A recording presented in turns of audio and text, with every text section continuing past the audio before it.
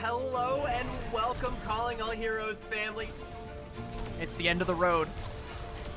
Now, a rotation. Unlucky, going in the back, attempting to give some mobility to the Orisa, who needs that speed to come in close. The Terra Surge pulling them into the center, getting a two-piece with a Javelin into the wall. And that's going to be Exo being able to eliminate the remaining few.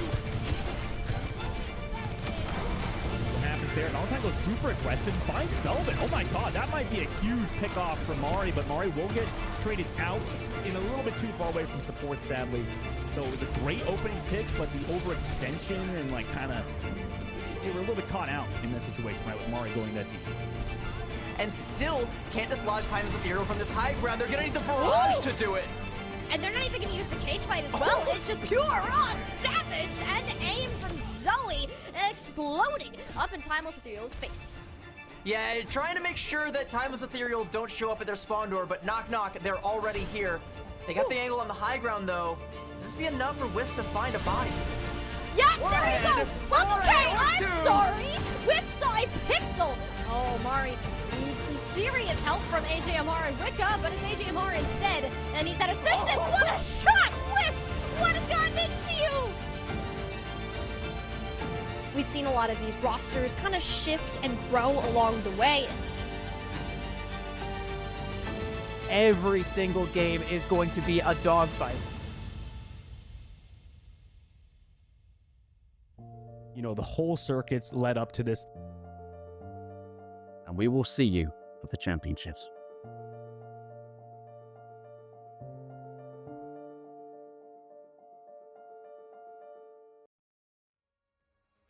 We put out a call to the Overwatch community, and the time has come, CB, for that call to be answered. 4 teams remain within our Calling All Heroes Championship bracket, but only one can become our next Monarch. I'm Tiny Shiny, and I'm with CB today. We are going to get ready to go into our 4 teams, 3 matches, and over $20,000 worth of prizing to give away.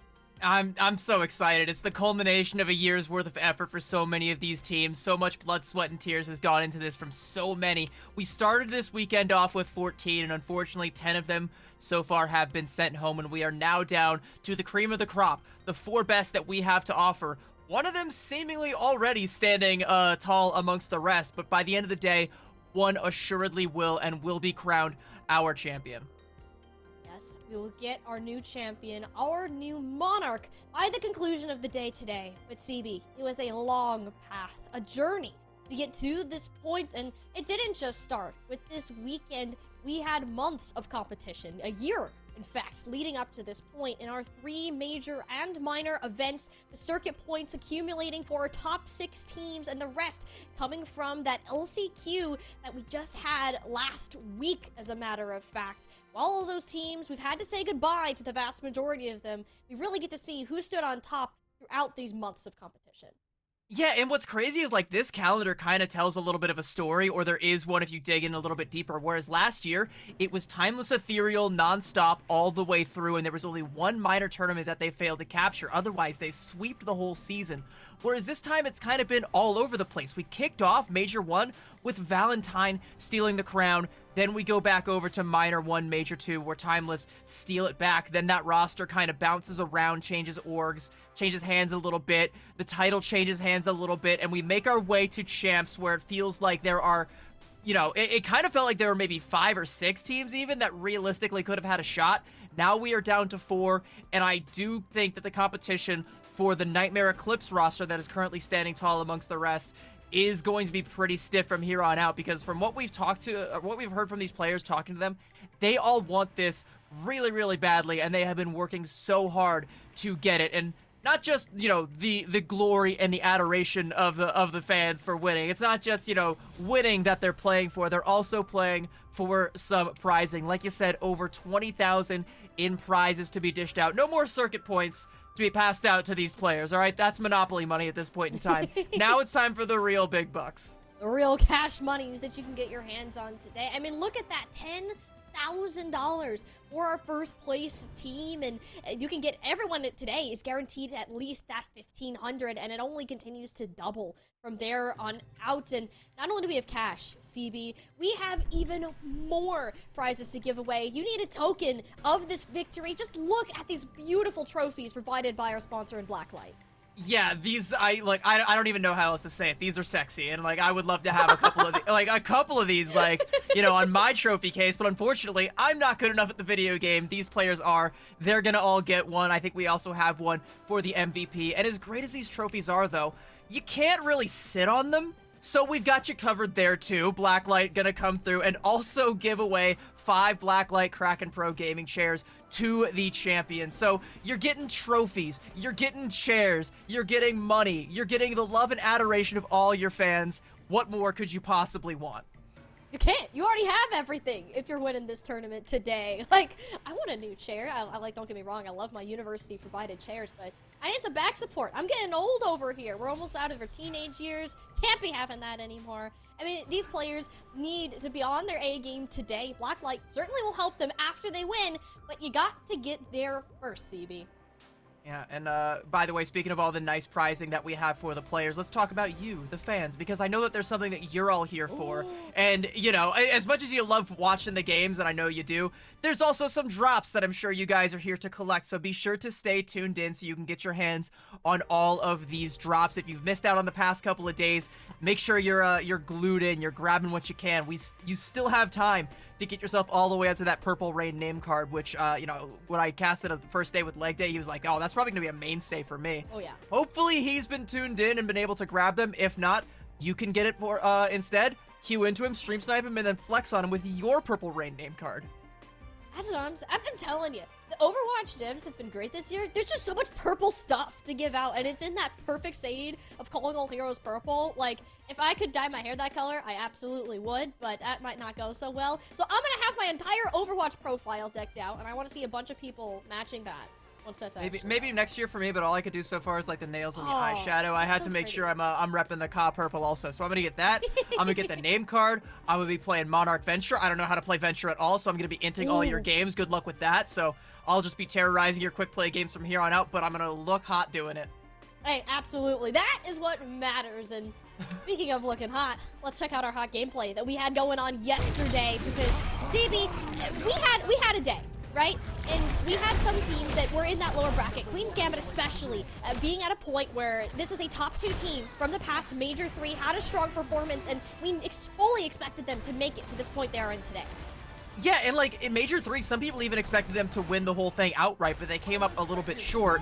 They continue to carry this momentum on into this Major, where now we have an unfamiliar meta to them. They're having to adjust from the, you know, the macro-heavy Mauga meta to a more micro-heavy, where you do kind of rely on playmaking from your DPS, but not too much playmaking because your Sojourns can be easily punished. It's a bit of a rough adjustment period, but they still are able to stick the landing thus far and make it this far in the tournament. But they have a couple more obstacles to get back into that second place spot and to indeed take over that first place spot that they so desperately want, that they feel they have put in the work to earn. And I've been watching this team in scrims just about every day since Major 3. I know how much work that they have put in, how much VOD review time, how much coaching, how much they have grinded to try and make this happen. If they do get the W today, I think it's well deserved.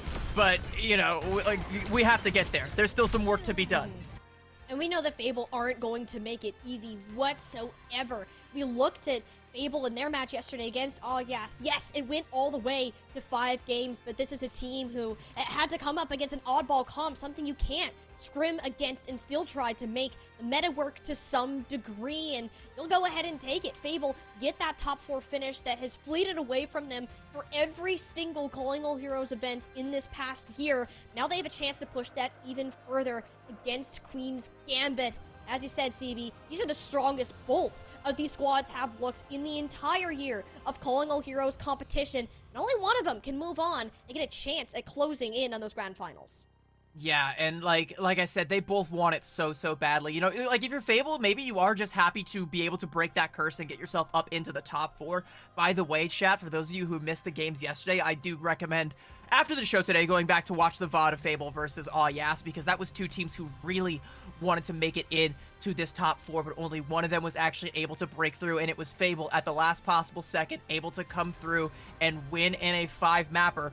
Hopefully for them, if they want to keep this story going, they can try and stay out of 5-map territory, but they have shown that they have the mental fortitude to keep trudging forward if they do find themselves in that position. And up against Queen's Gambit, I do fully expect that that might be what comes to fruition. Like, it's gonna be an uphill battle.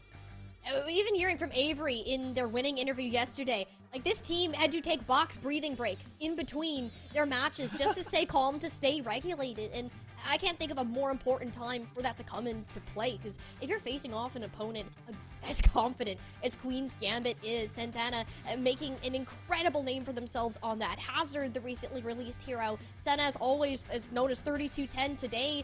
Their strong Sojourn play will always come to light, and I mean, these are two teams. You can't emphasize how much they want it enough. But in the reality, it's going to come down to who can make those big plays, especially in these Genjis, Nami versus Missin.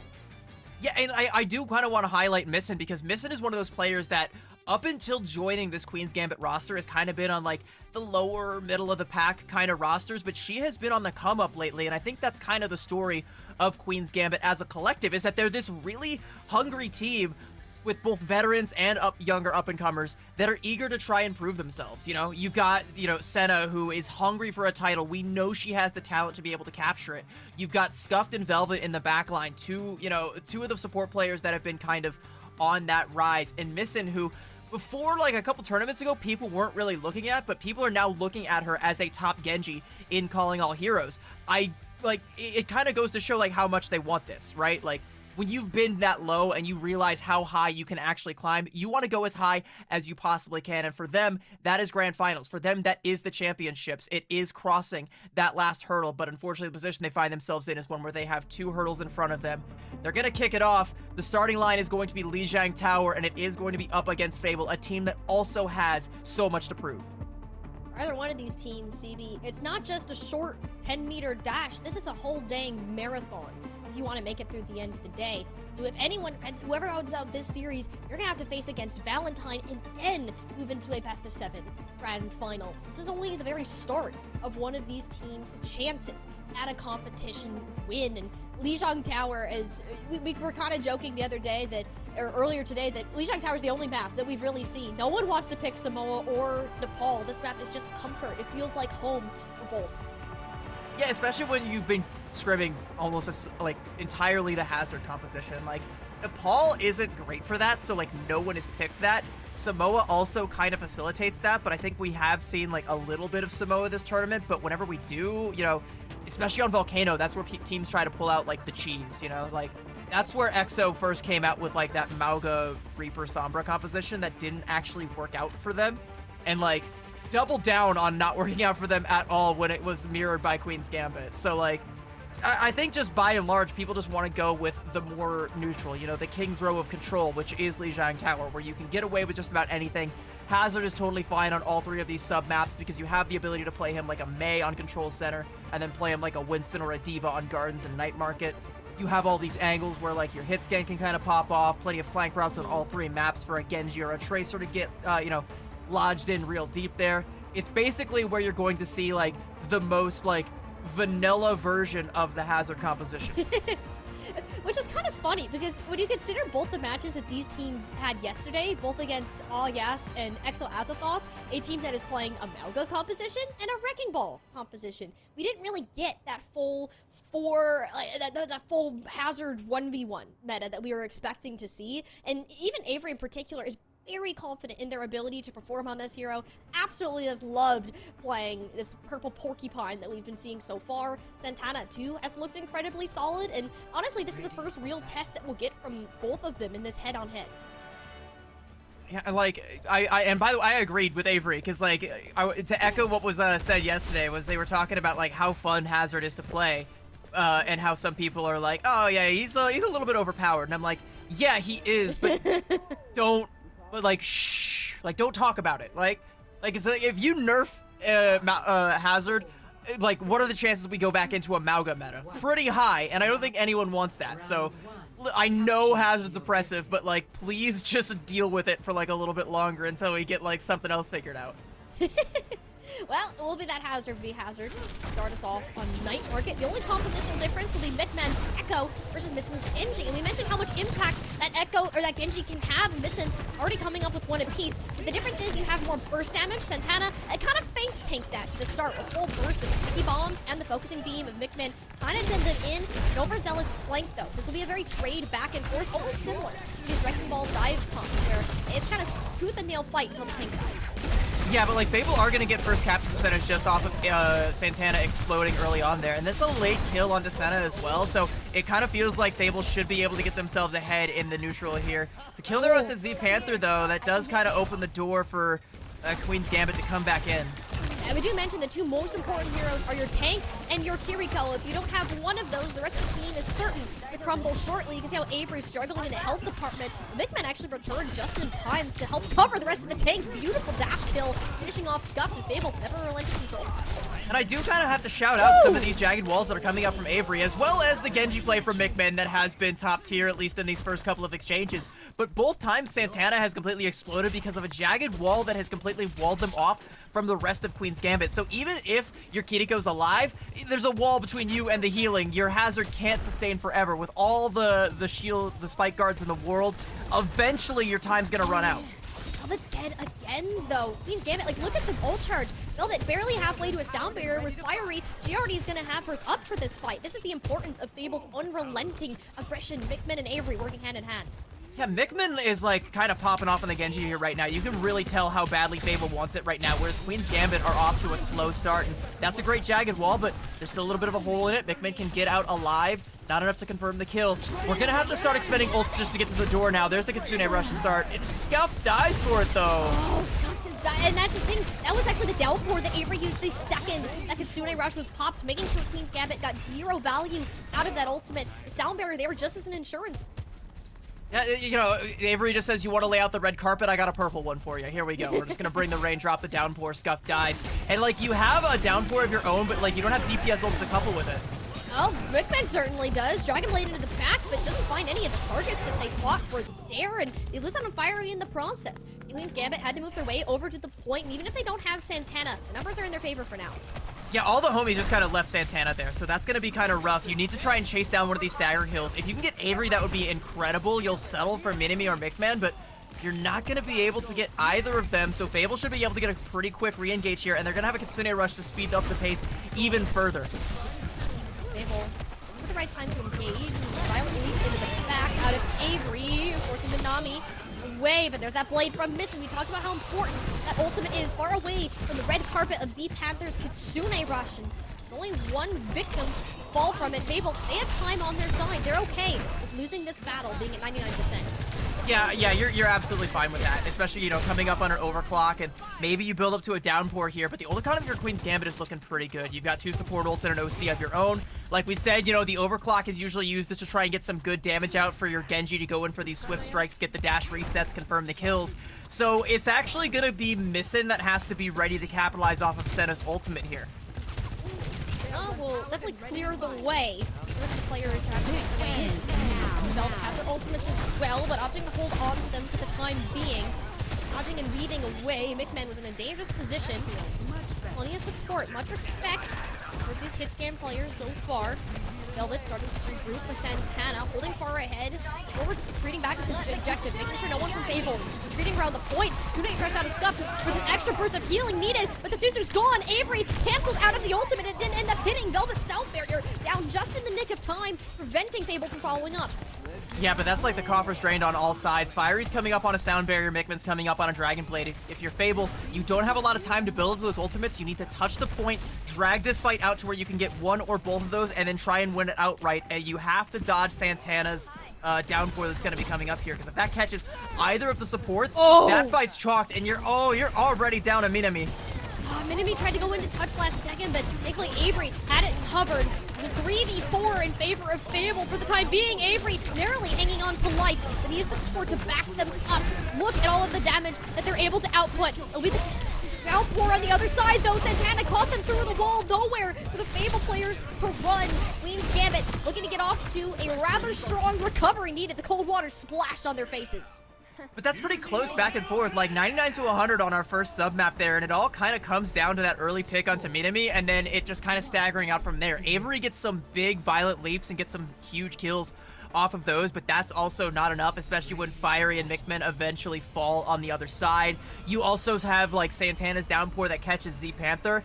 And again, like, you lose your Kiriko in these fights, and you can't sustain, even if you build up to any of those ultimates. Like, that sound barrier is very, very temporary, and wouldn't really help you without a Kiriko to help heal you through it once all that damage becomes a lot more permanent. And if you can't inflict that damage back onto your enemy tenfold, it's like, it's just kind of chalked right there. Like, again, all just kind of coming down to picks on the entry there. It realistically could go either way, and that's really where we want to see both of these teams, like, this early in the day.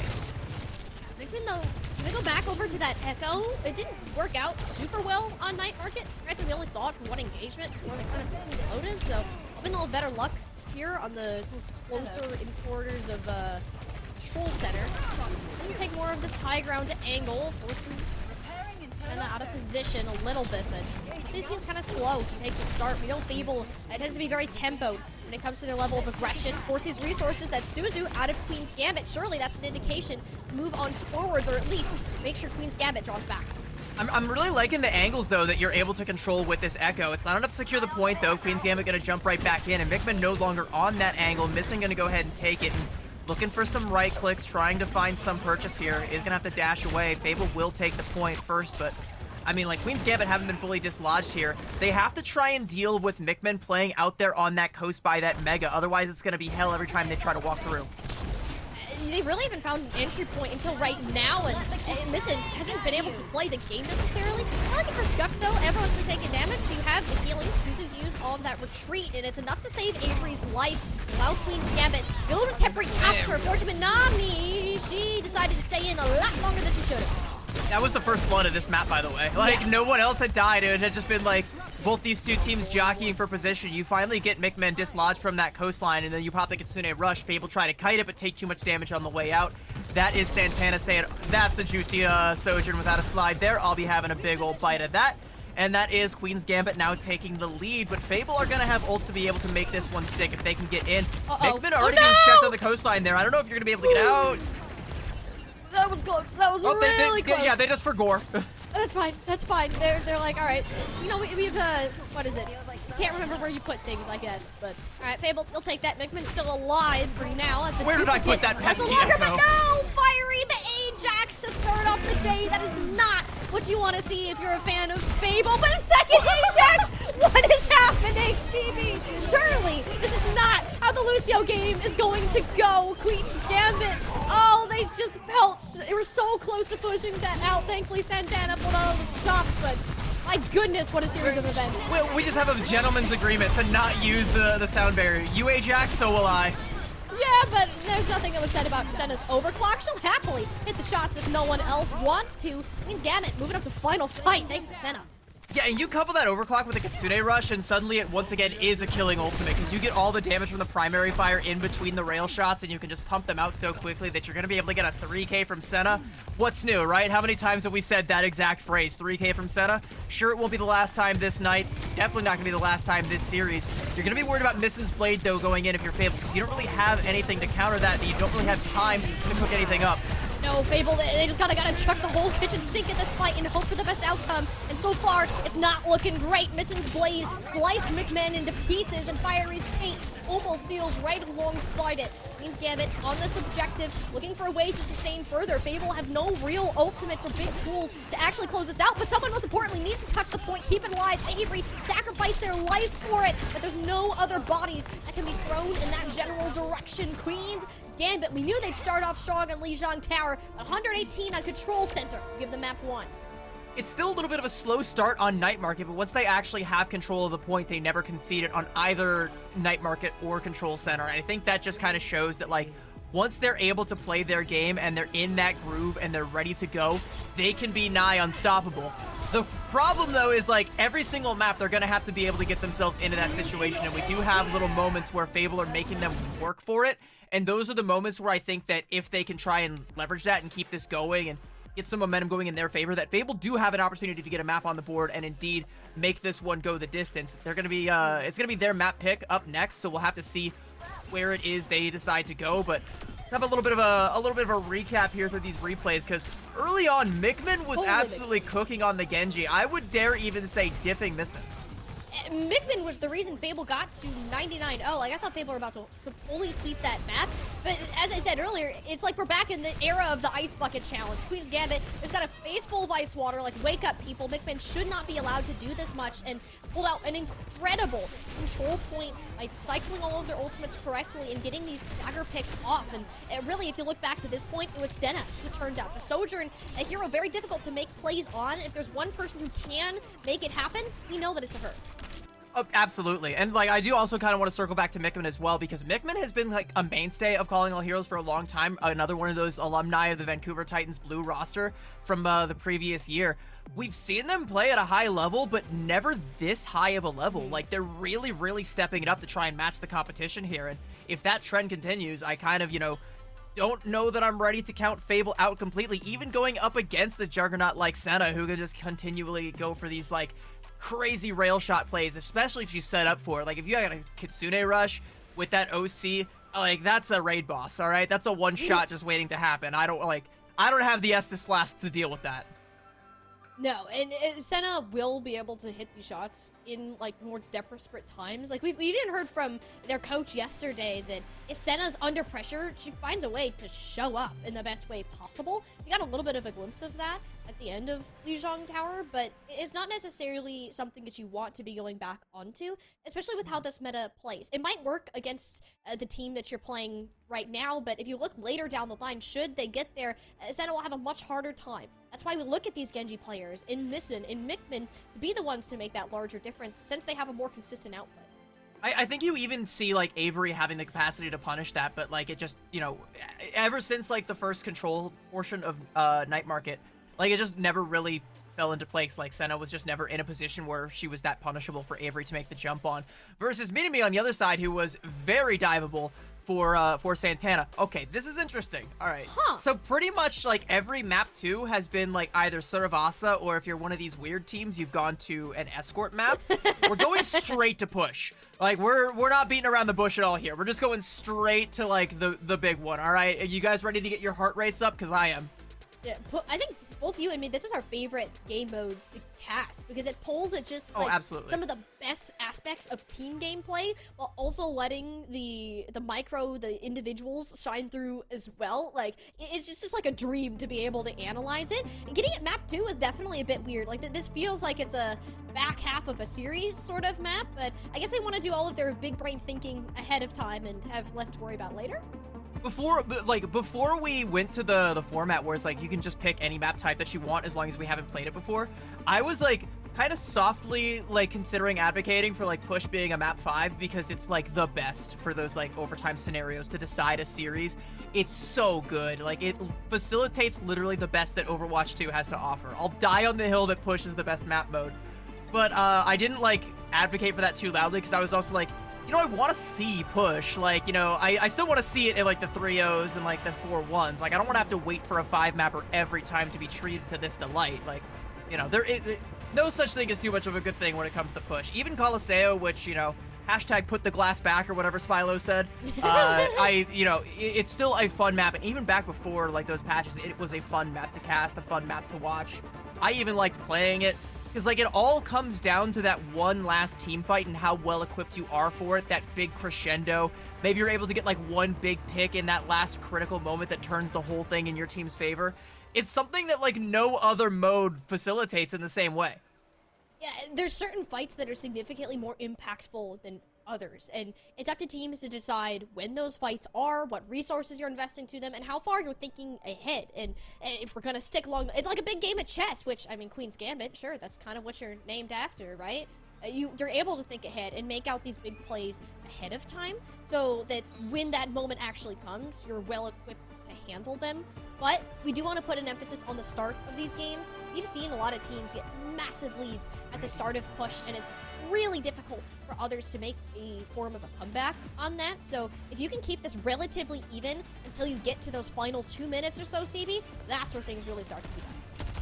What are we doing here? Are we worshiping the pylon? Yes. Did I just see like, all right, guys, we gotta conduct our Maply ritual where we all gather around the fire and chant. All right, both teams gonna swap back over onto the Hazard composition. No real change-ups here, and like, why would you? Because like after like Lijiang Tower, I think both these teams are feeling pretty confident in their Hazard gameplay overall. You can even see Senna right out the gate going for that long sightline, whereas Minimi is playing off to a flank angle, trying to set up again with Mickman for some of this damage. I've seen more and more teams start to fight over towards this fountain, just because there's more room to work. You have access to the health pack over here as well. It's also calming because you have a water feature there. It is. I mean, what's more calming than It helps water? you keep level-headed so you can hit your shots. And that's something that both of these teams need. It goes along the theme of Fable's box breathing exercises ahead of time. So That's there's why like they go to combo take the training. fountain. Avery's like, everyone gather around the fountain. We're gonna box breathe for a little bit, and then Mickman's gonna pop off. Never mind, Missin takes Too down much our breathing. Lucio. Too much breathing. Well, okay, both Lucios are dead. 4v4. They You can both work with stopped that, breathing. but Missin is kind of sick of that. Just like, no. I want to slice and dice. Get me in there. Goodbye, Mickman. And Queen's Gambit will start to work their way out of the Coliseum, which is probably the most important part of this map. Yeah, so a little bit more box breathing for Fable gonna be necessary early on here. Only a minute in, and Queen's Gambit already getting the bot through to the archway. You do have the high ground here. Velvet actually has to go all the way back to taxi Senna, so there's not a whole lot of frontline pressure just yet. Queen's Gambit gonna be a little bit slow to try and push any further, so they're actually gonna concede bot control back over to Fable, meaning that we're gonna give up the high ground and fight right back up here in this this corridor yet again. A little bit of a high ground advantage actually still for Fable up on that corner. No one leveraging it currently though. He holds an early lead. And this Kitsune rush, though. Look how quickly Santana jumps forward. Knows the Suzu's out as well as the slide. This is where we talk about how vulnerable soldiers can be. But Santana oversteps their bounds. It was the jagged wall that was put at their back. No healing to come through. Fable taking advantage of that play, being up not only just with the tank. It was a smart play from Santana, though, like you said, to jump in, noticing that the Suzu was done. But it was a smarter play from Avery to put a wall behind Santana, so even if they were able to confirm that kill, they can just go ahead and trade it outright. And a support for a tank is a fair trade in this meta, especially when it's Hazard, because without the Hazard, you just have no ability to control any space, especially when another Hazard is on the loose. So Fable able to get the control of the bot off of the back of that wall, and Z Panther's later Kitsune rush. A little bit of deja vu fighting over by this fountain. For Senna, kind of remaining. Knows that Benami is in this front line. Get a little jump scare though. Mickman pulling the blade out of the Sojourn player, but she'll stay far away before the little fox got too curious. Oh, and it'll be Mickman going on down. The trade for Scuff, plentiful for Queen's Gambit. They don't have any healing left to go, and Z Panther hitting the shots between the eyeballs. That's another one of those situations where, like, you use the blade, and it looks like Mickman really wants to go in to confirm a kill there, but all it does is bait out Scuff's Suzu. But Avery, again, makes a smart play, says, all right, no Suzu, that means it's time for the downpour. Roots Senna, and, like, you get that kill, and you're able to parlay that into 2-3 more picks. You're even able to nearly match the bot progress, but Missin's here to stop. Queen's Gambit narrowly holding on to the lead here, and they have a fair bit of ultimates to get through this corridor. You really can't call it a lead with this much game left to go as well. Kind of this ultimate fight that you want to look more towards. Overclocks and sound barriers exchange, negating these massive amounts of damage put out by the hit scan. And just like that, we're back to square one. Missin this time, though, has a blade. Nothing to match it. Looks for the Kiriko. Swift steps out the Suzu. A little bit too late for Minami. But it's enough to keep the rest of the team at bay. Queen's Gambit following Missin's lead will get Fable off the board. That's probably best case scenario for Fable because, Mickman wasn't coming up on another blade anytime soon. So you trade out Missin's blade as well as the overclock and the sound barrier. You do still have two big money ultimates on the side of Queen's Gambit to worry about. And again, Fable weren't able to capture the lead. So now the bot is threatening to get underneath this bridge where that high ground advantage is going to be null. Suzu forced early, but Fable wants to just wait. They want to wait out Scuff's Kitsune Rush and re-engage with one of Z Panthers. You gotta do it quick though. That bot inching closer and closer to that checkpoint. That's something Fable don't want to get up. Jaguar is out. The contest in with less than a meter to go. You have to stay glued to this payload. Otherwise, it's gonna be a big problem, but it's already gone from bad to worse. The Kitsune Rush, not enough to keep Mikmin alive under the pressure. Avery has to int in as hopes to keep the rest of the team from getting hit with this massive checkpoint. Downpour out. Santana only catching one in the Lucio. This healing, oh, so close to keeping Fiery on her feet. And it's Fable on the low ground. They're fighting two separate battles. One where Santana is pushing ahead, and the rest for Minami and Mikmin, hand in hand, taking out Squishies. Yeah, but like this fight is so slow and so staggered that a lot of time was lost for Fable there. Like that Kitsune Rush from Z Panther was around the corner because they were expecting the fight to happen there, but like the damage wasn't there to burst down Santana because of where that Kitsune Rush was. Like everyone stayed too far away from it. Eventually, you're gonna be able to force Santana to disengage and get the get the control off the back of a couple extra picks, but it's so scrappy and takes so long to play out. At Queen's Gambit, like, they're not going to be able to get a good advantageous push here. They have to give up a lot of bot space. Fable nearly back to that barricade if they can win this fight. And if they do, they should also be able to get under the bridge and also potentially threaten a checkpoint. Fable really need to get this. As now you're at a spot where you have to win 2 fights in a row to get to this point. Mikmin, though, take it out before they can even finish the ultimate voice line. Not the greatest look from the ninja who's popping out earlier on in the day. Queen's Gambit with the counterplay ready.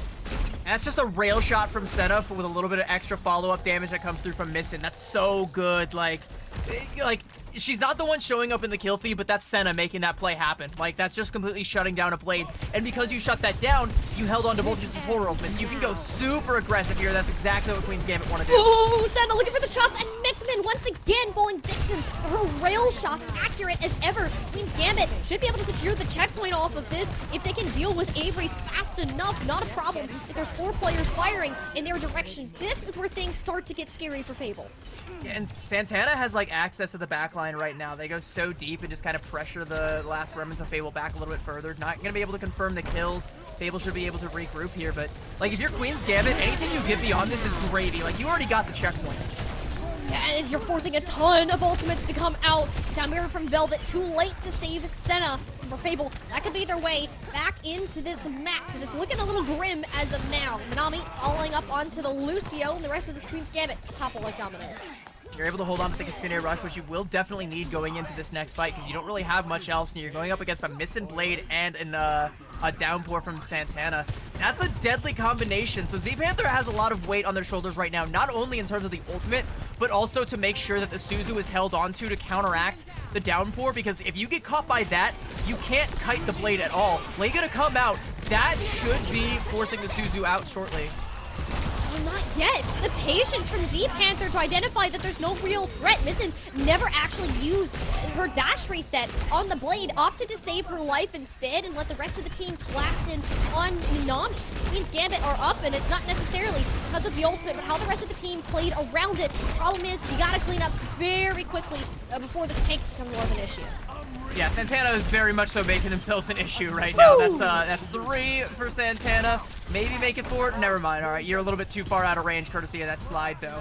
Scuff gonna actually confirm the kill there onto Mikmin. Mikmin has died a lot this series, and I think that's, or not just this series, just this map. Like, Mikmin has been targeted by both Senna, the backline, by Missin a fair bit as well, and I think, maybe Mikmin needs to play a little bit more safe. Like, needs to try and find a place where they're taking a little bit less spam damage, a little less poke, a little less susceptible to these finishing blows.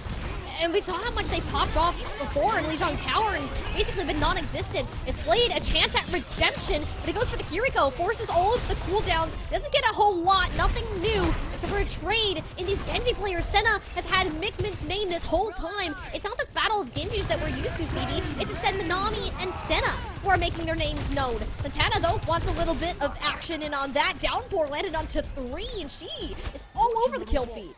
That was nearly a lost fight for Queen's Gambit, by the way, but just like Santana and 2 homies able to stick around and get so much value out of that downpour, that's confidence right now, and that's not something that you can plan around if you're Fable. Like, you have to try and shake that somehow, and even still, like, downpour is not, like, that oppressive of an ult usually. Like, even then, it's easily the worst part of Hazard's kit, but I don't know about that sound barrier from Fiery. It felt pretty panicked. They saw Queen's Gambit rolling on in, and the fact that it doesn't force Velvet to use hers as a counteraction of it, this is not looking good for Fable. Migman is dead again. It's going from bad to worse. The Genji has been non-existent for the team. Velvet has an unmatched sound barrier into this Kitsune rush of Z Panther that now is not allowed to get any value because it's just Missin running amok over this team with no response. The only one who can strike back is Z Panther. A flank into the backlight and gets 3 on the Kiriko. That is not supposed to happen. Yeah, but well, it just happened. I mean, that is enough to stave off the pressure and keep Fable alive in the fight. Hero play from Z Panther. They've been so good this whole tournament. Migman, though, like, we have to try and talk about this again because, like, we harp on, like, how the Genjis are kind of like the finishers. When you see the Sojourns get the rail shot, get someone down to low HP, the Genjis have to finish those kills. If your finisher is dead, you simply can't finish. And now this map is just about finished. Fable have quite the uphill battle ahead of them. Only an overclock to their name to try and break through here. And they have to worry about Missin's incoming blade. Manami's been doing great so far on this Sojourn. There's only so much you can do. If Missin spots you out with the blade, the overclock shuts down immediately as it is popped. Missin has been the finisher for Queen's Gambit, and it's almost looking like this map is going to be just as good as it's done. Queen's Gambit one step away from moving on in this bracket. Even in that last fight, though, there is a glimmer for Fable where they do take down both Velvet and Santana. And even though, like, the Lucio is kind of like the lowest value pick you can get in this composition, the Hazard is the biggest. Had they been able to stabilize in the backline, that was like an opportunity for Fable to maybe try and buy their way back into it. But it's just too big. You know, again, the one ultimate that they had was that overclock, and Missin shuts that down with the Dragon Blade. And, like, you know, we go into what would have been the next fight even after that. What a play from Z Panther. Yeah. Holy moly. Going into what would have been that next fight, though, Santana would have had a downpour, Velvet would have had a sound barrier, and if you're Fable, like, you just kind of, like, ran out the clock on all these things. You need to build up to some of these ultimates to be able to break through, get the checkpoint, get the butt scratch, get the extra cart progress, match what Queen's Gambit was able to do on the other side, and I don't know, I mean, that probably would have taken maybe yet another hero play from Z Panther, and it just wasn't happening.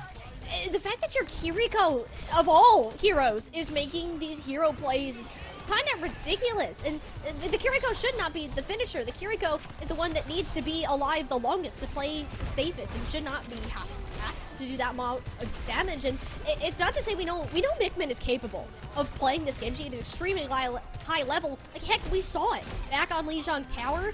But this map in particular, I think they were just trying to overcompensate for this team. They're like, I have to do this, I have to do that. And it just became so much that Migman was out there so long. The first pick off pretty much every single fight that Fable ended up losing, and it put a lot more pressure on other members of Fable to make up for that 4v5. One thing we definitely have to touch on right now is Queen's Gambit look really, really good.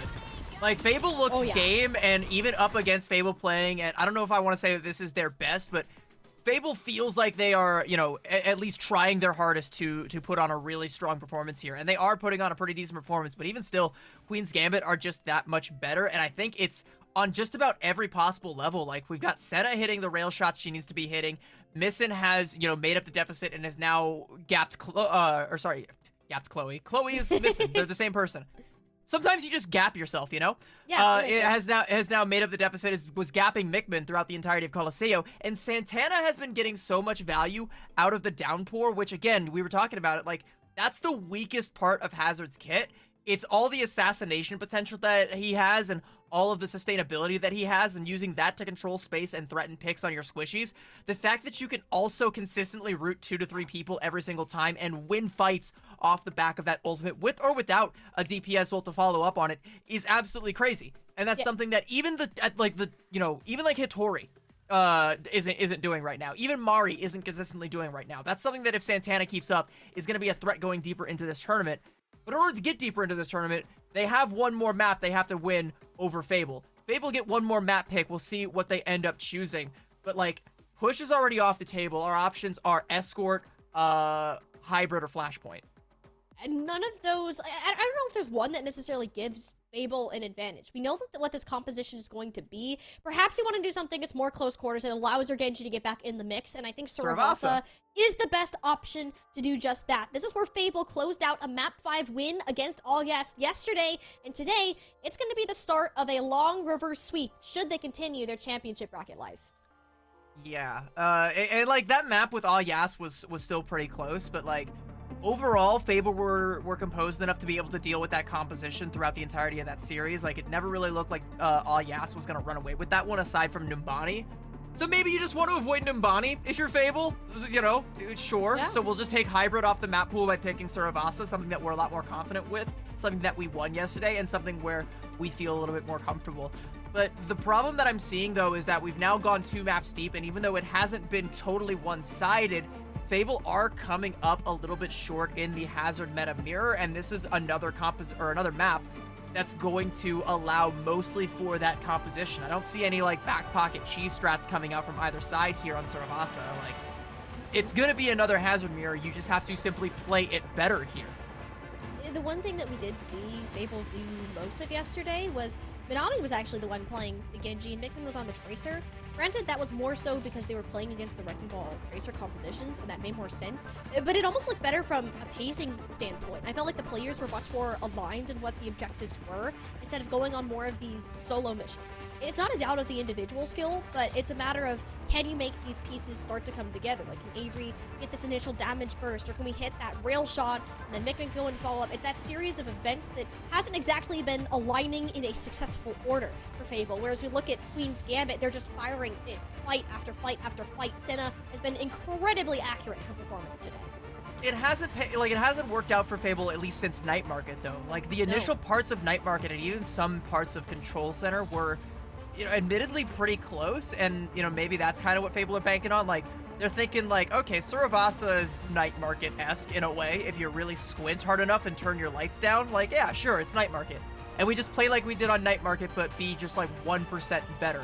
Then maybe that will make us 1% better than Queen's Gambit, or at least, you know, make it an even match, and we just duke it out, go 5 rounds, and see who's left standing at the end of it.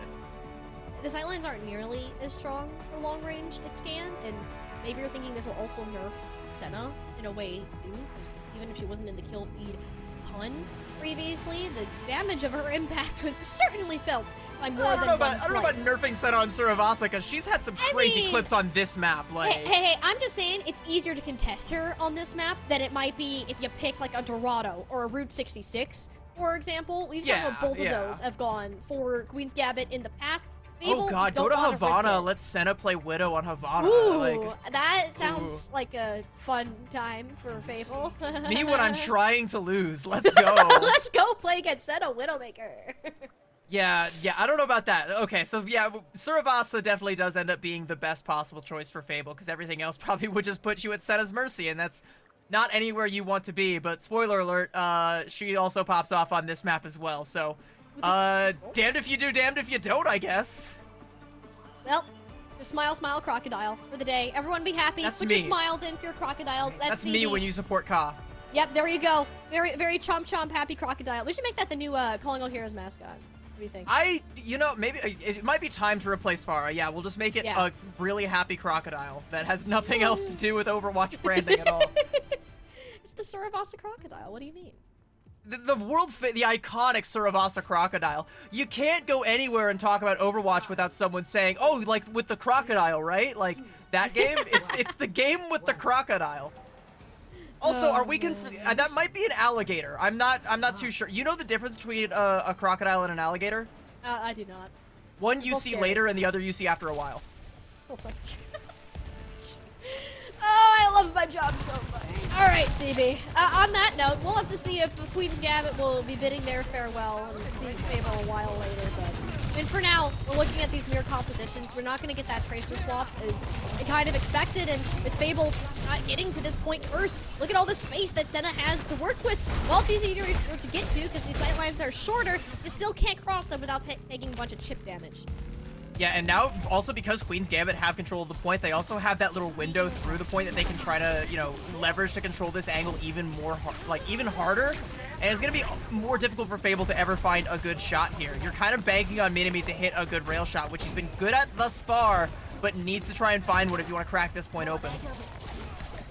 I We're looking for that just one shot that will land, maybe a kunai to the face. I mean, Z Panther put a good showcase on with that previously.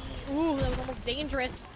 A couple of these players. Enough time for Avery to get healed back up, though. Jumping back to the high ground. Scuff, though, pulled the trigger first on this Kitsune Rush and takes out Z Panther before they can unleash their own massive play out of Queen's Gambit. That's arguably point winning. Y'all see that Peach play from Santana there, though? Uses the jagged wall to stop the slide from Minimi, and then once the wall goes down, steals the mega health pack from her. That's devious Hazard play coming out from Santana. And, like, I talked to Senna before this meta started, and she said, like, Santana is the GOAT on Hazard. And up until this point, I don't know that we've really been seeing it, but Santana has been a standout this series. Santana is making such an impact on this Hazard as we say that she gets it, they get annihilated, but doesn't matter. You got the point anyways. That one's all you. That one's you. I was just picking off and complimenting Santana where you left it, and you know, Queen's Gambit, they got what they came for. Santana, you can feed all you want if you get the results. All right, well, the result is that Queen's Gambit do take the first point, and Gardens is going to be the next one, and it's literally right where Fable left Santana's bloodied body, so they're happy to just take a, you know, couple like 10-step walk on over to the point here. So they are totally fine. They're gonna have ults to spare. They should get first control here. They might have to spend to make that first control stick, but if they can trade some ults out from Queen's Gambit, I think you're okay with that. Well, that downpour, while the other ones have looked great, that one from Santana is going a bit wide. Actually collapses on Mickman, who was farther back on this objective. Every ultimate being popped out of Fable, or at least all of them except the ones that are dead. Avery's downpour not getting a whole lot of value, and with Senna shutting down Minami, chances of Fable coming out on top here have diminished drastically. No major support on either side of this team, and with the powerhouse that Santana currently is, not a chance for our heroes. That's another clutch play from Santana, by the way, to make the jump onto Z Panther, because, like, in that trade that happened between the Sojourns, Minimi actually got the better pick onto Scuffed, and that would have been a dead push if you couldn't have sustained without your Kiriko. But Santana evens the score, finds Z Panther out of position, cleans that one up, and Queen's Gambit are able to stabilize. Granted, they had to spend just about everything to make it work. It's going to put a lot of weight on Scuff Suzu to deal with this blade from Mickman. And it hasn't been great in the past. These Suzu timings are always a bit outlandish. The going? CC certainly helped the shot, the rail shot from Minami, hitting just in the nick of time. Santana has not been allowing this team to move forward. The shots from Senna have been on point. Like, she just simply cannot be stopped. The shots are so good, but at the beginning of that fight, Avery, like, sends Velvet sailing out to sea. That was kind of wild to see how far that Lucio could go, like, skipping rocks, but Fable have no ult to buy themselves back into this point. They're going to walk into a Kitsune Rush. If Santana gets a stagger here, there's not even a chance to touch, I think. I don't even think there was a chance to touch in the first place. Fable are just going to let this one go. Queen's Gambit 2-0 now. They need one more point, and they're sending Fable home early. And that's, like, almost worse than not touching, because Scuffed isn't forced to use the Kitsune Rush, so that kind of carries over to the next point. And by the time this fight plays out, Santana's also going to have a downpour. And whether it hits or not, it's still going to zone Fable out. Avery might be dead here. Fable are, like, getting stuffed in the spawn door right now. Senna's just running right now. Between the Kitsune Rush, the space that Santana is creating for her, like, Queen's Gambit are enabling their DPS to the max, and Santana is making sure that the job gets done while they're at it. This is going to be another first cap, and Fable have been nowhere. And like, the only kill that Fable were able to get out of that exchange was onto Velvet, which is like the lowest possible value again, and she's gonna be back so fast. Look, there she is. It's our good friendly neighborhood Velvet back in the fight. Queen's Gambit get the first cap. The only saving grace is that Scuff popped the Kitsune Rush in that last fight, and now you have one and they don't, but Queen's Gambit have just about everything else they could possibly want to deal with anything Fable could possibly throw at them. You're relying on like some big play here coming out of the side from Fable, but I'm not sure what. Maybe Avery finds Senna, but there's the overclock. Senna has gotten at least one elimination every overclock. Avery knows it. Even committing the ult, it doesn't land onto the Sojourn, and even then, you have no damage block left. The tank gets shredded. Santana had their way with Fable's backline, and suddenly, Queen's Gambit just looks stronger and stronger. Yeah, there's a lot of players committed to try and punish Santana, so no one can follow up on Avery's ultimate there. They do kind of effectively shut down the overclock from Senna, but, like, it doesn't really matter because, like, you invest so heavily and you can't actually get a whole lot done with it.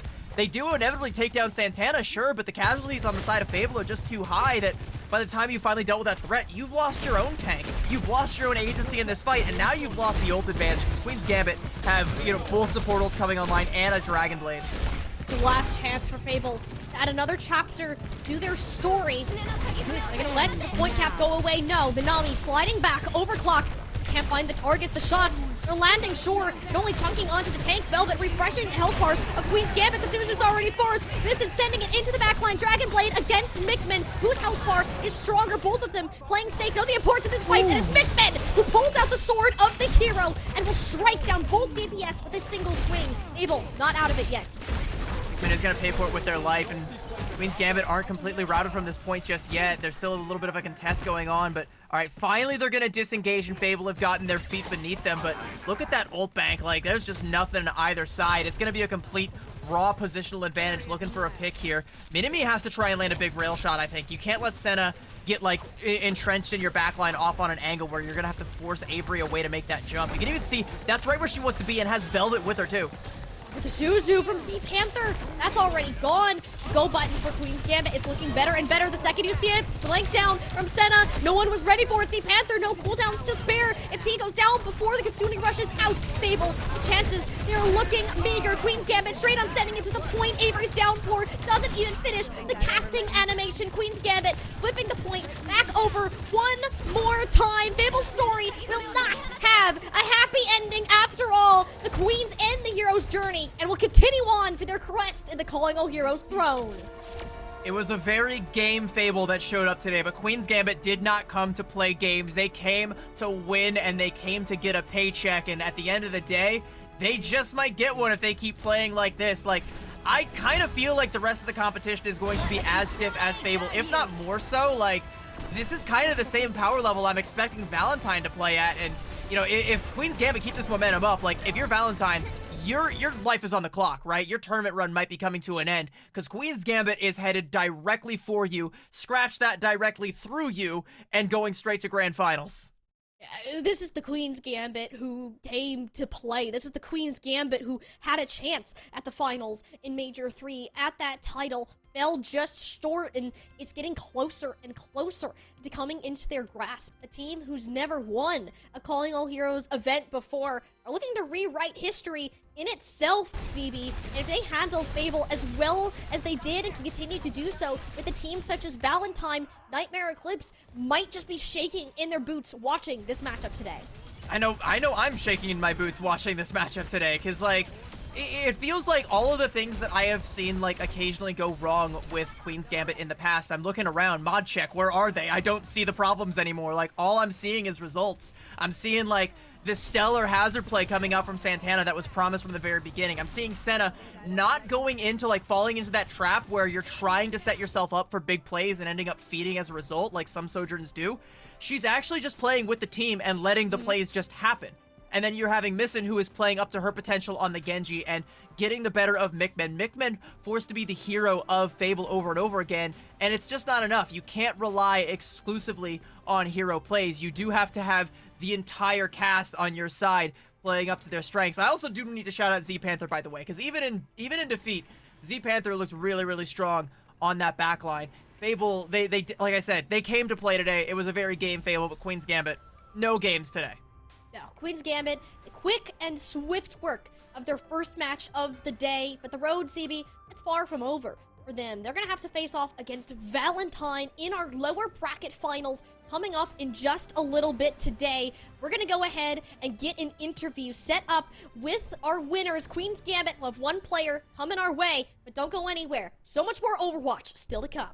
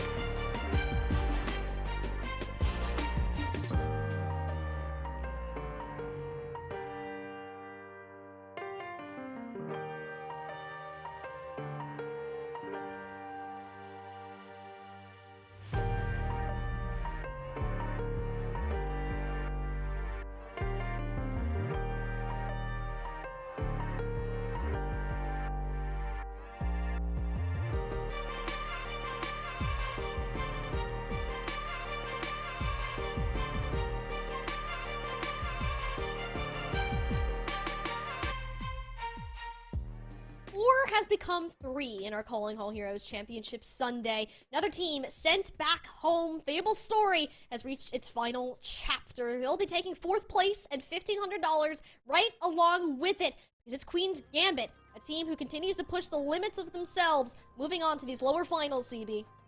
Yeah, and it may be the final chapter of this tournament for Fable, but it was a hero's death that they were given. Sure, it was a 3-0, but it at no point ever felt like Fable wasn't going down swinging. You know, we had some incredible plays coming out from Mick, Mincy, Panther, and Avery, but it just wasn't enough because Queen's Gambit, like I said, they did not come to play today. They are as all business as they could possibly be.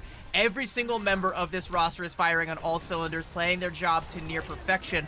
And if that pattern keeps up, and you're looking at, you know, the rest of the bracket, these other teams, I think this is a team to be scared of. I'm scared. I'm scared watching them. Valentine should be scared watching them, and perhaps even Nightmare Eclipse, should they move through at this long end to the day. But we started it off saying, CB, that this just isn't a sprint. This is a whole marathon. If Queen's Gambit are going to continue to push those limits and be the underdog story of the Calling All Heroes circuit, then today, very well, is going to be the day, and a long one at that. Lucky for us, we get to hear even more from them before we move on into our next game. Yeah, as scary of a team as Queen's Gambit are, I am interested in exposure therapy, so I'm going to face my fears right now, and we're going to have an interview with the scariest member, potentially, of Queen's Gambit. Senna, hello, how are you doing? I'm doing good. All right, glad to hear it. Okay, so I gotta ask, first, you guys look like you're playing really, really confidently today, so what are the confidence levels across the board for your team feeling like heading into today? I mean, when we lost to IAS, it was more of a unfortunate situation. Literally the planets, the stars, the universe aligned for IAS to win that game, which they did. Kanata is the GOAT, just want to let that known. But even with us losing that, like, we already knew we were just going to get second place, or even first place. Probably first place. Come on, let's be real here. We're just going to win. You gotta say first place to keep the confidence levels high, right? No, like I mean, I'm just being, like, slightly realistic, you know? Like, Nightmare's been looking good, but the way we're playing, it's like, we're, like, above that, you know? Above that. And, hey, Senna, if you keep playing like you did earlier today, then I don't think that's too much of a stretch in a lot of people's minds, even if Nightmare Eclipse even is at the top. And I actually wanted to talk to you about your role specifically, because CB and I have been talking about how Sojourn, you don't really get to be the star of the show nearly as much in this meta. It's usually that Hazard or that Genji who stands out more. How have you been kind of fitting into your team, into that role as the Sojourn, and still making a massive impact where it typically isn't found? I've been, okay, to be honest, I've been struggling in scrims and even matches, like in EU and in OR scrims, like in access scrims and these scrims, I've been struggling a lot because I just, like, the way I want to play just doesn't work in his meta. So it's like slightly difficult for me to just play how I want to, so I just kind of like, it took me like a long time to understand what I needed to do, which I've been getting it down the last, like, I would say 3 days. I've started to like feel the rhythm a bit more, but for sure, like, it was difficult. It's a weird meta for like hits in specific. It feels like sometimes you just can't play, but the other times you're really open. You just need to find, like, it's like very short bursts of being able to play the game, and you need to actually act upon those moments when you have the space to do so. And if you do that, you will get a value. Otherwise, you will int. It definitely looks like you are making the most of your time here. You know, the time that you do actually have to make some of these big pop-off plays. I want to ask you a little bit, though, because, like, you're back at the top 3. You're saying you're coming for that #1 spot. How would you rate the power levels of Valentine and Nightmare Eclipse to you right now, as you guys are currently standing? You think you are the top dogs, or do you think, like, how does it all shake out? I mean, just like the last tournament, TBH is a 3-0 against Valentine. It's just going to be the exact same. And, I guess Nightmare, I mean, to be honest, I think it'll be a close game, but I think we're winning. Easily. I do also have one more question for you, because we had Boomed on here yesterday, so I have to ask you this. How many booms would you give this series? This series, I mean, to be honest, I get Fable definitely I would say 3.5 out of 5 booms, and for us, it would definitely be a 6. That was we did a good game. 6 out of 5 booms. We're off the Broke charts. the broom scale again. Yeah, once again, broke the boom scale. All right, well, I mean, maybe save a couple booms, because you got at least, 1 to 2 more series to play today. No, so it will be more than 6. It'll be more than 6. How high can we go? There's an unpotential limit for our team only. Okay. Oh, for your team only. All right, all right. Well, let's keep Our that in team mind. only. You do have Boomed as a coach, so you know that is only Yeah, fair. boomed is the boomed. Boomed is the boomed. Well, thank you so much, Senna. I'm sure you guys are going to bring the boom to your next game today. And we're looking forward to seeing Queen's Gambit continue the run against Valentine in the lower bracket. Go ahead, go back to your team, and we'll get you back in the game in just a couple minutes.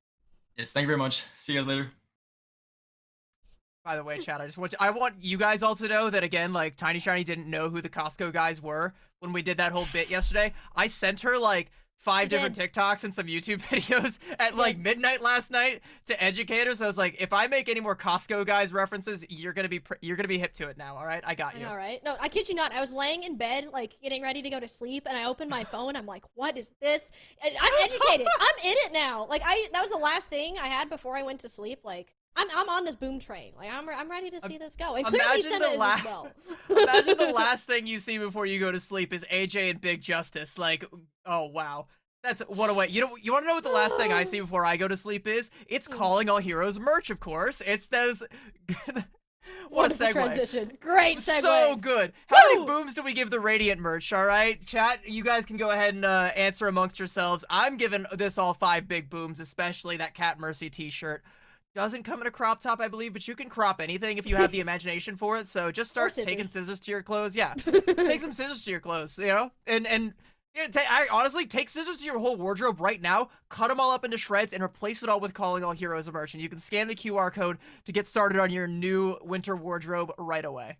So pretty. I know, it's so chilly outside these days, especially. You gotta get nice and cozy with your Calling All Heroes merch. Represent with your good old Mercy Cats. So we better see all of y'all decked out because, CB, this championship, we still have 2 more matches to go. The fight for our podium finishes are still happening. We're gonna go ahead, send it to another quick break, get our players set up for our lower finals. Valentine versus Queen's Gambit. You're not gonna want to miss it.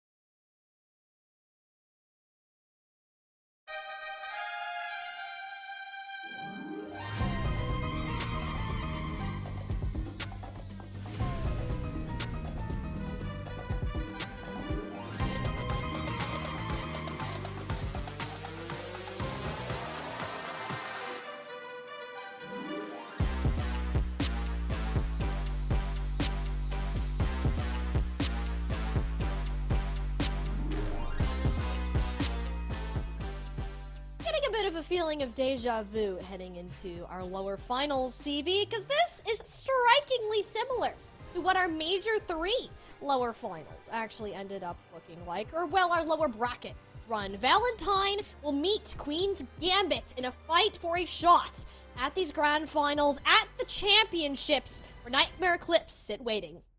Yeah, and we have 2 interesting stories here as we, look at the story of this entire tournament. We've got the entire lower bracket here showing as Valentine in the winners finals unfortunately found themselves knocked back down here by Nightmare Eclipse, and they are fighting for that rematch. And also, Valentine is our Major 1 champions, and throughout the entirety of this season haven't been able to reclaim that level of glory. They are fighting Queen's Gambit for the right to dethrone Nightmare Eclipse, whereas Queen's Gambit are also fighting for that same right to dethrone Nightmare Eclipse, the right that they feel they should have had in the last tournament. And maybe it is deja vu. Maybe we also have deja vu from last time these 2 teams played 3-0 for Queen's Gambit, or maybe Valentine pulls it together. We know how good this team can be when they're firing on all cylinders. My question is, are they? That's the question of the day. Valentine aren't known to be the most consistent roster. They have extremely high highs that can push them to win championships, and we've seen that come to fruition in the past. We've also seen instances where they can just go down, not bringing any maps or points to the table. And I gotta say, CB, if Valentine are going to even think about taking Queen's Gambit down when they are in their own A-game, you are going to have to be the best of the best to get a rematch in these grand finals. Yeah, and they are indeed on their A game. Like, we've seen, familiar faces. We just watch all these guys play. Boring. Get to the next roster. Well, let's talk about Queen's Gambit first real quick, because, every single member of this team is playing up to, what you expect in this meta from their roles. Scuffed is playing on the off angles, getting some of these big kunai headshots when they need to, is holding the Suzus for the right moments to shut down the blades, shut down the downpours. Santana's downpours have been on point, which is something that we can't say for other hazards in this field. And Senna and Missin as a DPS duo were in the past, and even in this tournament, they've looked a little bit rocky at times. Today, it's not the case. Today, they look like they are in the form that they need to be. And then we also have Velvet, who is, again, one of the best up-and-coming main support players in the entirety of Calling All Heroes. More people need to be paying attention to her. And here is a roster, Valentine, that we have paid close attention to for quite some time. And every time we do, they give us something to be impressed by, but also they sometimes fall short of their own standards. We have some of the best players in Calling All Heroes in this roster. Mari, I think, is consistently in contention for best tank in the whole damn league.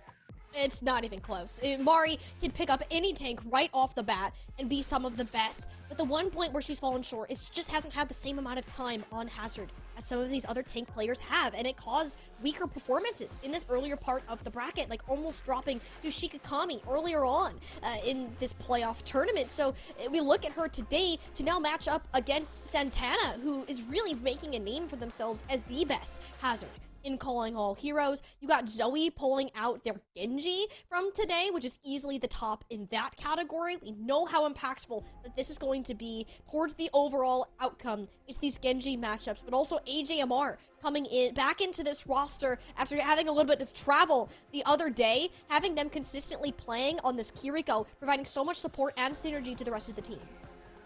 For me, the big matchup that I'm going to be paying close attention to is going to be Zoe versus Missin, because, Zoe has been one of the consistently one of the best Genji players in Calling All Heroes. I think your top 3 in terms of Genji right now is Bun, Peace, and Zoe. And unfortunately, Nightmare Eclipse has 2/3 of that triad right there, so that's kind of unfair, but sure, we'll allow it. Zoe's also up there when she's playing her best, and I think going up against Missin, who is another one of those up-and-coming Genji players that more people are starting to pay attention to as she's on the rise, it's gonna be a tough task for Missin to try and get the better of that exchange. But if she does, I think Queen's Gambit kind of win out on every other aspect of this team lineup.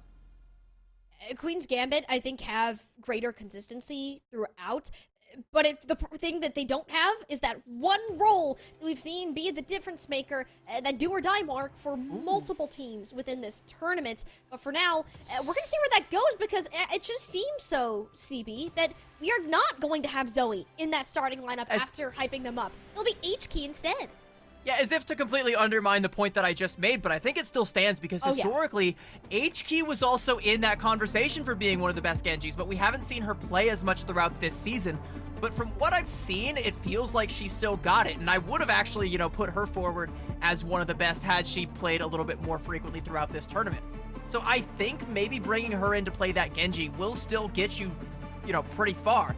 So the matchup is going to be essentially the same, but now it's going to be H-Key versus Missin. I'm not quite sure how much that changes the calculus of it all, but I still think if H-Key can get the better of Missin, then like maybe Queen's Gambit is going to start to sweat a little bit more. Otherwise, like Queen's Gambit, I think you're totally fine with this swap coming out, like, because you still kind of feel like you have the advantage at maybe like tank could go either way. Hit scan, I think you definitely tilt towards Senna, and I think in terms of like backline presence, right now I'm leaning towards Scuffed and Velvet after that last performance. You know, despite what we've seen from like Bernice and AJMR in that Aw Yes series before, I still kind of give the edge to Queen's Gambit. And Queen's Gambit also coming into this warm, which is a massive advantage. You can get your warm-up scrims in beforehand, but it doesn't hit the same as being on the broadcast, that pressure of elimination under a tournament. So while it might be a little bit exhausting, they know what to expect. Queen's Gambit are heading into this with a mind ready for competition, whereas Valentine, they're coming into this a little bit colder. Had the opportunity to see what went well, the performance that Santana and Senna were able to put on in that previous series. How much is that going to matter if you can't stand up to it in yourselves? I think that you mentioned that those Genji matchups can be a telltale sign, but even in these hit scan, Ivory has a massive task set up considering the impact Senna had. But Ivory, like what we've seen from Valentine, like Ivory hasn't been like, you know, too much of a deficit for this team. Like I think that like, you know, the hit scan play from Valentine has been pretty solid overall. Like it's not like complete 1-for-1. I still tilt it towards Senna, but I wouldn't count Ivory out like even a little bit. And like I think my big question right now is what is Bug Soup's crosshair going to look like? Is it going to be another eyesore, or is it going to be like something actually conducive to playing the game seriously? I mean, hey, she's won games with that crosshair, but she didn't win the last She's won one. hearts and minds with that crosshair too, She and that's the has. real thing. Or actually, our heart crosshairs. Maybe she's doing that. She'll really win everyone's heart if she uses the heart. It's very cute, but I prefer not to have the whole freaking Pyramid of Giza on my screen. So hopefully we can see what I think that was Ivory. Was that Ivory? had like a. I think it was Ivory had like a ziggurat as like their the crosshair. Oh, And so yes, it was I crazy remember. thing I've ever seen. I was like, I think it was like Dustin was like, is that like a pyramid? And I'm like, look at the boxed like the square, like that's a ziggurat. I know my Aztec architecture. Words that we didn't think that we would need to know when preparing for an Overwatch cast, that's for sure. But it actually is kind of cool seeing the player's own artistic touch, like with the crosshairs. And the skins being enabled! Oh, there was one Mauga skin the other day that Kindred had that made me very happy. I didn't even know that was a skin. Like I didn't even know that was in the game until I saw her like rocking it. I was like, oh, Alright. okay. We get expression in these games. That makes me happy. Well, it's gonna be about the skill expression, specifically from the DPS, as I can circle this right back into talking about the game. And okay, H-Key on the Pharah on Garden, or no wait, this is Night Market to kick things out with. On Gardens. Garden, I also wouldn't Gardens. you know, be surprised. This is Gardens, yeah. Wait. Yeah. Ivory on the Torb and Missin on the Torb. Are they both trolling, or are we getting a Torb 1v1? Okay, they're both trolling. Okay. They're both trolling. They were both trolling. Okay. When They're I see a trolling Torb, insane. when I see a Torb in spawn, like it sends off my Spidey senses, but I'm like, no, that's not gonna stick. But then I see one on both sides, and I'm like, no, surely not, right? Yeah, no, not. Like, this is interesting though, because Senna's gonna be on the Tracer to start, likely expecting the Pharah and finding that to be a safer option. I am more concerned about Missa just flying off the map. I don't know what that just was. I guess it even ups for Bernice hitting the deck early on. We're off to an interesting start for our lower finals, to say the least, and it's not one that Bug Soup seems to be enjoying very much based on her health bar. Yeah, unfortunately for Queen's Gambit, like you're not gonna have Miss in there. You're still able to get the point though, but I think it's gonna be very temporary, especially if H-Key finds any purchase with this Pharah angle. Like losing Missin is a lot worse than losing Bernice early on, but you know, Bernice might actually fall again. Able to heal up, stabilize here. Valentine do have a way forward though. Oh yeah, especially without Santana. Ivory was able to help boost him down on the objective, and that's It's kind of everyone else running. I just noticed Velvet is on Brig as well. Queen's Gambit are really cooking with this comp. Yeah, I'm not quite sure how I feel about the Brig though, because like you're not really like, you can use it to like kind of counter dive the Hazard, but up against the Pharah on the enemy team, your shield and whip shot don't really do a whole lot. I mean, I've seen Velvet hit some whip shots on Pharahs to confirm kills, so she's a little bit nutty on this hero, and maybe you're banking on that, but you can't be an anti-aircraft shield maiden 100% of the time, right? Maybe you get away with that 30, but the other 70, you're kind of getting hard countered. Sune Rush out here. Santana has not been allowed to play the game, and we saw how much impact Santana simply existing had previously. Valentine making them their priority #1 target is a big deal so far. Yeah, and like Velvet had to play on that weird off angle because she's afraid of like the spam damage that could come through, especially from HK if she tries to cross that bridge with the rest of the team. So like, I think she might have been over there to try and help facilitate a dive with Senna, but that just doesn't pan out. And that's kind of why I'm still scratching my head at this Brig pick. Like, surely they know something that I don't, but I'm still not sold. Maybe they were expecting to Tracer for some reason, but with HK in, you know that's likely a Genji or a Pharah pick, so Queen's Gambit will make do with what they have. Barrage from HK at least shuts down the opposing Pharah. Problem is you don't really have a tank, and without that, Valentine don't have any stable ground to stand on. Ivory certainly wants to provide some, instead finds themselves colliding with a cactus, and then that rain from above, every ultimate being popped, but none making a mark. The Suzus, the sound barriers, everything in the way until it's Senna in the kill feed once all this dust clears. And the last remaining ultimate on the board right now is Missin's Rocket Barrage, which, you know, isn't the best unless you can get Valentine into a good angle to use it. Actually, Mari's coming up on that downpour, which could actually be a pretty big game changer, especially if you're able to catch Velvet off guard. If you're scuffed, like, that's probably the main thing that you're holding. Oh, okay, this crosshair's cute. You've won my heart back over. If you're scuffed though, that Suzu, like, the downpour is the main thing you need to hold your Suzu for, so Valentine are gonna be looking to bait that out. Well, you gotta find the Kiriko first, which they certainly did, but Missin is playing bodyguard today. The trade for Bernice, you'll take that any day of the week. The Suzu, a little bit late to save Santana, but it's not necessarily like they needed it. Hazard is one tanky individual. Queen's Gambit, perfectly fine to keep those health bars elevated. Can't exactly say the same for Valentine's player, who's currently in a world of hurt. Yeah, there's like no one to check Missin going in on that angle where the supports for Valentine were just posted up, so that's just free spam damage. And even though she holds on to the Rocket Barrage, you know, is able to just confirm that kill with a couple of directs. And another big kill onto HQ, swapped over onto the Genji.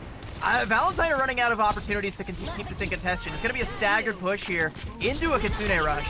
And Bernice gave up her life for the cause, and it's not a great cause when the fireworks are going off indoors. Queen's Gambit making the mark early on Garden's confident start from this team. So, I mean, the Pharah does also have, or sorry, the Brig does also have the ability to support the Pharah a little bit better with the health packs, so maybe that's kind of why they're playing into that, and it isn't not working. I still kind of doubt that this composition has legs. You know, they're probably going to stick to it as we move over to Night Market because it's going to play very similarly to Gardens, just a little bit less environmental potential unless you're playing that back part of the point there. Oh, actually, okay, we're swapping over to the Genji and the Lucio to match what Valentine's bringing to the table. So now we're finally going to get like the true Hazard mirror composition between these two teams. We're going to see what happens when we're back on an even playing field here. This is more of a taste of what the rest of the series will look like. Kind of completely disregarding map #1. It was more of a niche that Queen's Gambit were working on. Boom did mention yesterday that they were cooking up some specific strategies to use later, and I'm assuming that was one of them that we just witnessed. This is where that HK Missin matchup really comes into play. Missin might have the stronger Pharah, but I'm not sure about the Genji. Boom also specifically talked about hiding their Lucio Kiriko strats, so what that to me says that they're going to be playing some weird splits. So you have the Sojourn with the Kiriko and the Hazard right now, and the Lucio and presumably the Genji off on another split. You can actually see their silhouettes through the wall there. We'll see if that actually buys them any sort of purchase. Valentine going to get the first capture percentage on the point here though, so at least initially the split not working out, but we'll see if it comes to fruition for Queen's Gambit. I mean, HK was dead. If you saw, that was an assist from the Lucio. So Velvet and Missin were going on those missions. Those splits that we were talking about paid off and taking care of that Genji, who we thought would be one of the biggest threats. And that's just where you can get Senna cooking. Yeah, low HP target, rail headshot. Yeah, it's as easy as pie. So I do kind of want to pay... Hang on. I was going to say I want to pay close attention to Velvet and Missin, but it's actually Missin and Santana on a little bit of a flank here. I think they're getting caught out by Bug Soup right now, so they might not be able to stick around much longer, but Santana should be able to go for a jump in here right as soon as everyone comes to the choke. Oh, with the Jacket Wall already forced out of Mari, too. It's not an ideal scenario. We'll just kind of go ahead and retreat towards the point. Forcing the Kitsune rushes from either side. That's where Misten goes down. There wasn't enough time to set up that split. HK will go ahead and pluck her right out from the midst of the team. Queen's Gambit, though, haven't lost the capture. Valentine sort of backed off to get a lot of these major cooldowns back up. Problem is, you now don't have Senna. Big tank down into that damage. Queen's Gambit don't really have many options except to try to sustain. I don't want to see that sound barrier come out with how good XP's doing. Yeah, HK just kind of cleaning up there. That was a long, prolonged period there of like Santana with the Jagged Wall on one side and the physical wall on the other, just kind of getting bullied back. Valentine a little slow to get the flip there, so 55% for Queen's Gambit. Sound barriers on either side, but Valentine have a lot of ultimates coming up here. I think like if you're able to get the better sound barrier here, maybe even a better downpour, you're totally fine for Valentine. No, we've seen where Valentine has been able to shine in the past, no. but this is what you're concerned about. If you just let HK do HK things like that, it's not going to end well for anybody on Queen's Gambit. Yeah, HK coming out to play Genji is kind of like Mr. Miyagi coming out of retirement just to teach some like new up-and-comer chump like, all right, Misten, you think you're going to be the next hot Genji on the streets? I was once a legend on this hero. Let me show you how it's done, and you're going to pay for it with your own scuffs, all right? We're taking down your Kiriko. That's going to be more percentage for Valentine. And they do it ultless, so yeah, they can carry all this momentum on to the next fight. There's more of those ultimates. Overclock, Downpour, and Kitsune Rush. All out, and only the sound barrier to make a return. What matters is Senna is hitting that rail shot. Dragon Blade no longer an option for Valentine. And considering they already used 4 ultimates and are still down a player, they're not looking up in this ultimate economy. Queen's Gambit have all of the resources in the world to be able to pull out, especially Senna's Overclock. She's taking things into her own hands, finding those small windows of opportunity where Sojourn could be impactful. Yeah, and like, surely like Valentine are gonna have to concede this point eventually. They're gonna get it up to 81%. HC's dislodged there, and yeah, there's not another touch. Wait, no, there is another touch from HAMR. They just staggered that all the way to 86%. So like, okay, Queen's Gambit though, they have a Kitsune and a Blade for this next fight. So if you're Valentine, you have to try and just like get both of those ultimates out, and you have only time for maybe like 1.5 fights to really do it. Once we cross that 80%, in about 10 seconds, we're in one fight territory, and Valentine only have a Blade to try and make this one stick. Oh, but it's HK's Blade. That's the one thing you gotta remember, CB. We've seen her work magic with this ultimate in the past, and she's gonna try to do it again. The Suzu already out. Senna sliced in 2. Misten trying to respond with something on her own, but it's HK who has found significantly more impact on this ninja so far. Valentine leaning into this player to keep this point contested, getting the flip back over. The Queen's Gambit are at low percentage, but Velvet actually popped the sound barrier. Only 3 players are remaining. It's enough to overwhelm Bug Soup and keep Scuff on her feet long enough. Not the point. Yeah, Valentine are going to get the flip there, 90% to 99. Santana with the pick there onto Ivory, and AGMR is going to fall as well. This is looking really bad for Valentine. Queen's Gambit get the flip back over. Misten has been dealt with, but HG's got a lot more to do and not a lot of health to do it, and that's going to be Queen's Gambit taking Lijiang Tower. Off a scrappy fight from Valentine. The Genji play from HQ looks stellar, but it's not enough to tip the balance in favor of Valentine just yet. Now, one player outstanding in one matchup isn't enough to outdo the team play. We saw a little bit of those splits at the beginning of the map, but just kind of the strategy that was cooked up on Gardens, I don't think Valentine were necessarily prepared for. And then when it all came down to it, when we had that full mirror CB, it looked entirely in control of Queen's Gambit, even if they weren't the ones having the point the whole time. They just knew what they're doing, and Valentine were consistently on the back foot, waiting for HK to make hero play. Yeah, and like there are some moments where those hero plays are coming through, and like I'm liking a lot of what I'm seeing, you know, baiting out the Suzus and waiting to really pop that Blade and go deep with it, and HK is able to find value. And the Blade that she did pop towards the tail end of Night Market there is able to claim Santana, and again, that's the highest value pick you can possibly get. That completely guts all of the ability for the enemy team to hold space. It's either that or the Kiriko, and the fact that HK can get either of those is incredible Blade play. Outplaying Misten on that hero, at least initially, but you can't really take away from just the overall team play that Queen's Gambit's bringing to the table. Like, the backline of Queen's Gambit is doing a lot of work right now. And holy Senna, my goodness, like even her talking, like she just learned this new style of Sojourn within this week, and it's I don't see the small windows of opportunity that she's talking about, because it just seems like she's on all the time, every single fight, finding a way to get these final blows in a way that if it's hasn't been windows matched. of opportunity, Homegirl lives in a glass house, all right? Literally. It's all windows everywhere. And that's honestly the case for them. Like, we look at where Queen's Gambit was able to succeed, and we know that the individuals are very strong in most matchups, and we question whether H-Key would be able to or Zoe would be able to overpower that, and so far, CB, that's not the case. Yeah, and I'm still kind of like scratching my head and asking, like, is this the Valentine that was our Major 1 champions? You know, where is that Valentine? Are they able to come back? Because I've seen glimmers of them, and even in this matchup, I'm still seeing glimmers of them, but it feels like it is that deja vu, at least based off of the first map. If that's anything to go off of, it does feel like Queen's Gambit is just that one extra step ahead, and we know how badly they want it. We've talked to Boomed, we've talked to Senna, and they both talked about how badly they want it and how confident they are. Although, I haven't seen them look the most confident when it comes to Blizzard World, and this has been a pretty good map for Valentine throughout this tournament so far.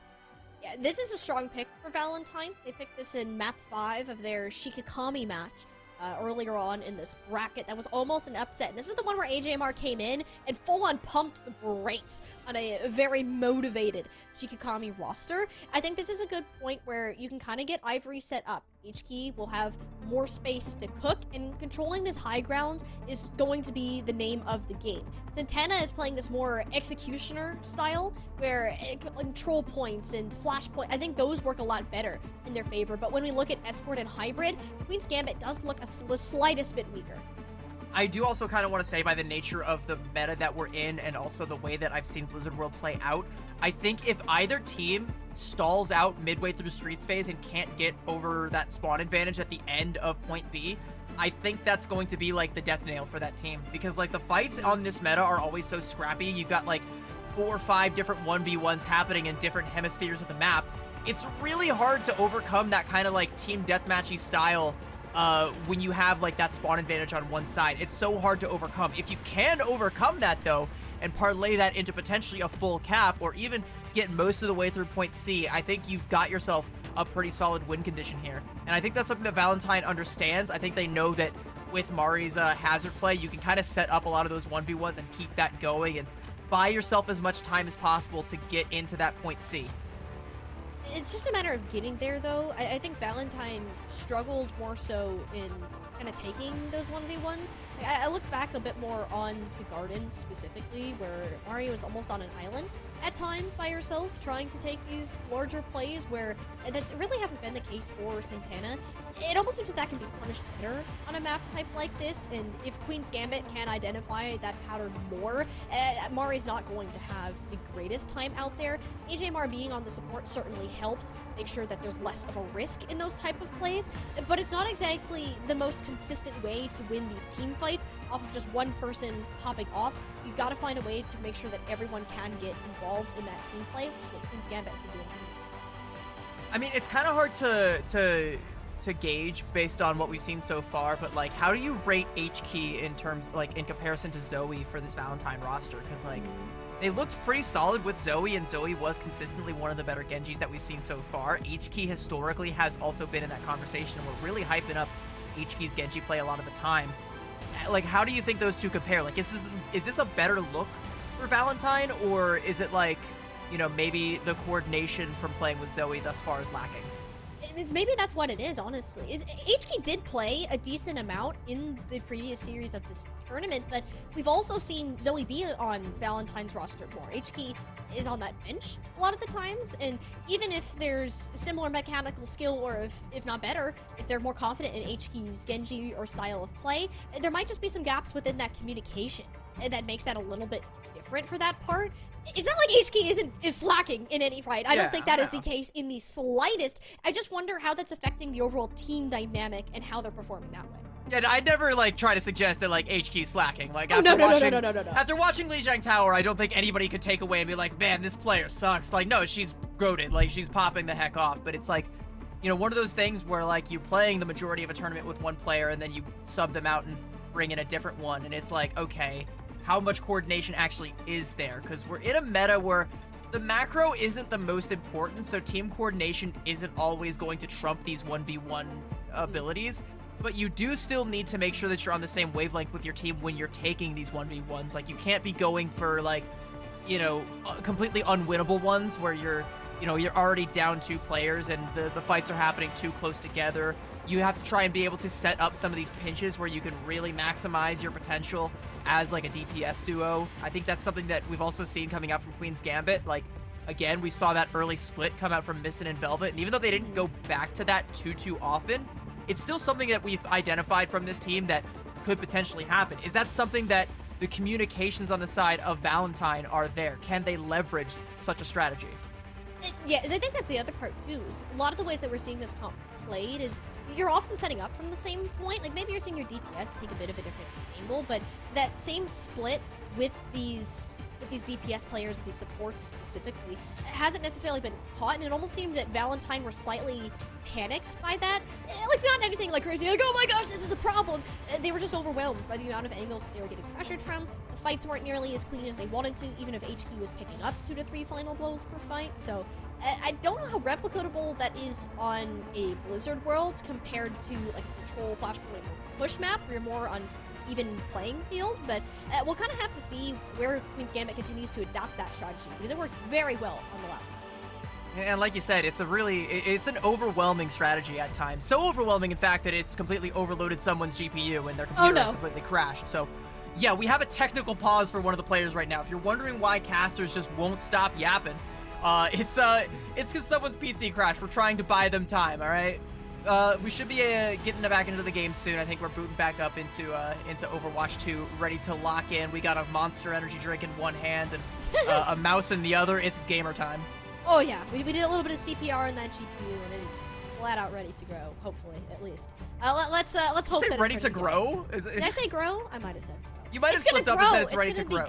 It's gonna be great. You gotta water your GPU every single day. You gotta give it some food, some soil, and it'll grow. Someday it'll be a 4090 Ti.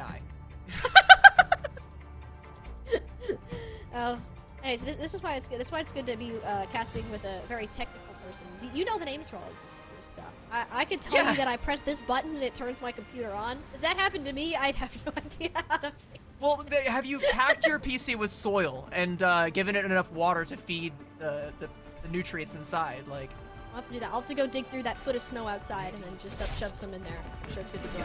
You know, if you use permafrost actually instead of soil, it'll keep your PC cool too. Like, that's a fun life hack, by the way. You know, because PCs can tend to overheat and like overwhelm the fans. That might have been what's happening. I think someone needs to pack their PC with permafrost. That would be good. I mean, Senna's already one step closer to using the main spawn. Yeah, and Santana just floating. In good Wait, use Santana's of the floating? What? Oh, that's the new Appa skin. Santana, yip. I've never seen that before. You're gonna carry us to victory. We should. We could get the Zenyatta Aang skin on Santana's back, and they could just ride to victory. Look at that. I mean, that kind of feels like what might be happening here. We might just be hopping on Santana's back and getting carried there. Okay, teleport play coming up from Queen's Gambit. Never mind. I thought that was a troll off the map for a second, and then the players turned around and realized it. But it seems it might have been, and they were just like, okay, get serious. real. Be so for real right now. You're not teleporting me off the map in a lower finals. Well, we do have Zoe subbed back in for Valentine, and she hasn't been able to do anything because she's currently dead.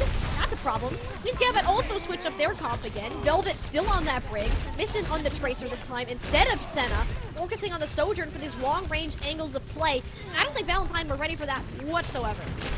Yeah, no, it's just like Santana going in and getting a high-value pick there, and then it all just kind of crumbles from there. Senna's getting the picks, and this should be the first point cap, which, a blazing pace for Queen's Gambit.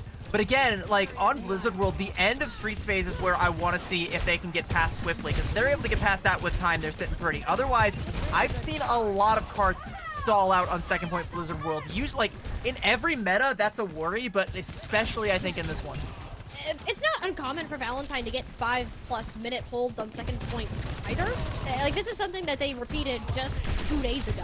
against Shikakami. What's to say they can't do it against Queen's Gambit? A lot of it is the space control that you need to be aware of. That jagged wall, beautiful out of Santana, making Bernice and Zoe choose between a cactus or the thorns from above. Valentine not looking too good. They're gonna lose all this high ground space. And that's kind of like the folly of Blizzard World. Like, you can't be going into these enclosed spaces against an enemy hazard, especially as the defending team, because this is where it's going to start to stagger out all the way through, about halfway to Street phase. And Whoa. Senna with an overclock going to keep the pressure on.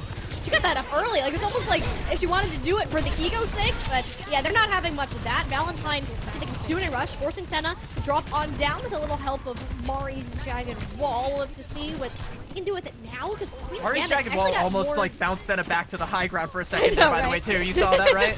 We're playing a bit of basketball, except for Senna's the ball, and we're gonna bounce it back. I don't know.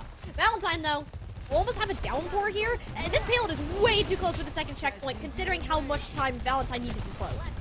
Yeah, but like the card has like stopped, at least for now. Santana's gonna take down Ivory, though. Beat from Bernice. Oh, the beat with the downpour too. Santana keeps getting like 3 players within that ultimate. Nobody looked up to check the weather today, and it's a problem. You didn't bring your umbrellas. Santana has to try to run away. Bug Soup popping every single tool out of the point. Even Ivory's overclock, and just in the spawn to make sure this hold works. I think if you're both teams, though, you're kind of fine with that, because Valentine have actually stopped the card completely, won the fight, and dislodged Queen's Gambit. Santana stuck around and did enough damage to force more ults out of Valentine. So they're only really going to have Zoe's Blade and maybe AJMR's Kitsune Rush to couple that with by the time Queen's Gambit get another fight here, though. But this is where it gets really scary, and the card can stall out for a long, long time. We've already lost 2 minutes off of this time bank, and there might be more to come. Hold on from Missin. A little bit ambitious. Bernice definitely ready for that one. Let's scare Valentine enough to make most players kind of drop down to that low ground. Finally now, though, out of Zoe, the first time she gets to make an impact on this Genji hero, subbing in for H-Key, and it's pretty dang good, getting one in the era of 2025 Genjis. Yeah, and that's an economical fight there. You use just the Blade, you get those kills, and you stuff another push, where Queen's Gambit didn't really have anything to invest into that anyway, so, like, again, you're kind of fine, but you're just kind of throwing yourself, like, at a brick wall over and over again, hoping to dislodge one of the bricks so you can eventually break through, or hoping to build up to an ult economy. Like, you're gonna have a Kitsune Rush, sure, but it's gonna be mirrored on the other side, and you still have to overcome the spawn advantage somehow. And the only real way is to get Senna on the high ground, keep her safe, and have Missin in position to try and close one of these kills out. And Missin will kind of be lurking around this low ground, both pressuring the cart and kind of waiting for someone to drop down right into their clutches. Instead of trying to force their way through, Kitsune Rushes laid on top of each other. Bit of a mix in that small corridor, which we know it's not good to fight in small rooms. Valentine have not learned their lesson. Queen's Gambit took the battle right where they wanted it to be, and this is where Senna starts cooking. Got off onto a flank onto the high ground, and that second point hold only about 3.5 minutes long for Valentine. Yeah, Mari definitely got caught out there in the Kitsune Rush, and like you can even see, like, she went even deeper, and Queen's Gambit were just like, okay, we'll just take control of the point. And like, it kind of puts Mari in this situation where she can't really commit to the damage that she wants to do onto Queen's Gambit's backline, because they've all just gone away. Like, they've all went for the cart with Santana. So like, just kind of like broken ankle sort of situation there from the hazard play on either side. And Queen's Gambit have now broken that spawn hold, but 3 minutes gets through point C and looking to put up a respectable time bank for the full cap. Just a couple of chunking shots of staging the downpour, which is a difficult ultimate to hit, but unless your name is Santana, everyone bunkered in a small room. Valentine, when will we learn? Queen's Gambit will shove you in a locker again and again while they can get this cart moving. Yeah, Santana, though, lost Senna. Bug Soup went in really deep, got Venture! that kill, so... Oh! Sorry. No! Yep, they're gone. Senna! Over onto the Widow. This is kind of an interesting pick here. Oh, Bug Soup. Oh, yeah, Bug Soup's fine. Whip shot will make sure of that. Can't say the same for Missin. I believe that actually canceled the pulse bomb too. Those last couple Cheerios out of Bernice there. So Valentine are actually looking pretty stable on this point, but it's a glass cannon considering Senna's Widowmaker. Yeah, and I don't know that I like the Widow play right now. I think maybe you go back and swap. Like, it's good while you have your team having that forward presence, so you can maybe try and find one pick and crack it wide open, but yeah. No, now that you've lost control of the cart, she's going to swap back over onto the Sojourn so you can keep that frontline pressure going. Santana's going in really deep, though. worked before, but I don't know about this time. Bugsuit sees that there's no tank. She tries to do the same for her team. We'll end up regrouping with Bernice's Sound Barrier hitting the ground.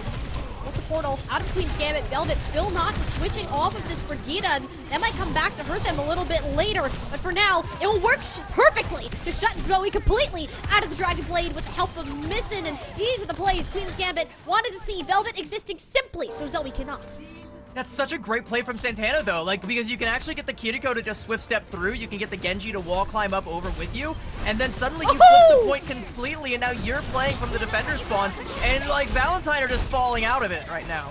Yeah, there's nothing you can do but trickle onto this point and hope that something ends up sticking, some sort of damage, some rail shot, but you can't do it if Santana is as good as they are on this hazard. I think that gap between the tanks, CB, is getting wider. Yeah, and like, here's a crucial detail about this full cap too, by the way. 1 minute and 1 second. Valentine fall 2 seconds short.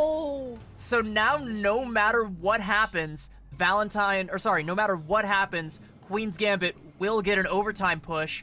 Valentine are not guaranteed one unless they can keep it from getting into overtime. That's pretty big, because again, like, we saw how quickly Queen's Gambit capped point A and how much time stalled out on point B, and then again a little bit more on point C. Like, if Valentine fall to that same fate, I don't see them putting up a competitive time bank. It might fall to an unwinnable situation for them. You gotta start off in the right way, and you gotta do so by trying to capitalize, catch somebody off of surprise, and so far that hasn't happened. It's just been Queen's Gambit again and again coming up with these plays. Specifically Santana, you mentioned, like, wait, that's a really deep flank, but they knew that it would work because you're forcing the positioning of the supports into the rest of your team. Missin and Senna prepared to follow up on it. Yeah, and like so Mari sees that and tries to go in deep for the back line, but can't actually do it. Like, the only one that I think was left behind was like Velvet, but she could just use a whip shot and like stay safe, and like Mari either has to double down to confirm that kill or fall back to the team. Again, that's the second time she gets caught in that situation, and it's just like Santana completely outplaying her like twice. You know, and if that keeps happening, okay. No. That's okay. That's a typing in chat moment. We have match chat hidden probably for a good reason, but Missin would definitely be typing like question mark, like something like that. That is not the way you wanted to start your attack if you're Valentine. Certainly a wake-up call for Ivory immediately off the Widowmaker, and understandably. Back to our regular scheduled shenanigans. The only difference is Velvet is sticking on this Brig, and I'm starting to like it a lot more when I see her playing it. Yeah, like, and it seems to work out on these maps where you can actually keep your supports up on the high ground, because you can whip shot the hazard away and force them to try and use like 2 jumps or the vault also, and like buy yourself a little bit more time to peel away. Right now Santana's getting kind of caught out though, surrounded by sharks, and Valentine looking to strike, but it's actually Bernice that bites the dust first. It's not a coordinated strike. Missin was on the high ground, so the attention was split from Valentine on whether to focus on Missin or Senna, where the tank was, so it only was Bugsuit who tried to get Queen's Gambit tank player, which is not enough damage. Going deep to try and confirm that kill onto Ivory. Ivory's gonna get out, and Valentine will get another crack at this, but like, so far, it hasn't really stuck, at least for the first minute or so. Ivory's kind of just getting dogged on by Missin, like, left and right, and there's not enough to even punish like that mispositioning that comes out from Santana. Valentine has to try and force that to happen again, but this time have everybody in position to actually chomp down on that hazard. You know, I think it's the only way they're realistically going to ever gain control of the space. I mean, you got the high ground. It's a good start for Ivory, but look how much they're struggling to find the targets. Queen's Gambit are fighting in a completely different part of the map. It's basically a 4v5 for Valentine. The damage pressure onto Bugsuit is too much to handle if you can't get your Sojourn in the mix. And if you're Valentine, like, the pace of this match right now is starting to get like really frustrating. It's like, you go in, Queen's Gambit pops an ult, gets a kill, and it's a high value kill that you can't continue on the fight without. So everyone just has to back right out. And it just kind of feels like you're playing the hokey pokey with your whole team, putting them in and pulling them back out over and over again. And eventually, you know, you're gonna run out of time. All right, we're halfway through this first inning. Oh, 2 HP. Oh, good Suzu out of Senna. Scary territory. Queen's Gambit, I mean, they don't really have to worry about AJ Mars Kitsune Rush whatsoever. It was played in place so far back, and they have plenty of time to strike back on their own. Listen, up to the HP with the Dragon Blade, enough for them to back off, but finally Ivory gets to make a bit of an impact, chunking shots into Santana, force them to regroup behind Velvet's rallying shield. Valentine biding their time, waiting for these key cooldowns, knowing that this fight is the closest they've got to winning so far, and it's Ivory busting that door open, shot after shot. Yeah, there we go. There's that final blow onto Santana. That's going to be a tick and potentially 2 ticks. I think this might be the entirety of point A. Queen's Gambit definitely don't want to invest in this. They're going to be able to mirror Mari's Downpour and Scuff's coming up on a Kitsune Rush, and those are 2 big fight-winning ultimates that are really going to put a lot of pressure onto Bernice's Sound Barrier and AJMR Suzu. So, like, I mean, if you're Valentine, it might be pretty difficult here to try and keep this pressure on. Maybe you try and find a pick and crack it open, but you need access to this high ground if you want to get the cart moving.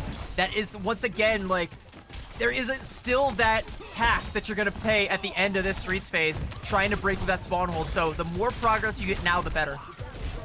Especially with Santana just sitting up on that turret saying, hey, my spawn, my hold.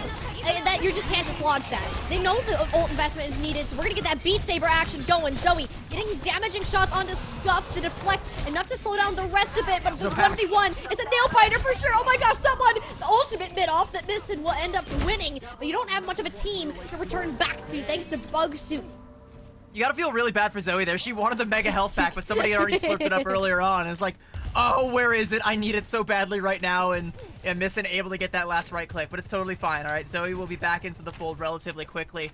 It's more cart progress, but again, this spawn hold from Queen's Gambit is going to be deadly. Never mind. Oh, Ivory's been doing an excellent job on this last point, making sure that Senna is getting shut down, or more importantly, ensuring that they're actually present in the fights overall. Valentine are going to get right up to this checkpoint before Queen's Gambit can get that full card, but this is the real hump you're going to have to cross.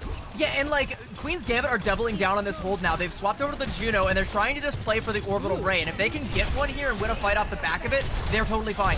Well, Senna's already got one on the board. Missin looking to make it a bit more. Torpedoes from Scuffed on the final assist. Valentine shut down Queen's Gambit in that perfect defensive position.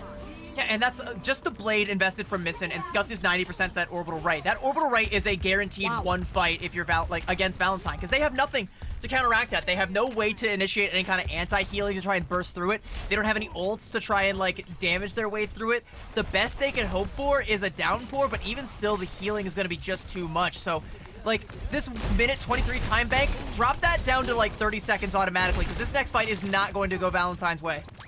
No, and Valentine, I don't know if they can tell that Scuffed has an Orbital Ray or not, because they built that up incredibly fast. This overclock, bit more of a concern though, losing AJMR. That fight's chalk. You need to get out of there as fast as possible. You will not afford to stagger. Well, that's exactly what Zoe is going to do, unfortunately. Tried to go for the back cap there. All right, so we lost 50 seconds. We're down to a minute. It's going to be around 30 seconds before Valentine get another crack at this. And unfortunately, they weren't able to draw that Orbital Ray out of Scuffed. It was only the overclock and then Santana going deep to confirm the kill onto AJMR that won them that fight. So Queen's Gambit are like, they feel so confident right now. They got this map in the bag. Valentine are banking everything on Mari's Downpour. It's just not a reliable ult though. Like, any one of these can just shut it down. Queen's Gambit are not, or just looking clean to win this one. Alpha stun onto Zoe. She couldn't run away even if she wanted to. Shield blocking the downpour, negating the one chance Valentine had at making a winnable fight. Scuffed is down though. Orbital Ray won't make an appearance for Queen's Gambit, yet there's no reinforcements. There's no backup from Valentine. No bodies to throw this payload. Yeah, like, losing Mari there means that, like, there's no way that you can contest the payload, and Scuffed is already back. You've got the attacker spawns. There has to be a touch, and I don't see anyone able to. Yeah, no, we have Zoe going in deep to try and get the touch, but it just doesn't happen. You know, and again, like, if you can't get that touch, Scuff was going to come back from the spawn and pop that Orbital Ray regardless, and an Orbital Ray in an overtime scenario is even more of a grim reality to have to face than trying to do it with, like, 2 minutes left, or 1 minute left, or 30 seconds left. At least with those scenarios, you maybe have time to reset or initiate a stagger touch. But in overtime, you're just throwing yourself into the meat grinder. No, there was no other option but to force these stagger plays. That swap from Scuffed was genius. CB, even if the Orbital Ray didn't come out at any point, the threat of it was there, and it made Valentine push harder than they really needed to early on, knowing they had to take a fight to lose first to draw out those major resources, but it didn't happen. You ended up losing your Kiriko, of all players, to Santana, and if that happens, the push is just dead. It's done, and we're seeing very similar lights where Valentine are relying on these DPS to just pop off in incredible ways and to make this push happen. Yet Ivory and Zoe, they had their shining moments, sure, they're far and few between. Yeah, and again, like, once Scuff makes that swap over to the Juno, like, you either lose to the clock or you just break through the spawn hold. Like, those are your only two options, and they were never able to break through the spawn hold. Like you said, if you can't draw that ultimate out, it's a ticking time bomb, and it's up to Scuff when it actually goes off, you know? And you have to be able to weather the blast and have the time to be able to go through and take another fight. It just never happened. Valentine, unfortunately, ended up losing to the clock, and now it's ticking to potentially their midnight hour, as they're only going to get one more map pick in this series. They have to start the reverse sweep now. And we talked about how good of a map pick Blizzard World was for them. That didn't work out so well for them. So what's plan B? Is it push? Is it clash? Is it escort? Because those are really the only options left on the table. And I kind of don't know that I like any of the map in like the escort pool for them. So maybe you try and go for push. I think that's the best option. It just seems the Queen's Gambit are way too good at Flashpoint to take that against them willingly. So I feel like you got to start with something like a push, an Esperanza, perhaps, maybe Coliseo, if you want to be a bit silly, but I think Esperanza is Valentine's best bet going ahead into this game, just because you'll have more ability to play around the map environment, which didn't exactly happen before. I just need to see this team play more cohesively around Bug Soup. I see too many moments again where she's kind of out on an island, or it doesn't know where Santana is because they're just murdering the backline by themselves. Absolutely just getting away with criminal offenses, and there's no response to it right now. Something like a Flashpoint where we've seen Queen's Gambit love to play this head-to-head. It just doesn't feel like the best choice for Valentine in a reverse sweep. Well, like you say, like, they have to try and play around Mari, but, like, that kind of feels like bait, because a lot of these times, like, part of the reason that Mari's getting called out and feels like she's on an island is because she's trying to fulfill Hazard's duty, where you catch someone out of position and go for the assassination, but Queen's Gambit are playing this weird mind game where every time that she goes for that, it's bait. You know, it again puts her in this situation where it's either you double down to try and confirm that kill, or we're gonna take your backline. It really is a Queen's Gambit. Like, I don't actually know enough about chess to know if that's what the actual move is, but it feels like they're playing like you know, a high IQ chess play against Valentine right now. And you know, like, if you're Valentine, like, what do? I think the adjustment needs to actually, unfortunately, be to play more passive. But against a team that's capable of setting the tempo, like, that kind of feels like you're just, you know, laying your own deathbed. It's felt like this whole series that Queen's Gambit have been in the driver's seat and Valentine have been dragged behind the bus, just trying to find a way out of it, to put it frankly. And that's the thing. It's almost a similar situation with what we were bringing up yesterday, where you got to decide whether you're going to peel for your team, you're going to bunker down, or you're going to go in all in and trade back.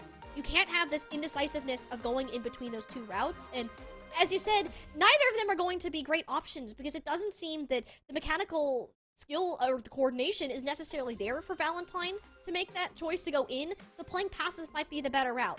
Coliseo could potentially amplify that and make it easier for them to take fights on their own terms. Yeah, I think, you know, maybe you prefer Coliseo over Esperanza because you have, like, less of the flank routes that Esperanza has, so you don't really have to worry about that too much, and there's less potential for Mari to get caught out in the way that she was on Blizzard World. Maybe that's something that Valentine have identified as well, or maybe they just feel a little bit more confident in this one. Hopefully their confidence is riding high, because this is the last map pick they're going to get. Like, it's either start the reverse sweep now and everything else is going to be Queen's Gambit's choice, or, you know, you fall down 3-0. And if you fall down 3-0, we got to start talking about Queen's Gambit again, because they will have 3-0'd both the third and fourth place teams, and will find themselves definitively in second place, going up against potentially the best that we have in Nightmare Eclipse, and that would be an absolute cracker of a match. Oh, it would just be that Major 3 Grand Finals run back, and Senna even said they knew it was close. She expected that to be a close match, and even today, she's expecting to get to those Grand Finals. I don't know if it's going to happen, but imagine if Queen's Gambit just sweep the entire day. I mean, that would be one of the most insane underdog surely in Overwatch esports. Like, there's just no chance that a team from that low in the bracket can come back with that night. right? Yeah, and I think also by the transitive property, that would make Yas the best team in Calling All Heroes because they beat them. So if you're you know, Konata in the chat or Sabotabi, you're probably like saying like, all right, Queen's Gambit's got to just like nuke the entire rest of the field so that we look good. No, really. Like, oh yeah, it's just the biggest Queen's Gambit fans right now. It's kind of marking them down, but yeah, this is such I think Yas also made a lot of fans, by the way, over the They course of this did. tournament. Everyone has been talking about how much of a GOAT Konata is. Like, even Senna was like, yeah, Konata's the GOAT. Like, that's the LeBron of that team right there. No, seriously, I do wish that we were in more of a dive meta. Like, imagine if we actually were in a Wrecking Ball meta. Like, oh yes, like, is that just a championship swoop for them? I mean, I feel like it kind of has to be. Like, there's like some other players that can play the Wrecking Ball that we haven't seen a whole lot. Like, I know I've seen like, I don't know if I know that I've seen it. I might be gaslighting myself, but I feel like I've seen Hitori on it. That sounds cursed. I've probably seen Mari on it, and I just don't remember because she's played like everything. I remember an interview I did with Kindred once where she said it was literally the one tank she can't play. So maybe Exo Azathoth would be completely cooked in a Wrecking Ball meta. You know, I think if we do get like an actual Wrecking Ball meta, but then, okay. But then it becomes this weird thing too, where it's like, you don't have that like curveball factor anymore, right? Like, because people will be scrimming it. They'll be practicing against it. There will be people who know how to counter it and people who know how to play it at like the macro level a little bit better. So you can't be like, you know, this cheeky little like offbeat underdog anymore. Like, suddenly you're playing the same game as everyone else. You just have to play it better. I still give Yas an advantage in this hypothetical scenario we just invented, but not like as much as I would have in this meta, actually. Yeah, not quite as much. As much as we would love to live out our fantasies of a Wrecking Ball versus Wrecking Ball meta, there's actually a lot of strange parallels between that and how Hazard has been played lately. Not necessarily on this map particularly, though. I'm looking at Queen's Gambit right now. Like, this team just seems to be playing at another level of confidence. Any time, like, it's the last map of the series, we've seen Senna just go wild. Like, she's unleashed the beast somehow. Not on Genji, but hey, if it was to happen, I wouldn't say no. That statue, by the way, that was just like slurping up the water, that's me drinking up the drama of this series. I love it. Give me more of that. Give me more of that juice. Queen's Gambit will not be walking out with Doomfist Junkrat. I can nearly promise you that. Valentine, though, sticking with the mirror. So, like, the adjustment for Valentine at this juncture does just have to be, we can't let Mari keep getting baited, and we have to try and play around her a little bit better, like you said, without us also getting baited as well, and Zoe needs to be the finisher for this team. Yeah, we've seen players struggle just to get in there and follow up with the tank, and Zoe is one of the best players in Calling All Heroes, and just in general. She's amazing at what she does, but you need to be on the same page with where your tank is going, where the Sojourn shots are landing, and right now, the Suzu is forced. There's no slide for Senna. Perfect execution from Valentine, executing on that error. But the thing is, you're trading it out. You have the players of Santana in the backline, and this is just how Valentine needs to learn how to operate down someone, firing shots towards the back, and that's where Ivory can bring out the Baroon. Yeah, perfect execution is right. That was a public execution off of a huge misplay from Queen's Gambit. The two most important cooldowns are Sojourn Slide and Kiriko's Suzu. Both of those came out too early from Queen's Gambit, and that is the most free assassination of all time for Mari. It's not going to get Valentine as much bot progress as they'd like, because some of the kills were kind of staggered out, so Queen's Gambit is back into the fray, but if that pattern keeps up, like, maybe you try and force those cooldowns out a little bit more for Valentine and get yourself some headway that way. Slower Poach not really moving anywhere, even though it was close to a full reset. We see a lot of these multiple fights just take place in this early part of the Coliseum until it's almost multiple team wipes in a row, or we get those first ultimates, which are creeping closer. Some of our Tsune rushes, sound barriers, a lot of those supports. In this neutral fight so far, I'm seeing a lot of low health bars on Valentine. Suzu's out. It didn't hit Bug Soup, and it's Senna on that killing blow. Santana free range now. Whoever they want their way with in the backline. Ooh, what backline? I don't see a backline anymore. Senna's already killed them Bye. all. Yeah, and speaking of backlines, like, they don't really have access to help Mari at all, because, like, everyone from Queen's Gambit just surround exactly where Mari wants to play and just bully her back to the point where she's forced to jump out and concede all of that space, and even still gets hit with a parting shot on the way out. It's gonna be a lot of bot progress for Queen's Gambit. They should be able to get this to where they're threatening to get under this bridge, which is the most important part here for Coliseum. Like, Valentine needs to make a play right now.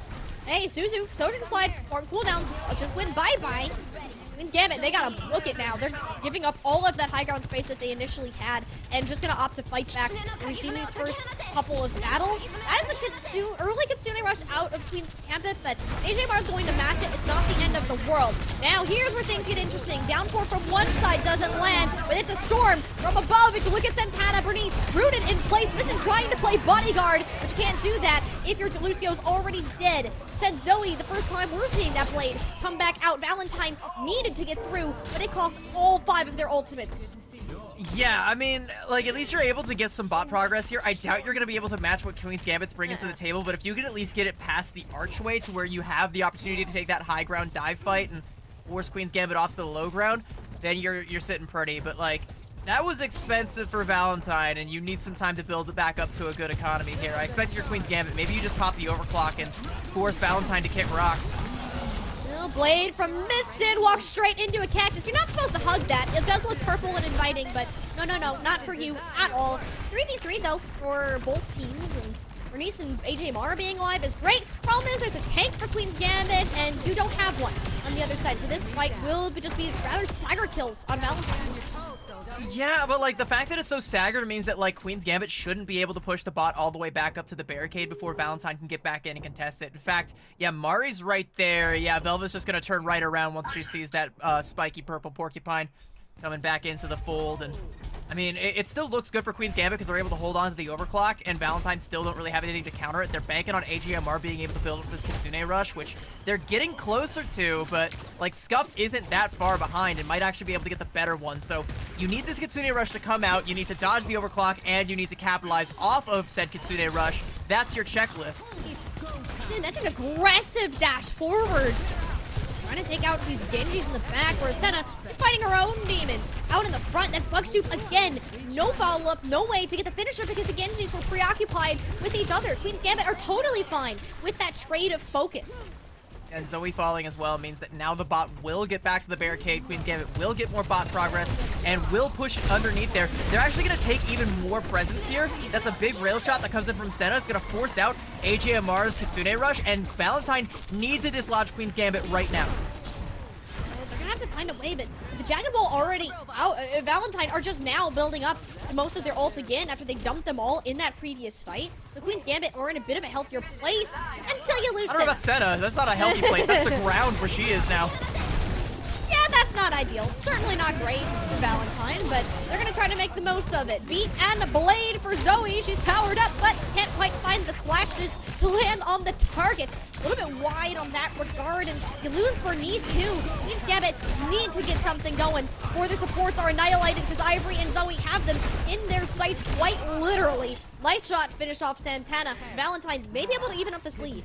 You kind of got to feel bad for Bernice. It's the second time she's popped the Soundberry and been immediately hit with a downpour from Santana and then solo focus. But hey, both times it's happened, Valentine have been able to win the fight. Although I think I would have liked to see Ivory hold on to that overclock. And she'll have some time in the timeout box to go think about that one.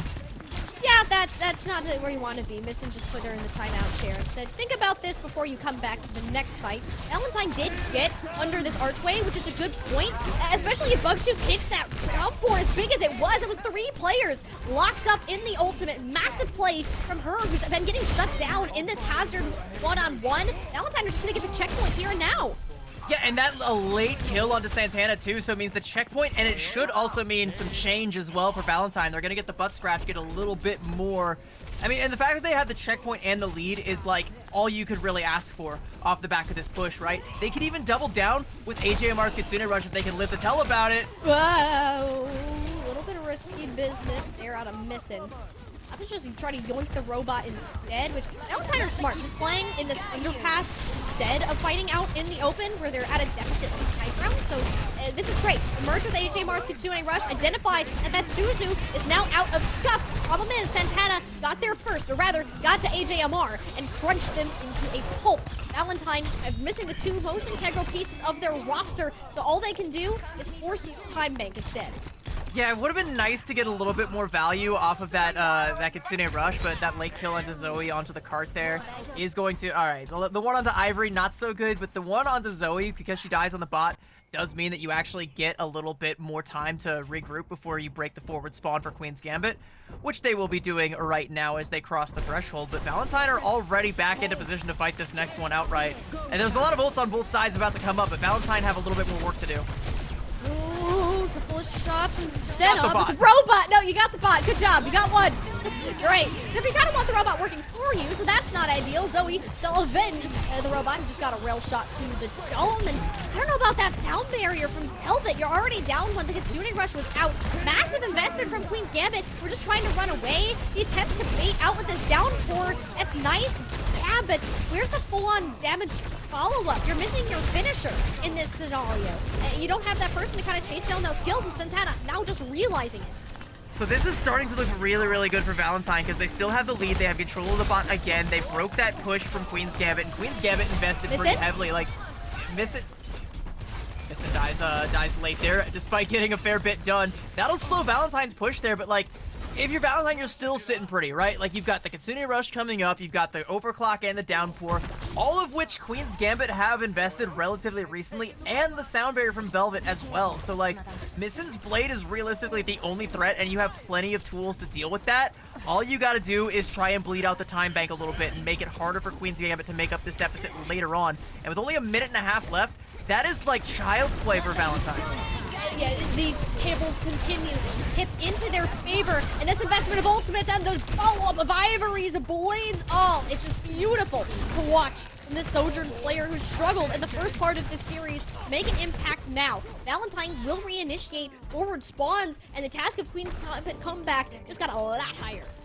Yeah, I'm hesitant to call that an overinvestment, though, because it was only 2 ults, but I do want to caution Valentine against trying to use any more. They only have the Downpour, they've lost Ivory, so they're not going to be able to get a whole lot of extra bot progress without using that Downpour. I kind of suggest holding on to this and leveraging your lead. Bernice, let's pick onto Velvet. Valentine are making the pain train go even further. Santana's still alive, though.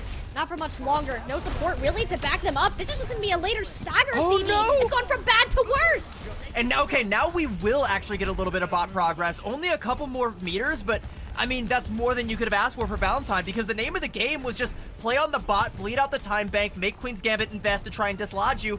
And Queen's Gambit, like, they didn't invest, sure, but they also failed to dislodge Valentine. Now they're gonna have to invest just to get out of their spawn, and then what are they going to have to carry over into the next 2, potentially 3 fights that they need to win? The task is high. If they can finish off Bernice, maybe there's a chance, but no, it's Bernice instead who helps in the elimination of both of the other team's supports. Valentine, they don't have the healing, but the important thing for them is Valentine already identified that this fight likely will not be won, conserving every resource for one final wipe. Yeah, but like, it's just Santana left alive, and like, okay, so now we do also have Senna up on the high ground, but any damage that Ivory does to these two is gonna be permanent until Scuffs gets back up into the fold, and that means that like Queen's Gambit can't push forward, especially considering Santana has to be the one pushing the bot. So this is the next fight Queen's Gambit have to win. They're down Senna early though. The overclock isn't an option, and forward spawns are still active. Even if Valentine lose players at this point, they'll be back significantly faster. Miracles need to happen, but it's not going to be one. Velvet Ajax is at the worst time possible. Bugstoop will send Queen's Gambit running. You are not ready to take on the grand finals yet. Valentine still have more to say. They still got some fight in them, and I said, like, how crazy would it be if Queen's Gambit sweep the entire day, and Valentine say, yeah, that is pretty crazy. That's why it ain't gonna happen. We're taking a map off right now. And, like, okay, you're still behind the 8 ball because Queen's Gambit are still on match point, and they do get all of the map picks from here on out, so, you know, the reverse sweep is still going to be an uphill battle, but we've at least started the climb in very convincing fashion for Valentine. Like, they played push to perfection, punishing a couple of misplays that come out from Queen's Gambit, and get just a couple of those key picks in random, like, oddball fights outside of the core team fights that really slow down the progress for Queen's Gambit, because they always have to try and, like, reassess, like, okay, we're down Senna or we're down Missin, like, where's my Genji? She's missing. I had to squeeze that one in. I was gonna be like, do you think they ever say that when they just, you know, don't have her around? But, like, you know, they have to try and assess, like, we don't have one of our DPS players. Can we take this fight, yes or no? There's that moment of hesitation. then they go in, then maybe they get punished for it because, you know, Valentine just leveraged the ult advantage. And when they don't have the ult advantage, Valentine are playing really smart around what they do or don't have. It looks so good from them, night and day from what we've seen in the past. Can they keep this up? That's the question, CB. Is Valentine, they got one step of the way there, but how much fight do they have left in them? This is actually the first map that was kind of played out where the Brig wasn't a factor too, and I genuinely question if that increased Mari's impact on the game since she wasn't getting whip shot every other time she tried to jump in. And granted, that's not really an option on push or flashpoint, so perhaps that can lean further into the next decision of this map pick for Queen's Gambit. And, you know, we're gonna go ahead and head to a quick little break so the players can have some time to think about this. Not that there's all that much to think about, because no matter what, it's gonna be Escort, but maybe we finally get, like, the fabled, like, weird Havana pick, you know? Maybe we finally get, like, the one that, like, completely guts the hazard comp. Actually, that might not be the worst thing in the world if you're Valentine. Let's all mull that over, and we'll let them do the same. We're gonna cut to a quick break. Don't go anywhere, chat. This series is heating up.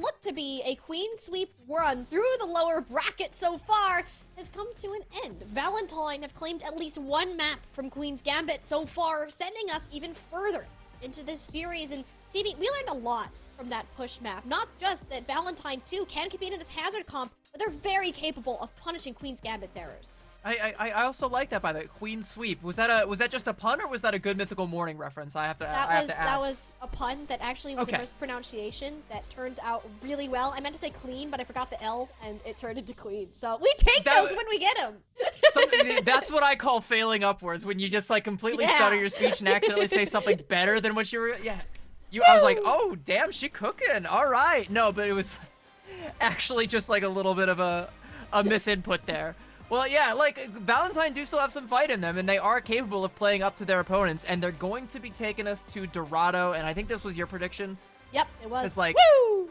because, like, okay, I was thinking maybe we see, like, the Mythical Havana, you put Mari on Sigma, but then I think, like, again, you're kind of No. afraid of, like, the Senna hit scan. Like, I still think Senna, more often than not, does kind of beat out Ivory in the hit scan duel, and in these long-range maps, you kind of, you need to bank on your long-range hit scan being the better player. And on Dorado, like, that's still a factor, but you can kind of, like, leverage the hazard capabilities. And Mari is no slouch. Like, she got caught out a couple times on the first 2 maps and was forced into some less than favorable positions. But, if you just avoid that situation like they did on Colosseo, maybe you're just fine. And see, I just keep getting flashbacks to that Dorado map that Queen's Gambit played yesterday against Exo Azathoth, or Senna was on that Widow, and she just kind of took over the lobby. I don't know if she can get away with that into Valentine, per se, but, I mean, that's still a pretty big consideration when you're picking this map, I'd have to imagine. Especially over at Route 66, I feel like that's the most vanilla you could get when it comes to this hazard type of composition. You're expecting to play the exact same thing. Dorado puts more impact onto those Sojourn players, and I think that has been the farthest differential factor between these two teams, has been that gap between Senna and Yeah, and like the problem with like that Exo Azathoth game is like that's kind of weird data, because like you said, they can't really punish that, because if you get Senna up on the high ground, it would have fallen up to Jeremy to try and dislodge her, or Kindred, and Kindred wanted to stay on the Mauga as much as she possibly could, and Jeremy wanted to stay on the Pharah as much as they possibly could. And, like, the angles that Jeremy wanted to play at, Senna already had dialed in, like, 10 minutes before Jeremy was ever there. So it's like, how are you going to deal with this potential Widowmaker? Which is something that we could still see here, but I think I trust Zoe and Mari to be able to deal with such a threat a little bit more than the Kindred-Jeremy duo. Yeah, I think this DPS line will prevent it from happening, and also Mari having more presence on Nane Mauga, and something that can get to the high grounds a lot easier. And she could play Mauga. I wouldn't put it past her, but do not recommend that in the slightest. We're likely going to see that same iteration. What I'm more interested in for Queen's Gambit is what is the support line gonna do? I feel like they've done so good with Velvet being on that Brig so far, with that Kiriko, and Ana could be an option as well, although I don't think that's likely to really stick. Just having that Brig as extra support for these DPS when they're going on adventures has been really helpful.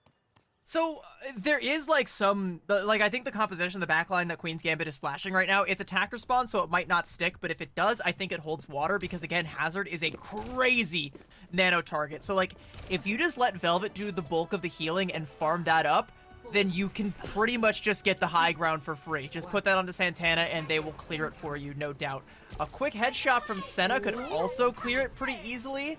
Velvet's actually not going to stay on the Ana, which I think is also good, because I was just about to say it's also very diveable for Mari, so you don't want to stay on that one. There we go. Second time, Senna. We got that. Oh, ooh, very close to scuffs. AJ Mar's head. I thought I was gonna go back to spawn for a second, but actually will end up sticking it, which I'm not too entirely shocked. Is you don't necessarily even need to get the kills on the Widowmaker. If you're just existing and making sure Valentine can't hold certain space, the threat of Senna simply looking at you is a problem. That's why you need to commit players onto that. In this case, it was Zoe, the backup for Nice, barely in time to make sure the Genji gets a little bit of rejuvenation in the head. But like you said, it is literally just the threat of Senna that is able to clear that high ground outright. I mean, Mari's going to go in and go for the dive there, and now suddenly Valentine feel a lot more safe. They're going to take out Scuffed as well. I mean, she's going to pay for it, and that's really rough if you're Valentine, but I think you've gotten enough casualties to where you can make it worth it. Well, you're going to have to. The attacker spawns are a lot closer, so Queen's Gambit will get more reward for the style. Zoe should not be allowed to get away with that. I was going to say, without Mari there, like, Senna has a lot more agency to try and take an aggressive angle, but Zoe is shutting that down also, so Senna can't stay on the Widow anymore. She's going to go ahead and mirror the Sojourn now. So, like, you don't have that one-shot threat anymore, and Queen's Gambit are going to feel a lot more, or sorry, Valentine are going to feel a lot more safe on all of these high ground angles. It's a minute and a half down, though, so this is looking really good for Valentine so far. Especially with how far behind Queen's Gambit are in this ultimate bank. Haven't really been able to move as much as it was more so waiting for Senna to get something done. HMR, soon a rush to come out. Different from Queen's Gambit, except Missing got caught by that last little slash of the Violent Leap. Valentine trying to push it even further. Queen's Gambit see this as an opportunity to punish, but cooldowns from movement abilities are already back up. There's no problem running away. Yeah, like, that Kitsune Rush kind of goes massive. There's a kill there onto Zoe, so it might actually be turnable for Queen's Gambit. They're going to follow that up as well. Oh, massive! The downpour, though. A massive downpour. It gets scuffed in Senna, but you just don't have the support. If you're Mari, that stagger's really going to hurt. I don't think you get another touch on this payload, honestly. You might, but it's not going to be ideal because, like, you've got Santana there. Yeah, going to block off one point of entry there. Zoe can go ahead and go for the dash in to try and keep this one alive, but you've already lost Bernice. The fact that Mari died late there, I don't really think it was a good idea. She's You're back. already going to that staggered pick. It's a 385 maximum for Bug Soup. Valentine, if they end up kind of getting wiped here, they're going to forfeit that first little bit of high ground control. So I can understand why it's important for Bug Soup to stay on this as long as you can. You just need to prevent long staggers such as this one. AJMR really low, nearly getting staggered, but is back to safety. But yeah, like, they need to get Mari back ASAP so you're not conceding this high ground over to Senna. Because even though she's not on the Widowmaker, on a Sojourn, like, she's going to be just as lethal. And I think, like, if you're Valentine, you're looking at the ult economy and thinking, we can maybe secure this high ground if we invest. But you'd like to just have it for free. And I think Queen's Gambit have conceded it, but they are going to scrap for it. Well, they're definitely going to make this one painful. Beat Saber combo. Zoe, look for the break, but the whips are from Velvet. How is she so good at hitting those? Okay, look at Sword Kid's face if you have those shield up. Queen's Gambit definitely in more pain than they thought they'd be after that Beat Saber didn't really get that full bits of damage. Bug Soup gets out alive too, so Valentine are in a very stable spot. Bernice really low, though. Takes a little bit of chunk damage on the way out, though, but yeah, they just heal Mari back up to full HP, but they have to concede so much space to do it, and they're going to get the Kitsune Rush out. That's going to give them the high ground, and, like, you're fine with that, but that's a pretty heavy investment. They still have the overclock for Ivory, which is why they want to leverage this so badly. But, like, you know, giving up the Kitsune Rush just to make sure you maintain that advantage is a hefty cost. Yeah, but it was blocked off a little bit by Scuffed. Oh, so close. Bug Soup almost had the big brain play. The reaction's a little late. That does block the healing from Santana, though, which is the second biggest impact you can have with that Jagged Wall so far. Valentine are in a great spot. Queen's Gambit just have no way to move forward. Without the Dragon, I think they're committing Blade to this when you don't have it.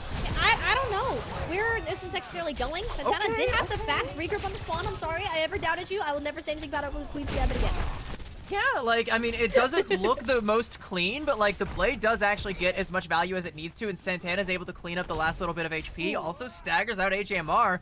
So we've kind of broken all opportunities for Valentine to hold the high ground, and now we have to go for the scrap fight on the point. One which the ult economy, Queen's Gambit is more than equipped for. Yeah, this is completely fine. Queen's Gambit to take this fight. Suzu onto Senna, bolts right up, takes the shot out, but didn't account for Ivory, waiting on the opposite high ground. Senna to poke her head out. Climb, rally from Velvet, helping stabilize Santana. Is 600 plus HP available, so they're definitely not going anywhere anytime soon. Pesky Bernice shall be dealt with, and this will be rolling into third point. Over 2.5 minutes to go. Scuffed was down and Velvet was like 1 HP in the rally, and Bernice saw blood in her eyes and was like, I need to confirm this kill. Had she actually taken down Velvet, I think that is holdable for Valentine, but there wasn't enough other members of Valentine up to be able to cover down when she inevitably falls. So, I mean, you're going to have to concede point B. Queen's Gambit are going to be coming up on this Kitsune Rush to match AJMR. So if you're Valentine, like, you're kind of banking on just leveraging the spawn advantage on the high ground here. Zoe's so deep. Whoa, I was not expecting that dash in whatsoever. You don't even get Santana for that, too. Like, that is a massive misplay out of Valentine. They forfeit the entire high ground, and they're still staggering out. Santana just punished 2 more. Yeah, like, you need to try and dig your heels in the sand right now and stop conceding any more of this cart progress. So 2 minutes on the clock to get the rest of the way through Dorado. Like, that's definitely manageable for Queen's Gambit. Valentine have full support ult, so they should be able to win this next fight. But the question is, like, are they going to be able to negate Scuffs? And also, what are they going to do about missing Dragon Blade? Red carpet was laid out in the main, but Valentine waited. respond, at least until those jagged walls are out, and they can get value from it. Big eyes on to Bernice here. The sound barrier really can make or break Valentine in a longer sustained fight unless someone can make a hero play. So far, Ivory is more so on that train, holding the sound barrier after all. And you're going to need it considering the time bank. Yeah, and luckily Valentine weren't forced to invest the sound barrier. Ooh, they might actually catch Missin out here. a little bit of Genji tennis being played down there in the catacombs, but that's all right. You know, we confirmed the kill. So now we're down to under a minute for Queen's Gambit. There's a Dragon Blade and a Downpour coming up. But Bernice has the sound barrier, and Zoe can match the Dragon Blade. One that Queen's Gambit are only going to have a Suzu to deal with. So I kind of favor Valentine in this next fight, but it's all going to depend on how well this Downpour from Santana gets laid out. Who gets caught in it, if anyone, and what space does it buy Queen's Gambit? Jump in, but that beat is extremely proactive. Queen's Gambit, they just saw their tank's life flash before their eyes. In fact, it's flashed even further into the dark since they're no longer an option. You kind of just gotta wait for Santana to get back now. The sound barrier going that early, though, is actually really smart. It does kind of put you in a situation where you have to confirm a kill to make it worth it before the blade comes out. And unfortunately for Queen's Gambit, Valentine found that kill, and it was the highest value one they could have got. There's a trade for the Sojourns. Senna's not going to get anything off of that. 10 seconds and counting, and Valentine might have done enough to hold. Yeah, it's only Downpour versus Downpour, and it's a pretty subpar ultimate. Santana had a fair share of strong performances out in the past, but it doesn't matter if you don't touch the payload. That is not how we need our point to be ending our first C9 of the day. I think it was up to Velvet to try and go for the contest there. I don't even know if I'd call that a C9 because Bug Soup went in super deep and confirmed that kill onto Velvet, and I think like the rest of the formation for Queen's Gambit was trying to set up to capitalize off of Santana's Downpour there, but it doesn't actually catch anybody, and everybody who could have potentially capitalized off of it was, you know, trying to deal with the Bug Soup problem. So it is a good hold from Valentine, but it's still a lot of cart progress. It's a win condition for both teams, and only on this attack are we going to actually see if Valentine have the chops to make this stick, because like, you know, it's not exactly one for one what we saw on Blizzard World, but there are some echoes of it where Valentine do have to essentially get a full completion that eluded them on the last payload map we played. It's quite close to what we've seen previously, but I mean, honestly, Valentine are looking a lot more stable when they're not staggering. Like, the fights that they lose they don't lose them well, if you know what I mean. Like, they're leaving a lot of players behind, and then some of them try to re-engage early, and it just end up in this perpetual snowball going downhill. Not great. But when they do have that full 5 setup, CB, the defensive holds are amazing. You just need to give yourselves more opportunities to fight as a full 5 stack, because they very well can keep up with Queen's Gambit. I'm curious if Ivory can keep up with Senna in the Widow trade. We'll see if Ivory's able to get a good pick here. Already knows that Santana's there. Can see the spikes peeking up over the top of the roof there. He's looking for a head, but I don't think is going to find it. Here we go for the grapple shot here. They're playing like actually really, really slow there. Okay, a couple headshots onto Santana. That's kind of low value there. There's a grapple shot. All right. Yep, a little bit shy. Okay, it's time to swap. I'm going to go ahead and mirror the Sojourn there. Hey, it took the gamble. Might as well. Yeah. But you didn't get your shot. That's okay. You kind of go on to the next part. It's more. I like that scream from Hazard just breaking the silence there. I know, we were like slowing us down. You know, this would be a slow fight. Just right in the middle of it. I love Connor's voice so much. It fits Hazard so well. Oh my goodness. Oh, I love the slow burn of these types of fights, because we can just talk about silly things. Hey, what's slightly less silly though, I think Velvet kind of existing on this high ground and just bonking Mari on the nose, which tries to go up or deny her from the supports like that, barely grabbing that health pack. He's a lot more scary for Valentine when they're taking forward space, or missing, just flat out overextending there. Yeah, there was a lot of sustain to try and stop that push from Mistin from bearing any fruit. And once Bug Soup gets back with the formation, that's done and dusted. Bernice is gonna fall though, and so does Zoe. So Queen's Gambit are getting some good trades. Yeah, pretty decent so far, and I think just Santana is consistently more of a threat towards those backliners than Bug Soup has proven to be so far. So Valentine, they'll get past that choke archway that's a little bit more difficult. Still plenty of room for Queen's Gambit to regroup. Scuff nearly has the Kitsune Rush already. Yeah. I think if you're Queen's Gambit, you just pop that as soon as it comes online and just use that advantage. Build up to more ults here. Here we go. It's going to come out immediately. More often than not, the team who goes first is the one who ends up winning the fight, and with the wall to Mari's back, she's certainly feeling a little scared at this point. AJMR using this as a way to not only heal the tank, but re-engage the whole team into a battle. Fortunately, Bernice engaged way too much into Velvet combat. Queen's Gambit now up in the support battle, and especially if they're gonna get to take care of Zoe, Valentine should hold on to the resources for a future fight. So Bernice was actually that deep to try and go in with Zoe to try and play that like 3-2 split with the Genji, but unfortunately Zoe wasn't getting enough damage done and I think was forced to dash out. And for the Lucio to disengage, it's a little bit harder than it is for the Genji because you don't have access to things like the deflect or the dash. Like you just have to try and wall ride out. And unfortunately, she gets caught out there. And also, unfortunately, Queen's Gambit only expended the Kitsune Rush, so there is a lot more of a brick wall that Valentine are going to have to beat their heads up against. Oh, but the downpours get a good amount of value. It's Mari who got locked up in the small corridor. No chance for Bernice or AJMR to get any sight lines. And Zoe already had the blade on the cheese. She has to go for it while the opportunity arises, and she somehow managed to pull 3 out of the magic hat thanks to the help of Bernice and AJMR. Valentine are still going to wrap around behind and fight this. Yeah, like you still have Scuff contesting the cart right now, but like you said, Zoe and Bernice are going to go in and try and, you know, make that split happen. They can maybe route Senna out here as well. Scuff with a Swift Step and the Suzu as well. For Zoe, it's time to go in. Bernice is going to capitalize off that with a Sound Barrier, and Bug Soup is there with them. Oh, missing both the blade. It's just the tank and missing on the payload there. Very smart from Valentine, from especially Zoe and Bug Soup, to take that extra space. Neither supports the players on cart, then regroup to finish off the point.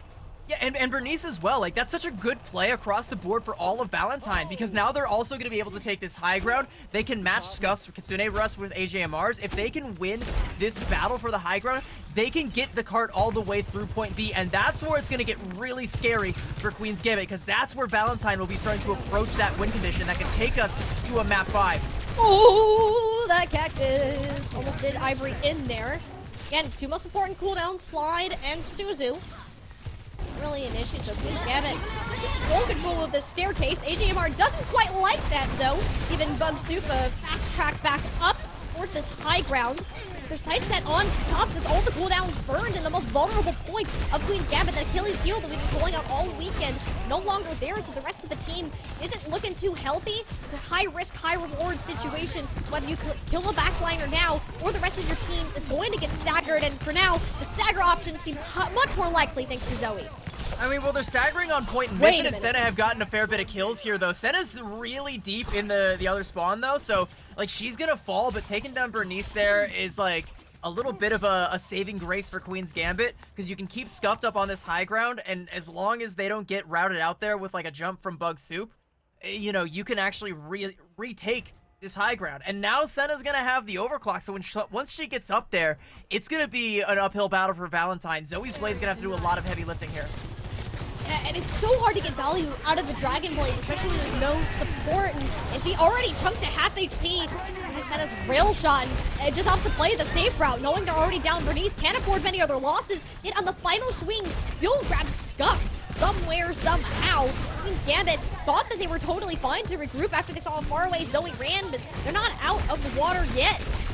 That's like kind of near disastrous though, because like even in that fight that should have heavily favored Queen's Gambit, Valentine still have a way to snap back. They're gonna pop the sound barrier. Bernice and Bug Soup go so deep, and Santana just has to leave. Wow, I don't think Queen's Gambit were expecting the sound barrier to get committed at all. You saw how forward that they were holding, use all their movement cooldowns to get there. By the time that overhealth hit, there was nowhere for them to actually run. Ivory, high ground, has the overclock, 20 HP, dangerously close to the jagged wall, and it's just a bunch of players standing around, like, saying, haha, I'm the bigger fish, don't mess with me. None of these ultimates get anywhere. Senna hoping to change that narrative, and yeah, the targets aren't exactly aligning in her favor. Valentine continuing to just dump everything into what has been a near 2-minute fight. Only now, with the eliminations coming back in waves, still commits. Like, how much longer can they continue on this long trek? It's only like 18 seconds remaining. This is final fight. Valentine have staggered themselves out for so long. Now the opportunity of taking a full 5 is gone. Yeah, but they're gonna have the downpour here if this fight goes on much longer. They just need to keep Murray alive. They've taken down Scuff. It's the way forward. They just gotta keep Bug Soup in the fight. Bernice finds another one. She's the hero of this team. Instant into the backline, took care of both supports, and Senna on top for the pile of bodies. She is counting Bernice, the saving grace for Valentine. They're gonna keep their hopes alive for point 3. And now they can keep that downpour going, and the stagger spawns from Queen's Gambit. They're gonna have to concede so much space. Valentine can parlay this into a full cap. They cycle their ults right. They just gotta get some value out of this downpour and then dodge Santana's. And if you can build up to a sound barrier and a blade from Zoe, you are sitting pretty. That is the win condition for Valentine, and they only have a minute to try and stick the landing, but they have taken off. They are soaring high. They're about to be coming a lot closer to the earth thanks to that downpour. Santana narrowly staying alive, taking the risk of their own downpour. And it's thanks to the hard work of Scuffed and now Velvet's rally that they're still on their feet. Less than a minute remaining. Valentine losing out on Ivory. Ideally, you just take a full reset and save up everything for one final battle. Yeah, you're gonna have the Beat Saber, you're gonna have the Kitsune Rush, and you've managed to bait out that rally from Velvet, so there's nothing that can stop it. Queen's Gambit know this. You can see how far Missin's playing up right now. She knows she needs to try and get a kill. Even Santana's up there as well, and like, she's gonna take, or Santana's gonna take some damage. They're gonna have to all pull back, but like, if Missin dies here, if Valentine are even able to get on the cart and they pop these ults, like, only the Kitsune from Queen's Gambit to match it. They have to be in the spawn room. Queen's Gambit are playing so far up, but it's enough to punish out Velvet. They don't have AJMR. They don't get that Kitsune Rush. Valentine, it's all falling apart. You have one way to keep this payload contested, and it's only onto Bernice, and it's onto Ivory, yet Santana cuts them in half. Valentine, their love language has been victory so far, CB, but there's no love in war. Queen's Gambit will continue their fight for the top and move to the grand finals. It's such a good play from Queen's Gambit to try and take that fight so aggressively in the spawn, and it just kind of comes across as a choke from Valentine because they had all the ults, they had all the tools, and it was only the Kitsune Rush from Scuff, but that was enough pressure to force out Bernice's sound barrier. Zoe never got the opportunity to use the Dragon Blade because she got caught in a corner with the Disruptor Field that came out from Senna, and there's so much damage that comes out from Santana at the front line that it doesn't even matter that Valentine had every ult and every advantage they could possibly ask for. They're nowhere near the cart. They can't touch. It's desperation trying to scratch and claw their way into it, and desperation is not what wins championships. It's strong defenses like the one we saw from Queen's Gambit.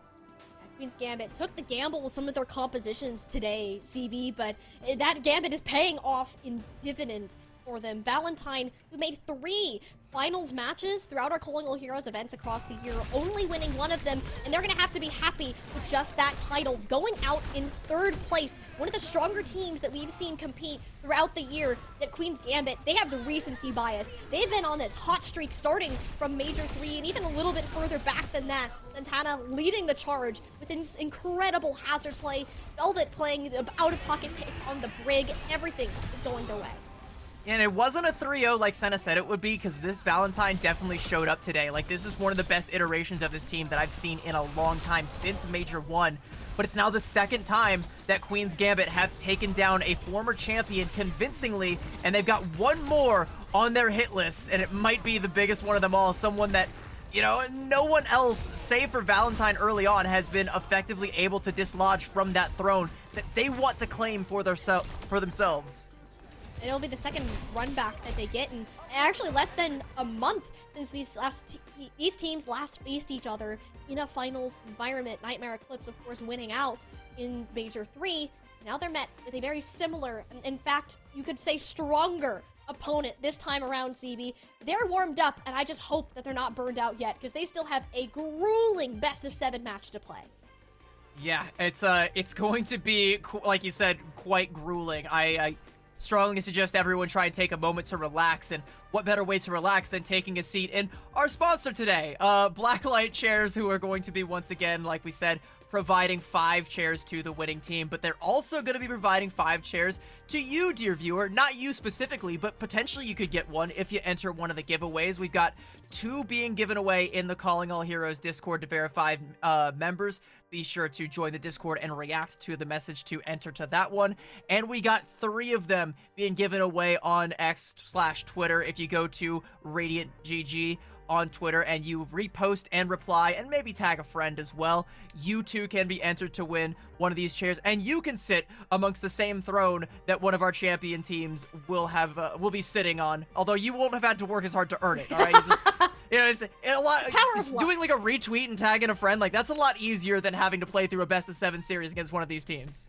Yeah, and then 2 best-of-5s before that, because Oh, This is such a long day. Like Queen's Gambit, I think they knew that they were in. It's the marathon that you're going, and you're now seeing that final stretch of it. Just one more game, one more match, and that title would be theirs. And CB, that would be, I think, the first time in Calling All Heroes that we would have a champion that is unique from anyone who's won in the minor and major events previously. So this is a really big deal to see this team make it to these finals.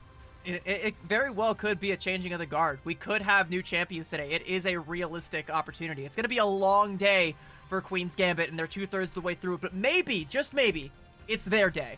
There's only one way that we can find out, though, chat. We got to throw you to a quick break, give these gamers some time to set up, and they're going to need every bit of it because we have a best-of-7 series on the other side of this break. It's going to be our grand finals. Don't go anywhere, chat. We will be right back.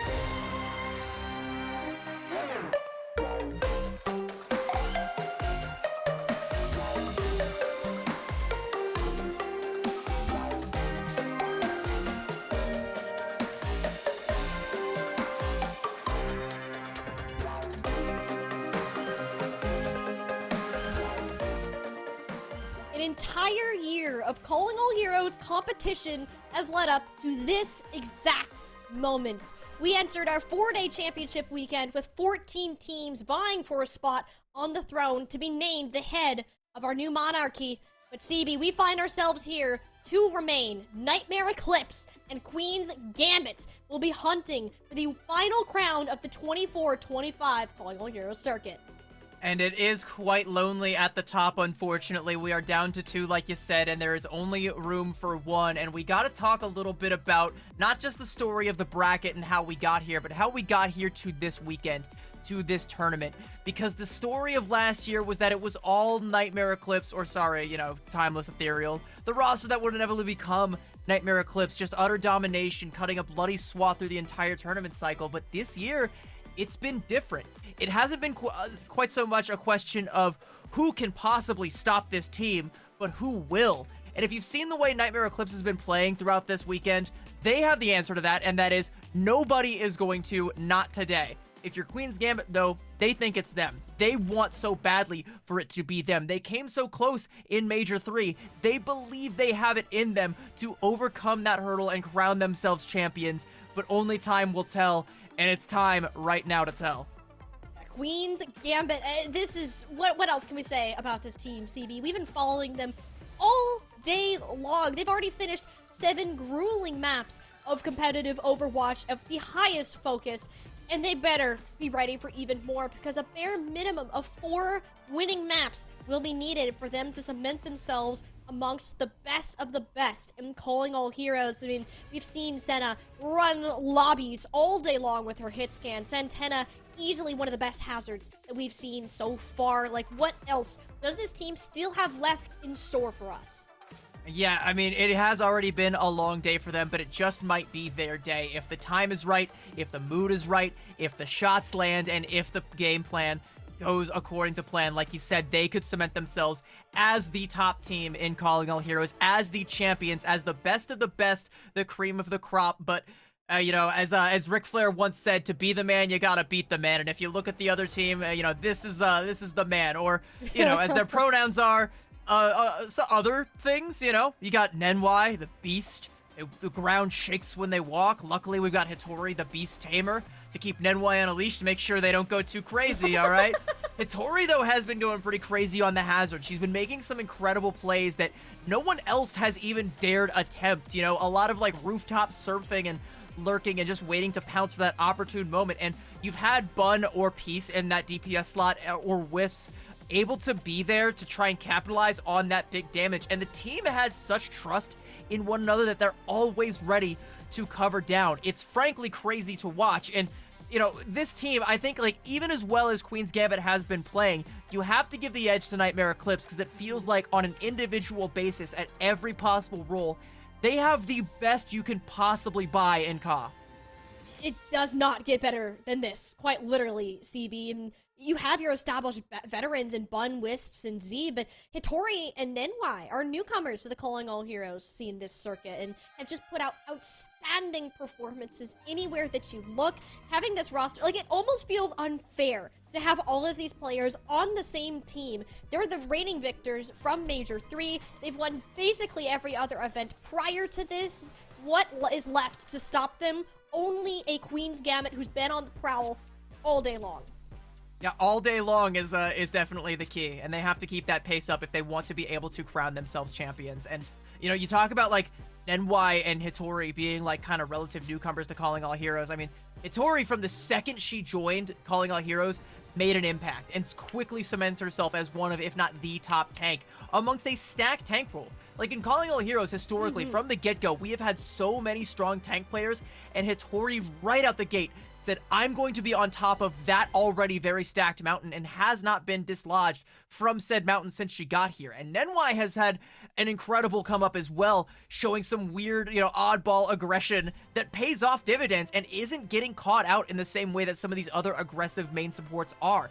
And it helps set the tempo for this team. So you have established veterans, like you said, you have hungry up-and-comers, like you said, but you also have this hive mind where everybody's able to execute on one game plan, something the likes of which we have very rarely seen in Calling All Heroes. And speaking of things we've rarely seen in Calling All Heroes, it's Samoa. We haven't seen, a map that's not Lijiang Tower to kick things off in quite some time, but hey, it's the last series of the tournament cycle, last series of the year. Might as well go out with something a little bit fresh. This is the only team, Nightmare Eclipse, the only team to pick Samoa so far. Understandably, I wouldn't say it's a niche map, but it's a newer map that not a lot of teams have taken a massive liking to. And that is a really big advantage in competitive play. If you're consistently scrimming this one map, you're confident on it, and you don't think that your opponent has played it as much, that already puts Nightmare Eclipse 3 steps ahead of whoever you're going to be facing off against. So it also actually negates a lot of the Pharah strategy that Misson has been stuck on with this Brig that we saw back on Lijiang Tower. Nightmare Eclipse, you no longer have to worry about that. Yeah, if you're Nightmare Eclipse, like really all you have to do is just play your game and play it well, because when we've seen the Hazard Mirror come out, like the play that's come out from like Wisps and Peace as a DPS duo has been kind of it's been stellar. I don't even want to say kind of phenomenal. Like it's literally been top tier. Like Peace by a country mile looks to be like the best Genji in Calling All Heroes. And even if you take them out and put Bun in their place, she's just as good, right? So you're doubling down on this insane flex DPS play in a meta where the flex DPS is the finisher, the closer of all of these fights, the one who can take you that extra little bit of the way. And Misson on the Pharah does have the potential to catch, Nightmare Eclipse off guard. But if you're forcing her into a Genji mirror, I have to give the edge to Nightmare Eclipse. There's no way I can give it to anyone else. I think that is the matchup we need, one of the 2 matchups that we need to watch throughout this game. I think the second needs to be the tank. Santana and Hitori have not faced off on Hazard yet within this bracket, and this is going to be that telltale sign with Santana. Can they continue to have that much of a commanding presence when Hitori has proven to be obviously one of the strongest within Calling All Heroes, even if she does not particularly enjoy the new tank that has been added. She's very strong on taking the space and maintaining it. Santana will no longer just have free range on whatever backliner that they choose to, because Hitori has the very same capabilities. Yeah, when we first switched over to this Hazard meta, I heard rumors that Santana was the GOAT on Hazard. Up until today, I hadn't been seeing it, but I've seen the light today. But I've also seen Hitori's Hazard play, so again, yeah, I agree. I think that is going to be another head-to-head that we need to keep a close eye on. And also the fact that Hitori is playing Hazard in a way that no one else in Calling All Heroes has thought to play him. Again, that rooftop surfing, that threat where she can kind of just be lurking from anywhere and just pounce on top of you. Santana has already killed Z. I think we're in a little bit of a pre-game skirmish here, because this does not look anything like the team comps. There we go. All right. All right. Yeah. Okay. All right. For a second, I was like, all right, so Scuffed is on Junker Queen, and not really sure what to make of that. Hey, that would be fun. I'd like to see some Scuffed Junker Queen, but I mean, hey, they've been. That's the other thing. These backlines, the warfare that's gonna go on between them is gonna be one of legends, based on the impact. Scuffed has been amazing at eluding danger in general, where Aziz has built this reputation as a very aggressive and impactful Kiriko player that also has the same survivability. Anywhere that you look between both of these rosters, it's just superstar after superstar, and this first map will just be a taste of what is yet to come. And I do also want to talk about Z as well, because throughout our entire pre-show, she's someone who we didn't really talk about a whole lot.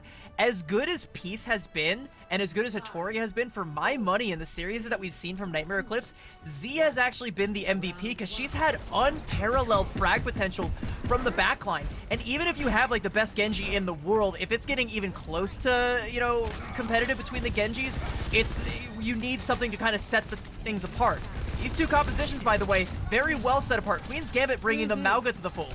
The only thing that is similar is the Genji between these 2 rosters. I think Velda and Scuffed are much more comfortable on this Brig Juno, which is helpful. And Santana plays a mean, oh my gosh, Mauga by the looks of it. So there's not too much of a concern. The issue is, are you getting surrounded? Nightmare Eclipse have pulled similar tactics that we saw Queen's Gambit do, splitting their Genjis and their Lucios. Knowing Queen's impact so far has been with this specific hero. Look at them go. Even though they're down half of their team, Wisp and Peace are still getting the eliminations. Those shurikens to Senna's dome there, it was kind of disgusting. And all right, let me break that whole play down. A big hack comes out onto Wisps. Queen's Gambit try and collapse on top of that, but the Suzu comes out and they snap back and kill Misson, who tried to go aggressively for that. By the way, staggering out Misson again.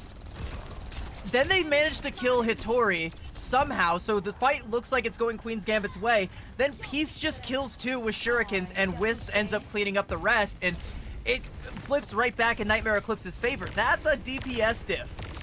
Peace is just so good at this Genji, and it's gonna be so hard for Misten to keep up with this. And for any Genji player, let alone one that's still kind of working on being one of those mainstay names when you come to think of this ninja hero. And right now, it's more Queen's Gambit trying to cancel them out. Senna put a hack onto Peace earlier. Now that will be placed more so onto Tori for Santana's rush in. No target has been in a position for Santana to fully crunch on yet, but the point presence is enough for Queen's Gambit to get that flip over. Both Genjis are now out of the equation, much less of a threat in that regard. Shooting rush for Z's is better for Nightmare Eclipse, not if you don't really have the damage in Wisp or Peace to back it up. Yeah, probably gonna go ahead and pop the rally here. Once they kind of deal with Hitori, which it looks like she will be dispatched. Sound barrier from Nenwai. I don't agree with that one at all. No, that is an unforced error. And yeah, they're just gonna have to back out. Throw that ultimate down the garbage disposal. Senna's coming up on an EMP, and Misten has a blade. Like, Queen's Gambit's ult economy is looking so good. They can parlay this into one-fight territory easily before Nenwai even sniffs another sound barrier. Nenwai had the most important ultimate in the game for Nightmare Eclipse, and now that that's completely gone and done with, the ult to be at their mercy. Wisp and Peace want to go first with their own ults, and the EMP, though, it's good. You take those trades any day of the week. The Dragon Blade getting nowhere fast. Everyone kited away from Wisp, and here's Misten free to do whatever she pleases with her own. Yeah, and like, even though that blade comes out a little bit late and maybe even feels a little bit superfluous, you still have the cage fight and the orbital ray. That's a tactical nuke in your back pocket and a guaranteed fight win. And you look on the other side, Nightmare Eclipse, like, they use both DPS ultimates too. They don't really have a way to break this. The downpour from Hitori has to be absolutely massive. But for how mid of an ultimate that it is, you should not have to rely on it. It just won't be. Like, it can't be massive enough. It's not possible, especially if Stuff's still holding onto this orbital ray that they haven't been forced to use yet. Tori is pulling some crazy gymnastics to get into the back line where she is, but like, that's not good. Peace just got hit with a torpedo from downtown. It's definitely one of those moments you're like, did that actually hit me? The downpour is mid as to be expected, and I mean, Queen's Gambit, this is final fight territory. Yeah, and Santana's still holding on to the cage fight. Never mind, not gonna hold on to it for much longer. That's enough to melt Wisps, and I mean, yeah, they're not gonna be around for the next fight. You just gotta go back and clear out your backline. Hitori kills Senna, though. That could be big.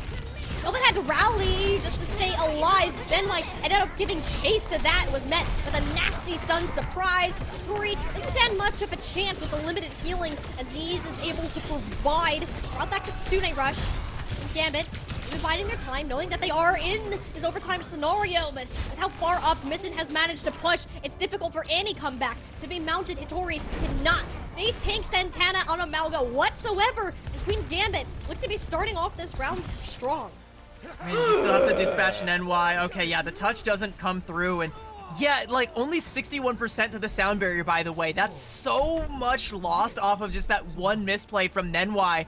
Like, if you hold on to that ultimate, you can just kind of back off, disengage, cut your losses, come back.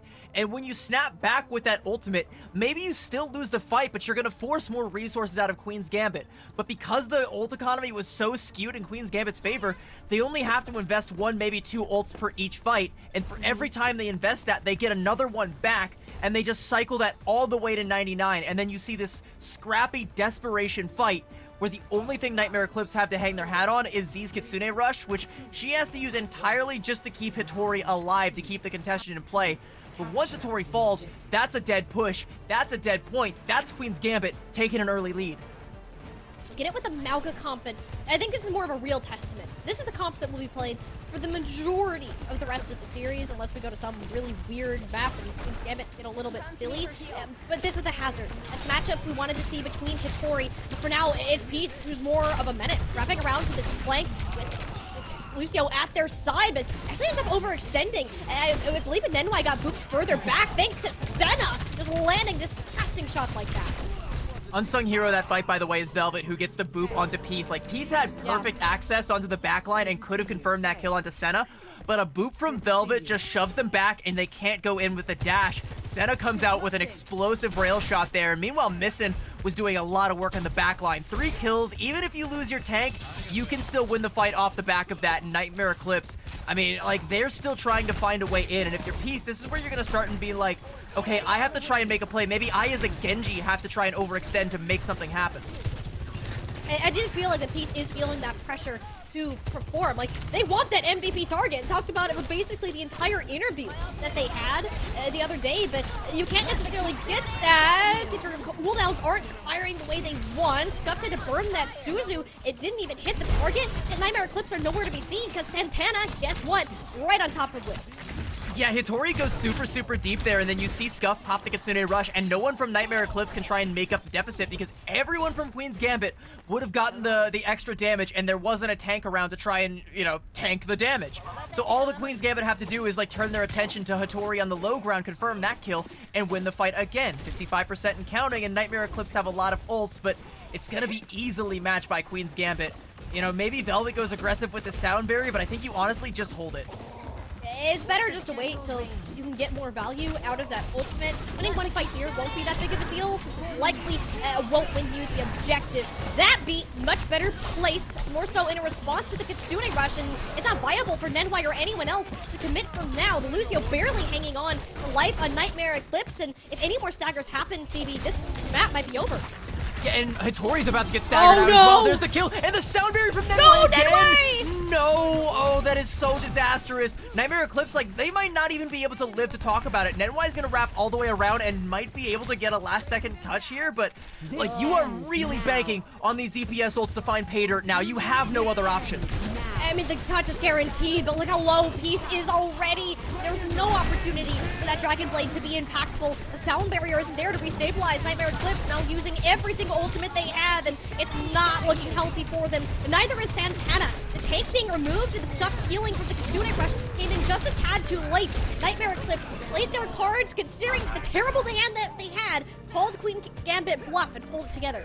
Yeah, it's the overclock from Peace that does the damage, and the fact that they're able to confirm the kill onto Santana mid-fight there means that, yeah, like you said, Queen's Gambit don't have enough staying power in that fight. That said, though, I mean, that beef on the sound barrier for the second time from Nenwai might still come back to haunt Queen's Gambit if they can build up to, like, a Dragon Blade really quick, or even if Santana can get, like, a good, like, cutoff here, get someone low HP, like, you're gonna wish you still had a sound barrier to invest.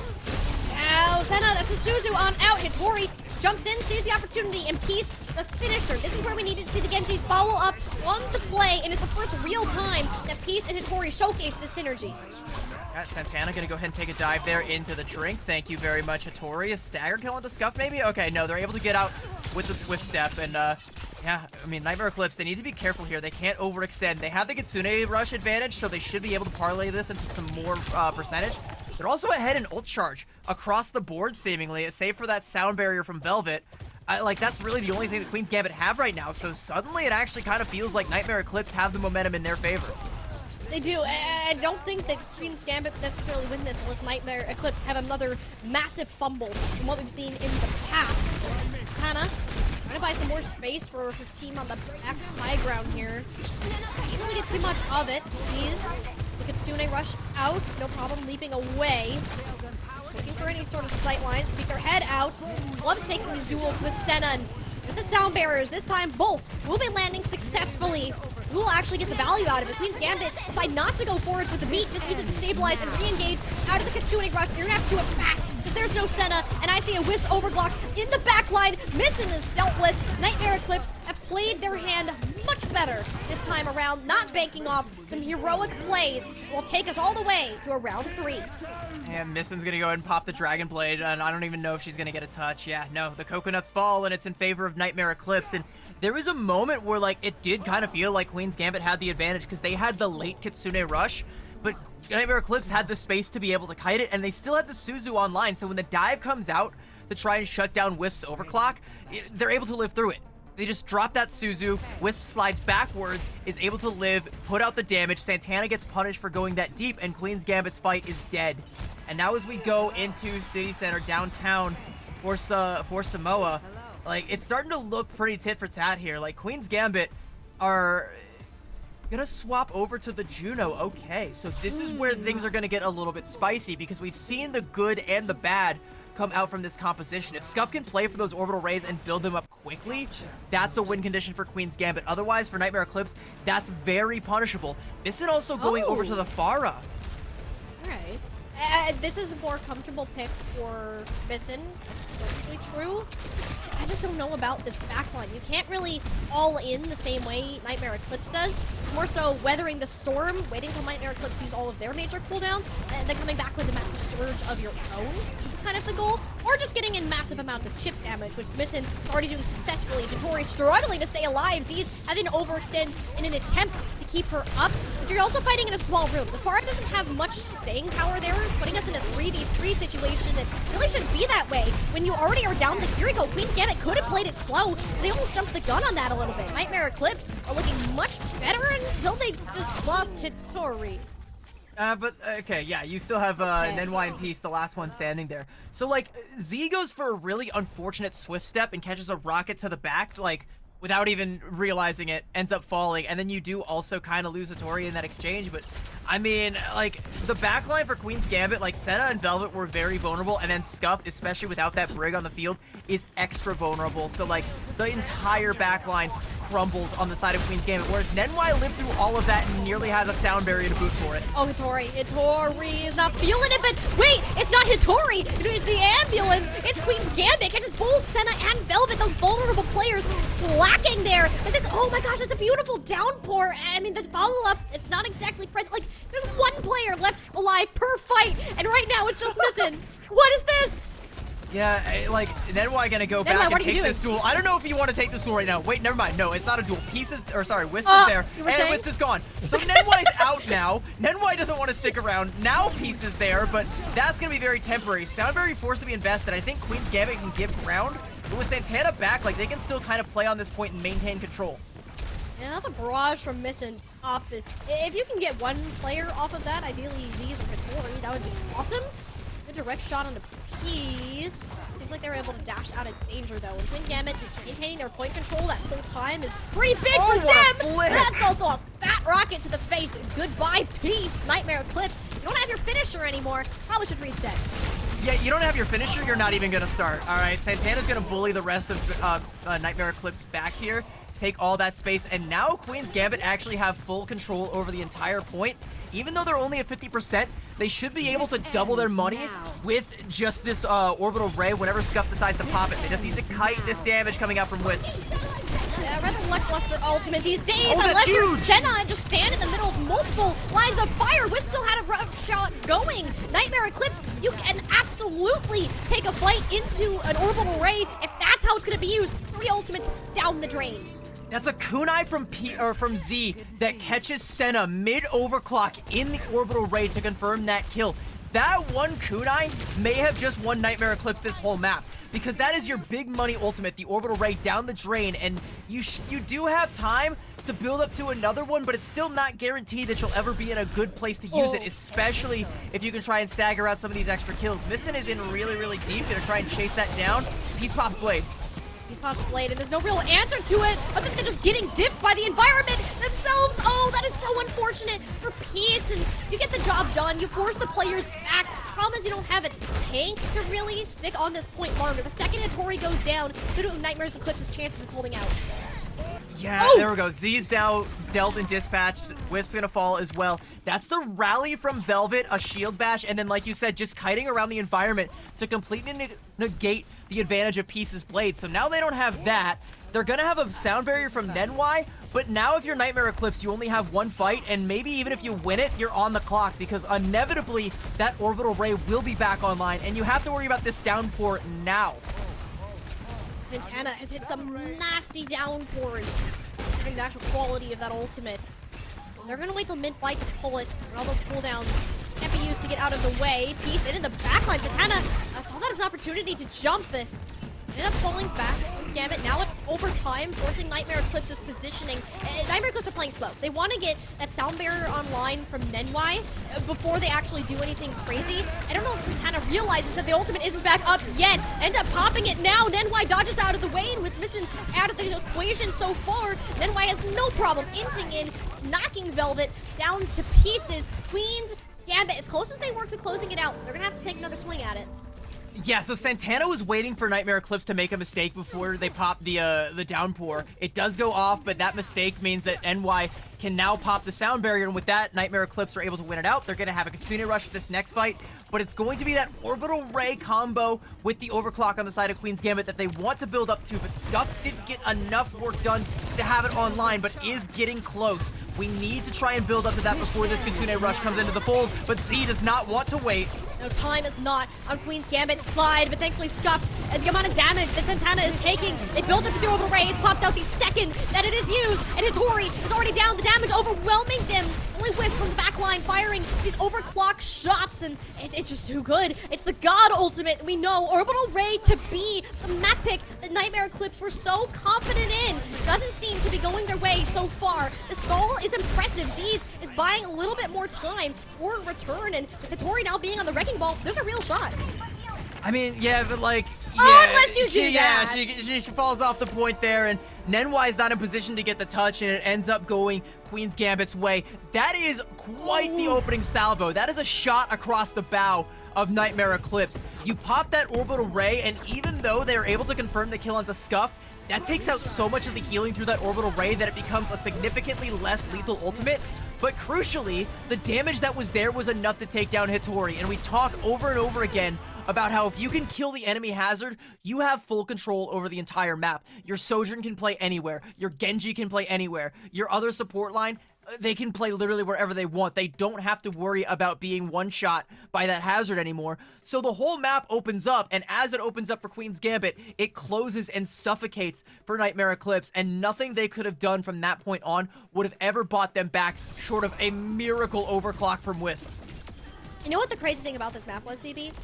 Is that there's just no way that this will be a sweep of a series. Based on what we saw, it was the mistakes that defined who ended up coming out on top. And when you often have this instead of these huge plays that like we've been seeing from Senna, for example, in the past, then that's kind of where things can start to flip on its head. It's more so who can have the arrows, and that time I think Nightmare Eclipse kind of are kicking Nenwai a little bit for a couple of those beats that were rather lackluster in those moments. It got so off tempo, and with the way Control Point goes so as fast as it does, there aren't opportunities to recover. That last fight really could have gone anybody's direction, but because of Scuffed having that ultimate online, the plan was laid out in advance. Again, we're playing some form of 5D chess, thinking 4 fights ahead instead of just the present one. And I gotta say, like, I kind of feel like Hattori's slacking a little bit. Like, it's her job to be the Beast Tamer, and like, Nenwai's going off. They are not tamed, all right? They are, these sound barriers, no. A true Beast Tamer would not be letting that happen. You gotta pull back on the reins and not let that kind of play go unpunished, you know?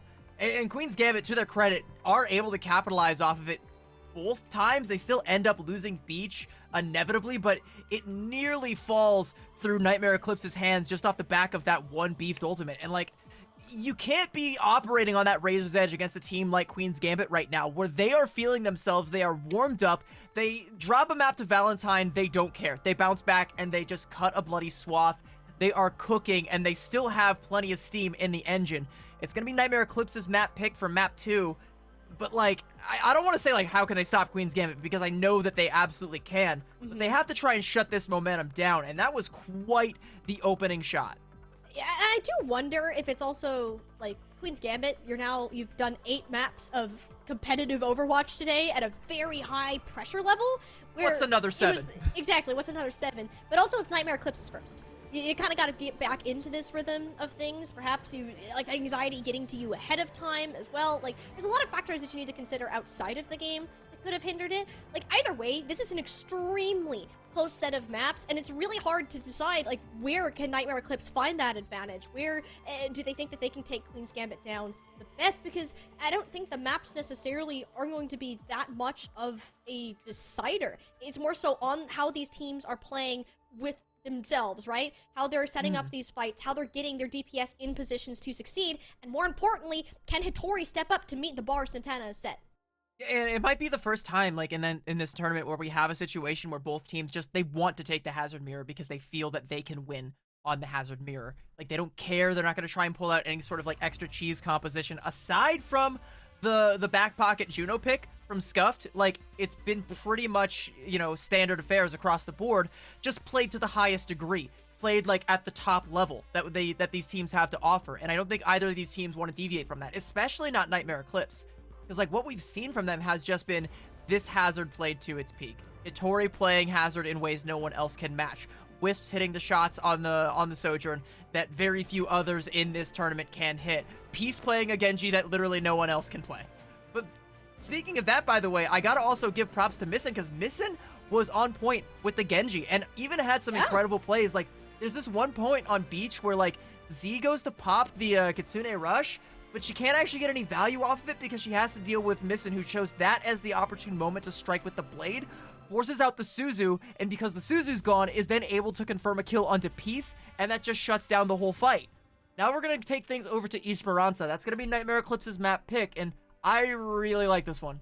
Yeah, this is great because I think it amplifies the Peace factor even more. Missin did a good job of kind of keeping up, but we only got half a map, or really half a round, of getting that full-on Genji warfare going while you weren't having, like, the Juno Brig or the Mauga or whatever else was going on around them. You don't really have a choice but to play that full-on dive mirror on this map, and it's really going to set Nightmare Eclipse up well to amplify some of those individual differences that we've noticed from them in the past.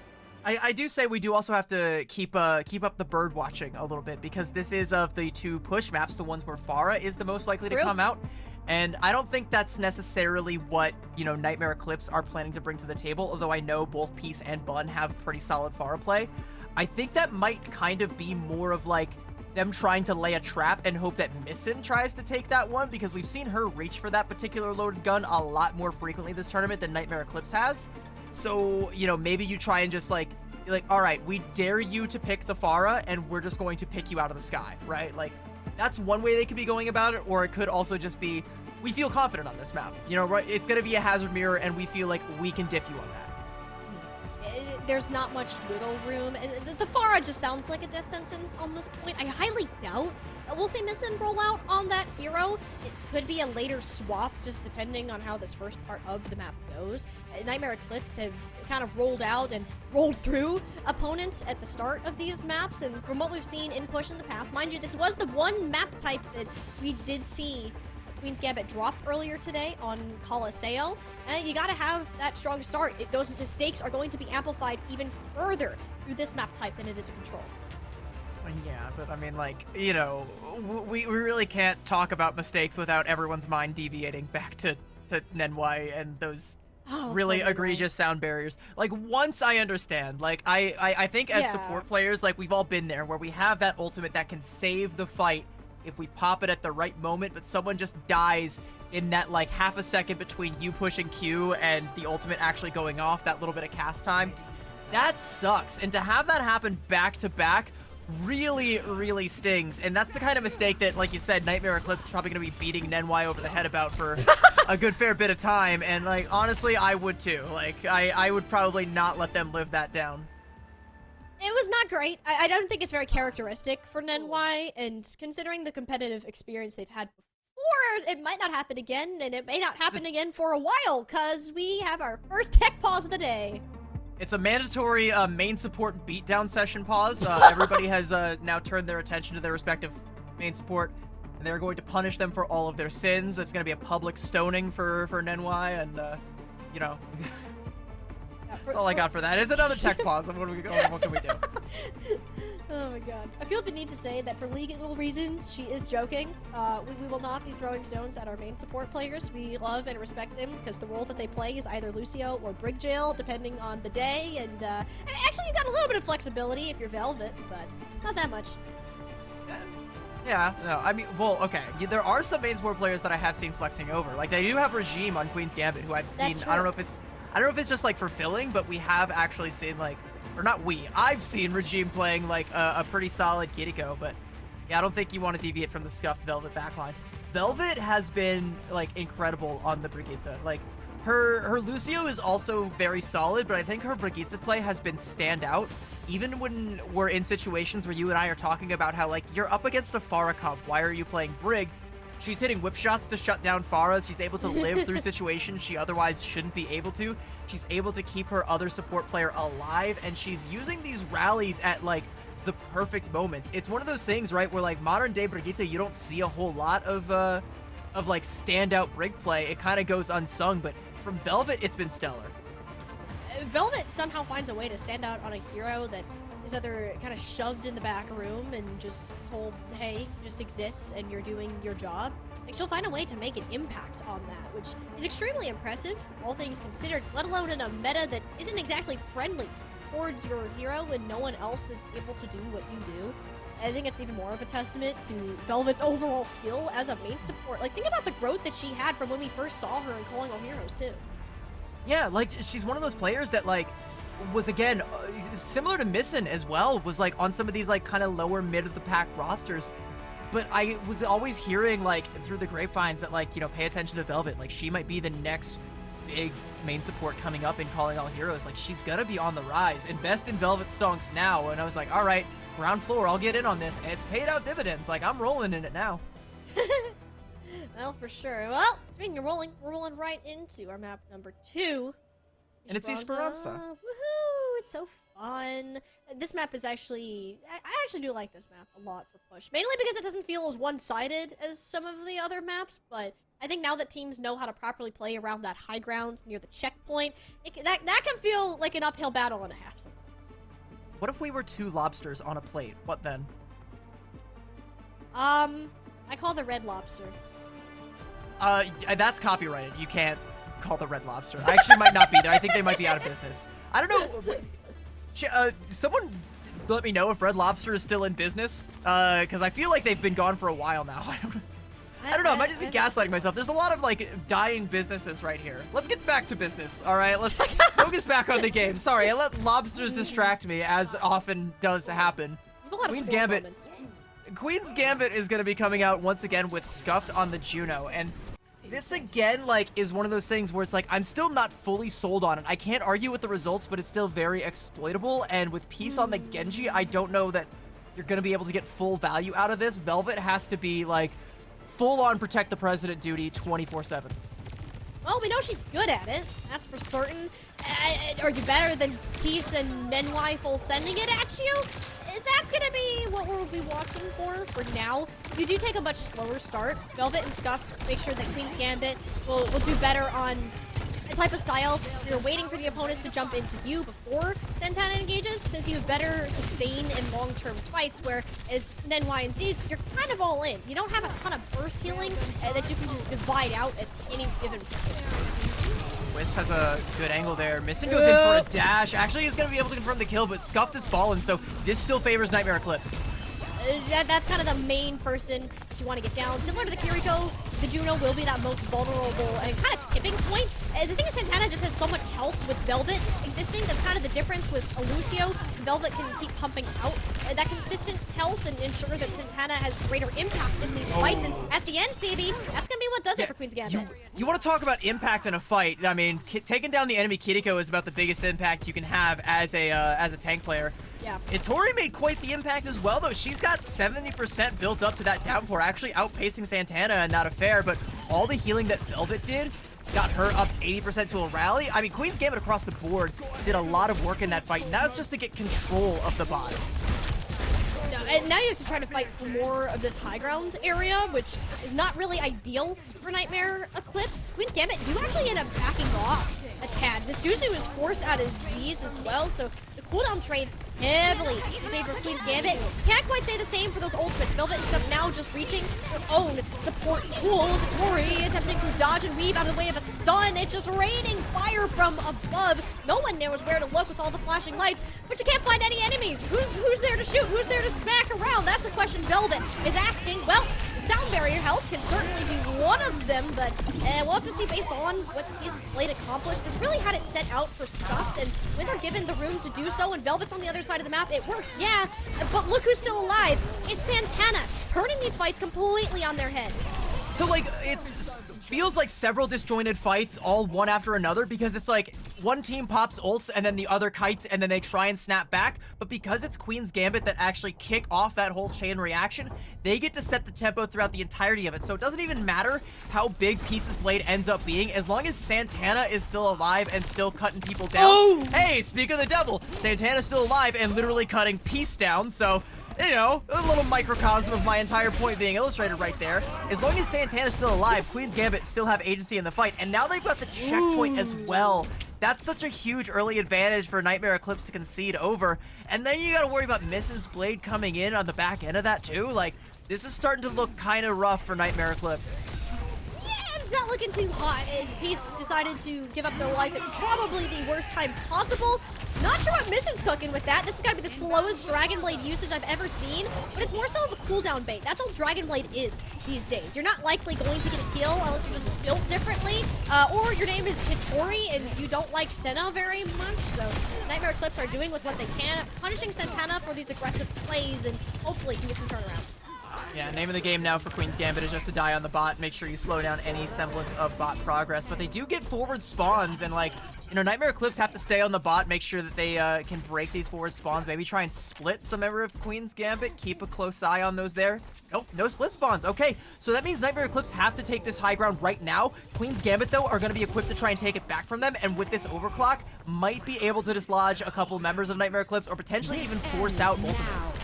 Yeah, just kind of completely wrapping around the back. Piece had no idea what hit them until they find themselves in that kill screen. Nightmare Eclipse, without their Genji here, without their finisher, and finding themselves far away from the bot, scrambling a bit to figure out what to do.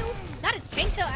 Queen's Gambit really don't lose Santana early like that often, so seeing a punish come through, Nightmare Eclipse surely should be much more confident in closing this out. Wisp using the ult just as an insurance that it wins, but at the end of the day, not too bad of a trade.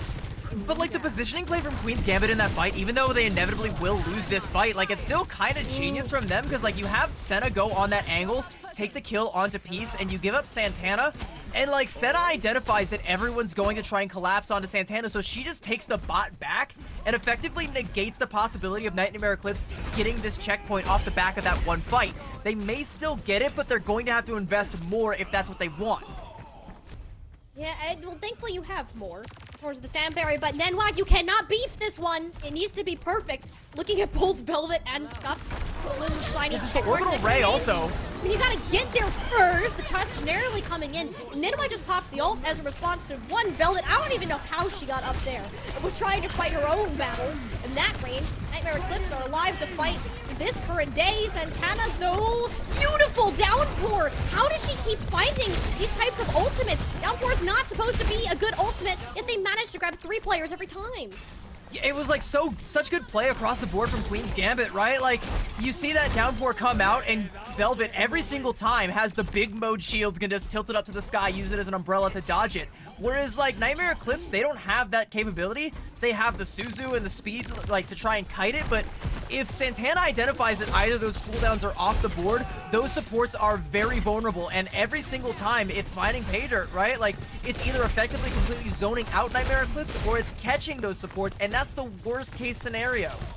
Well, I mean, the one nice thing for Nightmare Eclipse is that Velvet used Rally in the last fight, and he should have a better blade, assuming they don't keep getting bonked on the nose. Velvet is so accurate with his whip shots. It's impressive to see every time a dive character even remotely it comes within her range there. That's one of those small things that like good Brigs like that consistently hit their whip shots will have their rally more often, because the Inspire uptime will be so much more like insurmountable, right? It's like he's already 40% to another one. And all the more reason for the impact of this Brig player in particular. A little bit harder to do so. You don't really want to fight in an enemy Kitsune rush. Queen's Gambit actually repositioned pretty early on in that fight. I don't think Z's knew where the team went when that ult was popped. It's gonna be the blade that comes out from Missin, and looking to try and take down Piece. Like, they're holding on to a blade there. Might be able to confirm the kill onto Wisp. Z's gonna fall as well. But Peace still decides to pull the blade. I'm not too happy with that one. Losing 3 members, it's a bit ambitious to try to climb a mountain that tall, even if you are just built different like that. Yeah, well, Santana is built different. Santana 2 with the jagged wall, taking down both Nenwai and Hitori, and that's like the Kitsune Rush and the blade from Nightmare Eclipse both expended to try and gain control, but like you said, like Z pops that Kitsune Rush and then like ghosts. Queen's Gambit just disappear and then reappear with Missen's blade, pushes so much positioning that suddenly Z is in like a vulnerable position. Santana just leaps on that, chews her up for lunch, and spits her right back out. Now Queen's Gambit have control over this high ground, and Nightmare Eclipse, like, they have to try and build up to an ultimate to force to dislodge them. If you're Queen's Gambit, though, you're totally fine with this, right? Like, you have control, and you have the lead, and you have the clock on your side. Overclock out, Senna. I think for this back line, Suzu hits all 3. So much fear, but based on where this build's position, Queen's Gambit still have these forward spawns. They plan to keep it that way. The beat again! Nenwai just a hair late to save Hitori. This tank has just been getting so unlucky with these small, minuscule timings that Nightmare Eclipse have had to work with. Rips gets a couple of trades, but I think the damage here has already been done, CB. Yeah, like, while that's all happening, like, it's a hero play from Wisp to hit those shots to try and, like, alleviate the pressure, but while that was all happening, like, Queen's Gambit just took the bot and got a couple extra meters for their money. That's further that the bot has to walk back. That's a guaranteed forward spawn again for Queen's Gambit, and Nightmare Eclipse are going to have to continue to double down on these investments in order to get any kind of bot progress here. You can even see Peace scouting out right now, dropping right into the middle of Queen's Gambit. Oh, it forces Velvet's rally, and it's shut off as soon as the voice line is heard. Queen's Gambit, and we're ready for Nightmare Eclipse to take this full fight. Excellent moves out of Hitori, catching them all by surprise. Oh, and nobody from Queen's Gambit contested the bot, so that's actually a checkpoint given over to Nightmare Yeah. Eclipse. I don't know if it's going to be enough for them to take the lead, because Queen's Gambit should be able to get another fight here, but it's a fight where they're going to have to go up against a Kitsune Rush, a Downpour, and a Blade, so Nightmare Eclipse, like, they've got the momentum now. This is the most important fight of the map here. Nightmare Eclipse, not only do you have 3 ultimates, but facing none of Queen's Gambit, that little lead check line, it's right in front of you. Just a matter of how you can use those Nightmare tools. Eclipse, like, needs to go first with this. He's going to go ahead and pop the Blade, and might claim Velvet. There we go. All right, yeah, Velvet's already gone. Missing doesn't get much to say either in this. Just short of a blade of their own. Nightmare Eclipse should be able to grab the lead and then ditch the payload, but Santana got a little bit more done than you thought. Perhaps a bit of an early play. I get Senna. I mean, yeah, you're gonna get Senna, and there's only Scuff's 8 dead. seconds left. If Scuff dies, like, this might be kind of chalk. Someone's gonna have to go in for a touch, and it's gonna be really late. You have Missing going in, and she has the Blade. She'll have the blade, but no support to back her up. Tori has made sure of that. Nightmare Eclipse, despite being down for the majority of this map, came roaring back at the final seconds. Tori straight onto Senna's face, saying, nah, no overclocks in my lobby. Nightmare Eclipse tying our championship up. I was really close, actually. Like, I was kind of worried about over-investments based off of that downpour that comes out from Hitori. But they convert that into kills and then more stagger kills after that, and they're able to get the win that way, which is, you know, genius. You know, I got outsmarted by that one because I was about to be like, Hitori, no, you are trolling, baby girl. But no, she makes it stick. Like, that's the play that Nightmare Eclipse needed. Had they not done that and Missin actually gets an optimal blade with support to back her up, there's a chance that Nightmare Eclipse, like, they're facing an entire run back from Queen's Gambit because the ult economy would have then been in Queen's Gambit's favor for the rest of that push, but Nightmare Eclipse shut it down. Nightmare Eclipse found their way around Queen's Gambit, and you know what's we're really starting to figure out is these ultimates are the ones that are deciding it, but not even when exactly they're used, but when you have them up next and kind of that pacing of it, and mainly in the support department. I don't feel like we've seen too much impact out of overclocks and Dragon Blades, to say the least. Scuff and Velvet, especially if they are going to play this Juno Brig composition, you have to be perfect with your timings and matching Nenwai and Z's, or more importantly, when Peace and Wisp do have their own DPS ultimates. Are you prepared to cover for that? And there are a couple instances at this tail end, especially that they got completely caught out, especially Velvet's rally getting shut down as fast as it did. I do also feel, though, that, like, Wisps has been getting a fair bit of value out of these overclocks, though. So, like, I think there is at least a fair bit of purchase coming out from these DPS ultimates. We're also seeing both Missin and Peace have really strong Dragon Blades, but they're kind of in the middle of fights in ways that they don't really decide the flow of the fight. But Queen's Gambit get the opportunity to determine the next place where we will fight, and it's going to be right back to Dorado, where they finished off Valentine. Interesting. So, if we're seeing this kind of reapproach, that does tell us that they want to try to keep Velvet on this brig then, kind of going forwards. And I don't know if they play the Juno here, necessarily, but what Dorado does is there's definitely more of an emphasis on the high ground and the hit scan players. Like, I think we could make like a whole book series of the tales of Wisps versus Senna. Like, they find themselves against each other at pretty much every turn in a championship series, and for the vast majority of it, Wisp has been the one to kind of stand out above Senna. And so far, Zaby, you could kind of make the argument that we're following that same path. I think Dorado will hopefully give Senna more of that confidence to reemerge and use the smaller Sojourn timings that they've gotten against Nightmare Eclipse. Forget Sojourn timings. I want to see Wisp versus Senna in a Widow head-to-head. That would be on this sick. map. I would love that, but I'm not getting my hopes up. I think both of them are going to open up on it because they do like to go for those like offensive grapple shots to try and clear high ground with it. I think both Widows or both hitscan players go for that Widow play, but I don't know if it's necessarily going to stick. We'll have to see. Whichever team's on the defense first, if they come out with a Widow, that might set the tone for the entire fight. But that's what I want to see, right? I want to see that head-to-head because I've seen superstar performances on both the Sojourn and the Widow from both hitscan players. I mean, we had that like video package where it's like Wisp's getting that like game-winning fight. Those game-winning shots on the Widow on New Queen Street for Valentine back in Major 1. Like, that's something I want to see. Give me that, please. Dude, you have no idea what I would pay to watch that happen again. We're just in a world that Hazard kind of just ground stomps Widowmaker, unfortunately, and with how Hattori has been playing Skate 360 on these walls or something, I don't think that would be the smartest decision from either one of these players. Still fun to theorize, nonetheless.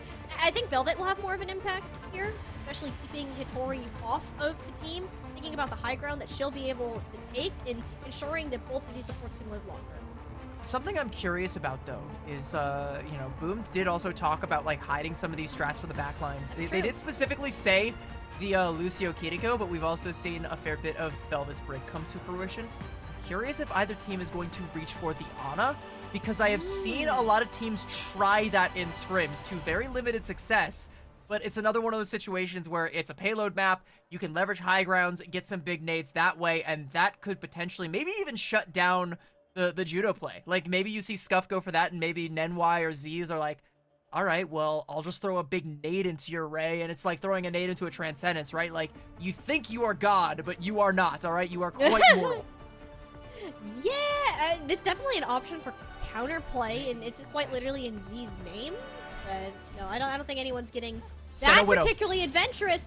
But you see Senna Widow on the defense. I see Wisp Widow on the offense. Is our dream about to become a reality? It might, and it might become a nightmare for one of these two teams. Oh, he's gonna double down on that. So we get Senna versus two snipers. Okay. Or the Pharaoh. Oh, Peace, you need to make up your mind. Pick somebody. Hanzo, I don't know about that one. Oh, okay. This is fun. I think Peace is enjoying themselves right now. We're playing with Ms. Liz's heart right now. Going back and forth between the Shimada brothers. Good, evil. Good, evil. Hanzo, Genji. The Genji's probably what's going to stick, but you can still use the Hanzo to get that early information.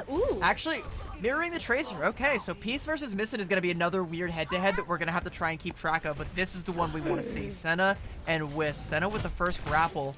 Where does Wisp decide to place theirs? Not yet, because you're stuck under a cactus! The placement from Santana! Wisp literally could not move and forced the Suzu out of Z's, but all that time it couldn't have been better.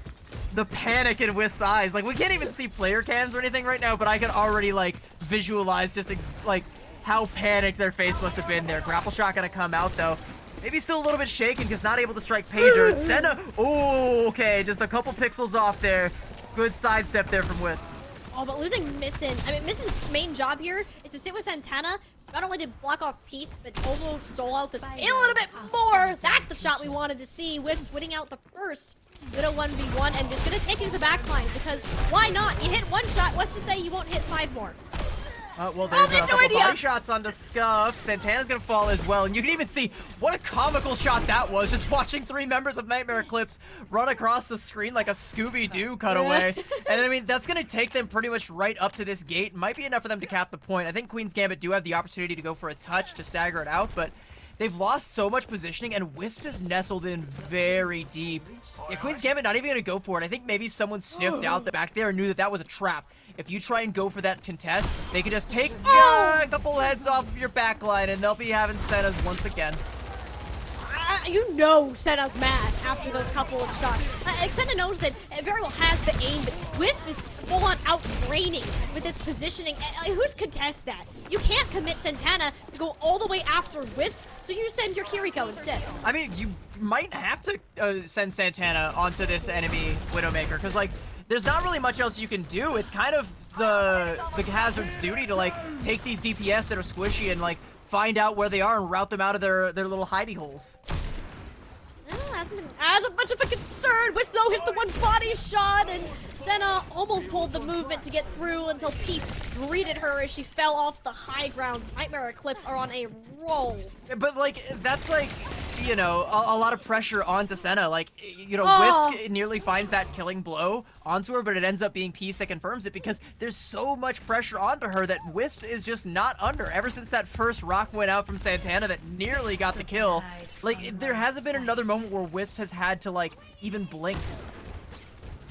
Oh, Senna just gave up on the Widowmaker 1v1. You did go 0-3 in that, so I can't necessarily blame it. Just hoping that you help the rest of the team survive the onslaught of Hitori, knowing that you'll have the greater damage instead of damage potential. Novit though, woo! Risky territory, beating in that scenario, and I think it only hit Nenwai and Hitori too, so Nightmare Eclipse not getting massive value out of that ultimate. Hitori just needs to live long enough to see the end of the day, but as soon as you lose out on that tank, say it with me people, fight over. And it's not even that, it's the fact that they double stack support ultimates. Like, Nenwai and Z both popped ultimate at the same time, and you said yourself, it wasn't even a great beat from Nenwai. Nenwai, by the way, still nestled in deep with Beast and still being a threat. All right, Santana's had enough of the Beast, all right? It's time to put you down. All right, Pulse Bomb comes out from Peace. What are we doing here? All right, Nightmare Eclipse, we need to take a reset here. I think we maybe put Peace back over onto the Genji, or no, they're gonna stay over on the Tracer.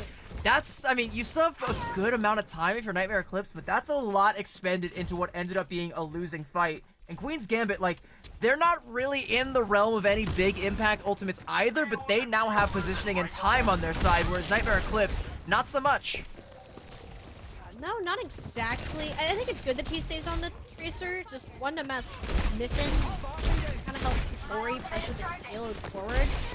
Ten doesn't really want to give up this backline. Z's and as soon as he's on, that'd be helpful. If you don't exactly expect your Tracer to die to a Hazard on point, not just some ouch movement of Hitori would be my guess. With Scuffed going down, you're much more concerned for the state of Queen's Gambit's team fest, and really the current state of it is it doesn't exist. Hitori made sure of that. Nightmare Eclipse moving into third point, 3.5 minutes. Yeah, Hitori winning that duel up against Missin is kind of the key there, because it does kind of force Santana to have to double back to support the fight, because you were expecting that that Hazard to fall. You were expecting the damage to, like, force Hitori to have to try and peel back to the supports that Santana had in the palm of their hands that entire time. Let's be real. But, I mean, you can't contest the point with your Tracer dead. You have to fall back. You can't confirm the kills. Nightmare Eclipse get the cart rolling with 3 minutes in the time bank. And, again, Queen's Gambit have ult and positional advantage, but that's only going to be good for, like, maybe 1 or 2 fights. Nightmare Eclipse have a real opportunity to slow this down and turn it on its head once again. And one shot from Wisp, by the way, could be enough to do it. That's kind of the thing with having a Widowmaker, is you can have the best fight planning in the world with the ultimates, but Wisp just hits that one shot, there's not a chance to get it done. The sound barrier just went a lot better from Nenwai, but those are the shots ringing true. Wisp knows when they have to hit him, almost got another one, doesn't even need it, the damage is hit. Hannah had to go ahead and in to try to make up for it. Nightmare Eclipse are playing around a Widowmaker on a point that really Wisp shouldn't be succeeding on. That's 3 ults out of Queen's Gambit. No, 4 actually, because I think they used the downpour as well. It actually rooted Nenwai to the ground and helped them land the sound barrier faster. So Nightmare Eclipse are totally fine. Like, they can get all this ground here. They just have Wisp using the sights from spawn. They can use that advantage, but they don't really have an accurate bead on Wisp position right now, so they're playing scared. That's a wonderful jagged wall. Denies Senna to retreat towards the high ground. Tori, though, couldn't really leap back out since she committed into stopping the Sojourn, and that'll be enough to reinstate Queen's Gambit's status as defense. There's no ult on the field anymore, so Queen's Gambit really only have the spawn and positional advantage to try and hang their hat on. And I think, you know, they can't really go for another aggressive play like they did against Valentine because the clock would just not work out in their favor if they tried that. They have to try and play for picks, bleed out this time bank, and take us down to like an OT scenario where that kind of power play is available. Right now, though, like with the cart that close, Nightmare Eclipse, they just have to bide their time until they have something they can really sink their teeth into. Wisp going back over to the Sojourn too. Marcus is damage output, and Santana is a little less scary now, or at least he should be, given the burst potential of that particular hero. We'll just kind of bolt over into the back line. Missing should not be doing that to Peace. I won't be shocked if we see them go over to match that Genji. Yeah, it's a huge pick from Missing there, and I think Peace does probably want to mirror that at this point in time. Yeah, they're going to do exactly that. Santana gets caught out, though. Oh, no. That is huge. Peace will be there to help with them forward momentum, but Hattori damn sure will, and you might also be able to couple this with some support ultimate. So if you're Queen's Gambit, you have to stop the stagger right now. The Nightmare Eclipse, they don't want it to happen. They're going straight in. Sound barrier towards their back. Satori, well, the ultimate doesn't necessarily strike. Wisp will find the shot onto Senna. Throughout all of the chaos. Peace back at home where they like to be on that Genji. That's the recipe for success. Nightmare Eclipse we're looking for. Walking the payload home, 29 seconds to spare. Yeah, that's, I mean, a fair bit of time bled off of what was a 3-minute plus time bank, but you still gave them the cap with nearly 30 seconds. And in payload, like, especially Dorado, like, that's going to be an eternity. And the fact that you gave up the cap at all is going to come back to bite you if you don't have a perfect attack. Like, and it all comes down to Santana getting caught out in that little lower corridor with only the mini health pack to try and keep them alive. That's just not good enough. You lose LOS of your supports. You can't keep that hazard alive. Once that hazard falls, you don't have enough room to get a full regroup. You have to back up almost all the way, but if you give too much ground, the cart will get the full cap. So you're kind of stuck, right? Like, you have to fight into Nightmare Eclipse. But they just pop the Kitsune Rush, and they pop the Sound Barrier to keep the pedal to the metal and force your hand. And if you're Queen's Gambit, like, you never get an opportunity to build up to Velvet's rally. You never get an opportunity for Santana to pop the downpour because you're always down a man because you're playing at a disadvantage just off the back of that one stagger. It's the same kind of mistake that you cannot allow to happen at this stage of the game. No, that's been what's defining the series is, sure, there's a couple, like, crazy, oh, Wisp just hit 3 headshots, that's pretty cool, but it's like, who's staying out too long? Like, why is Santana fighting in a room with 4 players and no sightline of the support? Like, things like that really come back to bite you, and it doesn't affect you for just that one fight. It continues to snowball, and it can affect your entire round. We're gonna get back to this Widowmaker 1v1, which I am very excited to see the future of. Senna grapple up, no Wisp's head to be seen, as we're treated way far back, not taking those risks. Wisp was playing, like, at an angle that, like, Senna identified, but she's showing respect to Wisp, knowing that, like, they both have the beat on each other, so she ends up just kind of, like, hitting that shot into the door because you're too afraid to, like, peek all the way out to commit to it because you're just standing still, and that's the easiest shot in the world for someone like Wisp to hit. If you're Senna, you do kind of need to, like, strike pay dirt here, try and find something. Hattori knows exactly where you are. She's gonna jump right on top of Senna, and that grapple shot's not enough to get out of dodge.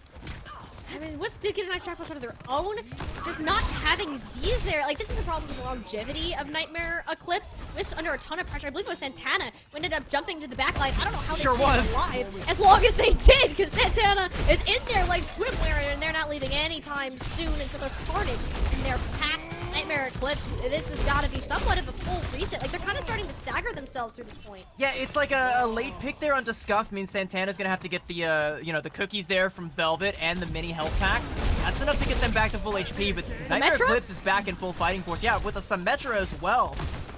Can't say that. Oh, wait, it was just the TP to get the team back faster. That's so smart out of Wisp. I love that play. Nightmare Eclipse, they just denied Queen's Gambit the fight altogether.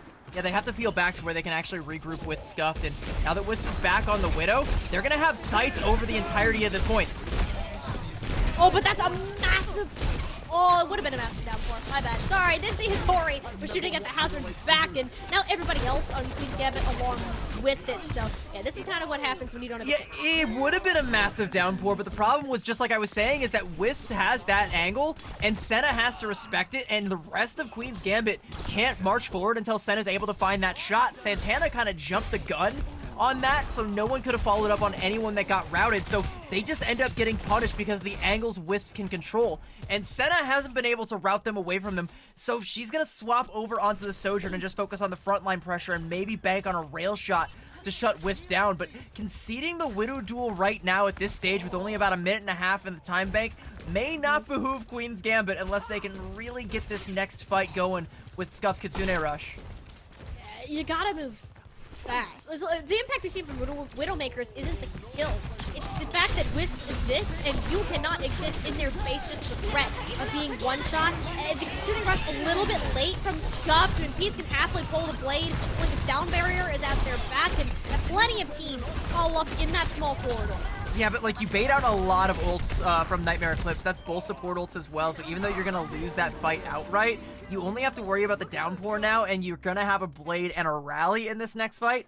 You have a minute to try and build up to them. As long as you avoid any sort of staggers, you should be able to get this first point cap. But we've lost so much time that Street Space is going to be hell for Queen's Gambit to try and get through if they can't like snowball it into high ground control. As Hattori doesn't even want to give them the chance. Extremely early downpour there. No Suzu on board for Queen's Gambit, though. Missing sneaky back cap opportunity. I mean, Wisp knows that they're there. Not going to be a C9. Just shoots the toes out of the payload. A nice little angle. But Nenwai has to peel back, too, as well. So, like, Nightmare Eclipse give up so much space for that. They give it the space, but it's not like they're far from retaking it. More sort of concerned about missing. Why did they get Wisp? But Wisp knew they would be the prime target. Kind of just left. The blade amounts to nothing. More so on to Santana, who it can drag Queen's Gambit out of the trenches if it is so needed. And that's exactly what this downpour will accomplish. They continue to deliver on this ultimate some way, somehow. Santana will get it done. Yeah, like it's a zoning blade for Missin, right? Like just completely zones Peace off, and like the rest of the team can't peel back to help them out. So they're just kind of forced to play into Santana's hand. And even though they lose Scuffed, the fact that Velvet's still alive and Santana nails another massive downpour is enough for Queen's Gambit to get the edge. They're also going to try and take a forward position so they don't just give up this high ground for free. They know that they can't just let Wisp exist up here. You can even see, like, Wisp wants to try and take an angle. Just find one pick to dislodge them so you can play where you want to, but nope. You're going to have to concede and play the slightly worse high ground for now. I mean, it's not bad. Velvet did get caught out on that little attempted push towards the high ground. It's really hard to push that without that Kitsune rush there. So I think Queen's Gambit waited a little bit too long before Scuff decided to pull the trigger. Oh, Hattori. Hattori is so low. She's going to be able to get out alive, but that was like near disaster for Queen's Gambit. They should be able to, you know, fall back and retake this high ground. And it's going to get really oppressive for Queen's Gambit because, like, you know, again, it's a situation where you have to expend ultimates, not to get control of the cart, but to get control of the high ground and even get the cart moving. And Velvet's not being allowed to play the game anymore. Look how much pressure was put onto both the Brig and the Sojourn there. Peace and Nenwai working in tandem to get stuff done. Hattori very healthy and thriving in this backline. Nowhere for anybody on Queen's Gambit to get a full regroup throw. They haven't even gotten a chance to use those ultimates, CB. Yeah, but like they get enough picks to where like Nightmare Eclipse can't keep this pressure up, but it's so scrappy that like they don't really have to concede too much ground. And here we go. It's time for a little bit of rooftop surfing. Yeah. Yeah, I got the shades on too. Is it bright on Planet Cool? Oh, walls are off, actually. Whoa. She's like, all right, that's fine. I can move. Getting that cooldown out early is great. That's actually the whip shot there, trying to deny it. It only really catches Senna. Hattori can't finish off the kill. Velvet was trying to keep them alive, does the job well enough. Queen's Gambit now looking again towards Santana, and the downpour. It couldn't have stormed harder. Santana, wonderful work in making sure this round continues. And that's like a full team kill there, too. I mean, Hattori spawns a little bit too early, so it's not going to sound the whole klaxon there. But like only 21 seconds and we had to use so many ultimates. We still have both DPS ultimates for the side of Queen's Gambit, but you need to find Paydirt with those. You can't risk getting picked here. Wisp looking for a head right now. Needs to try and shut Senna down. Nenwai poked their head out, but not for Senna. It was for Santana instead. Wisp still being on this Widowmaker has been very silent so far. I mean, Santana denying the space early is good, but Nightmare Eclipse will have plenty of time to recontest. Yeah, but Missin's got the blade now, and like Nightmare Eclipse all have to walk through one narrow corridor. That is a dream situation for Missin, and only a Suzu can stop it. And the blade is out. Has eyes set on Nenwai. Gets the dash, the mega health pack there to keep the Lucio on their toes. Nightmare Eclipse now looking to regroup. There's no one to contest Witch. It's just a free shooting gallery. And if Katori keeps playing how she has, the dreams of Queen's Gambit are getting narrower and narrower. Nightmare Eclipse looking to close out Dorado on a strong note. Now up 2-1. I think like Missing kind of took the bait there. Like she really wanted to get Nenwai with that blade just to shut down the threat of a potential sound barrier, but Nenwai had the moves. Like Alucio is kind of hard to hit, especially with that mega health pack there. By the time Nenwai gets it, Missing has to give up and try and double back, but no one shows their heads. That ults down the drain, and then like, you know, you go for that kill there onto Wisp, but like no one else was forced to use any resource to dodge the blade because you focus so much attention onto Nenwai. So like in the resource game, Nightmare Eclipse is still very well equipped to deal with anything at that point that Queen's Gambit could have thrown at them. I really think if you're Missing, you wanted to try and focus on the players coming out of the spawn. You know, maybe try and get the free kill onto Wisp so that Senna doesn't have to worry about anything. She can kind of like just control all the space on her own. Right now, like, I mean, in the hit scan head-to-head, it's the same story we've seen in Calling All Heroes. It's Wisp getting the better of Senna overall, and not a whole lot being done about it. And you know that irks Senna. Like, for so long, she's fought to get that trophy, to get kind of on top of the crowd, and she's done it before, but when you look at this performance today, Wisps has been far and above the stronger hit scan, just in terms of the impact it's had and how Peace is playing around some of these rail shots. Tori going in and doing the chip damage, having more of those final blows available for the Widowmaker. And the fact that Wisp really wasn't forced to switch off the Widow much on this map, where Senna had to give up on it pretty early on too. It kind of speaks true where these two hit scan players, their story's gone. And I also do kind of want to highlight Santana, because we're seeing a lot of Santana highlights going on in this replay here. Like, Santana and Hattori are both playing to, like, the peak of hazard play that I have seen from just about anyone. It's crazy the value that these two players are getting out of this hero. But for Santana, it's like, there's peaks and there's troughs, right? Like, Hattori, it's relatively consistent. Like, there's a couple times where she's getting caught out and she's feeding.